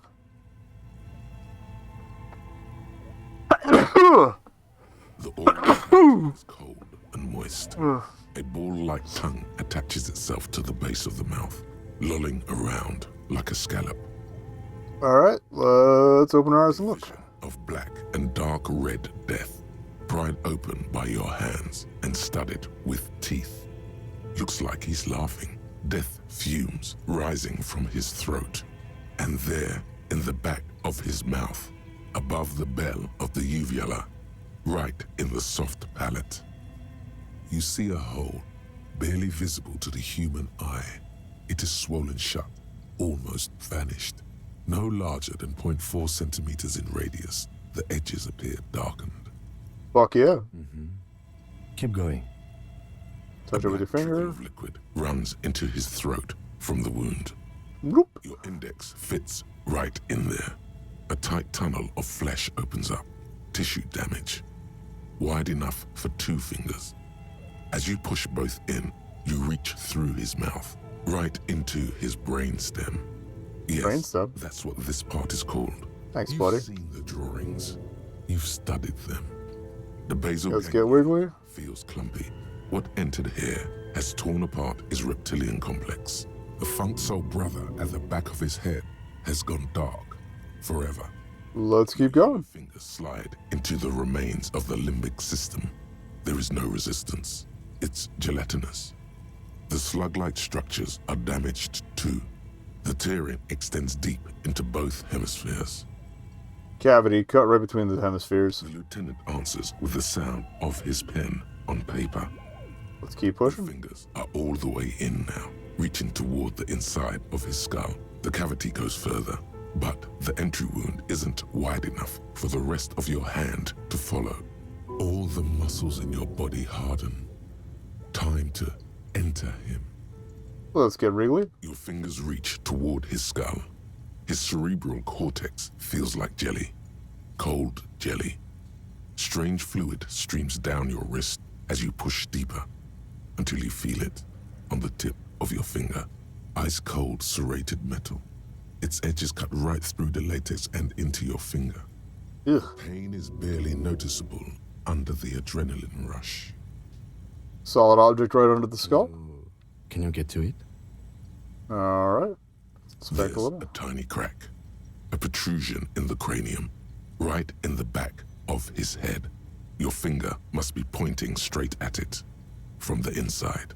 The object that is in there stops just short of the skull, in the encephalus, knocking this tiny fracture into the cranium. Alright. We have the makings of a very small exit wound here. Yoink.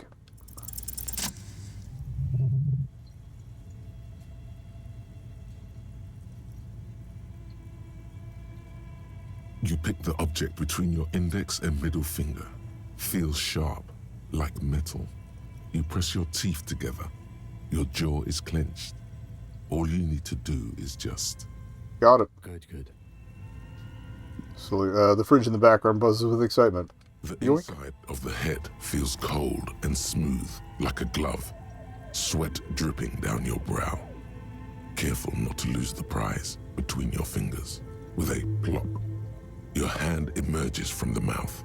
The garden glove is covered in blood right up to the wrist. Between your fingers, a small flower. A blossom made of lead. A bullet. The lieutenant puts a small bag marked evidence under it. Plonk. The bullet falls in the bag, leaving a smattering of blood on the plastic. He raises the bag under his eyes and says, A non-calibre. Rifled. Some kind of brittle alloy. Fractured on impact. Can I have it? Of course. You deserve it. Lieutenant drops the bag in your hand. It feels light. Item to the injury list. Injury number 4. Oval entry wound with an abrasion collar. Soft palate, back of mouth. High velocity.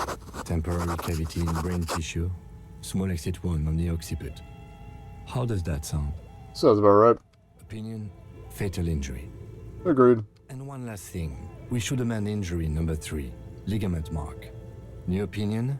Non-fatal. Post-mortem. Treatment. He's proposing the bullet was the real cause of death, and the hanging an attempt to conceal this fact. Ligament marked the fractured hyoid bone. It was all treatment. And the belt around his neck. The hanging. Even dragging him to the yard. All of it was done after this man was already dead. Agreed. I have had my doubts for a while now. Since I saw there were no signs of struggle on his hands, and no claw marks on his neck. There have been other signs too. Small details. Everything is too neatly designed for us to assign probable cause here, as we did, full-heartedly. Well, no more. Alright, who would do this? For us to find out. But this, it will make finding them just a little easier. Alright. Why would anyone do this? To hide something. The real killer? The real motivation? What really happened here? Yeah. They need to wash myself. You really do. I am glad to hear you say that. Your room in the Whirling in Rags should come with a bathroom. Be sure to make use of it in the evening. Maybe the bullet holds more answers? We should take a closer look at it. I am certain it has more to tell us Alright. This little thing could reveal much about the weapon that shot it. What happens Take next? the corpse and carry him to the holding pen of my kinema. I can transport him to processing myself, but I will be gone for the rest of the day. You'll be gone? What should I do in the meanwhile? On the case, tend to personal matters. Try not to do anything too dangerous. An officer needs backup in a neighborhood like this. I'll leave that choice to you. And one more thing. Great work, detective. After you bag the corpse, Lieutenant Kitsuragi will leave the party until tomorrow morning. Sure. You can do side tasks, and even the main case, but it might be more difficult. Plan his exit accordingly. Alright, close the door. The bear's eyes are still glowing red. It's guarding over the freezing cold. Shoot, Looney Rooney. Come back later, Corporal. Alright, well, we'll save there. I'm gonna take some time post-stream to zip through real quick to see if I had to grab the boots to keep that option alive for later. If so, I'll just start a new save with all the same selections made. But otherwise, I think we're gonna call that a night there. Alright. And we still have the option to keep it in the fridge for now, so that's not a problem either way.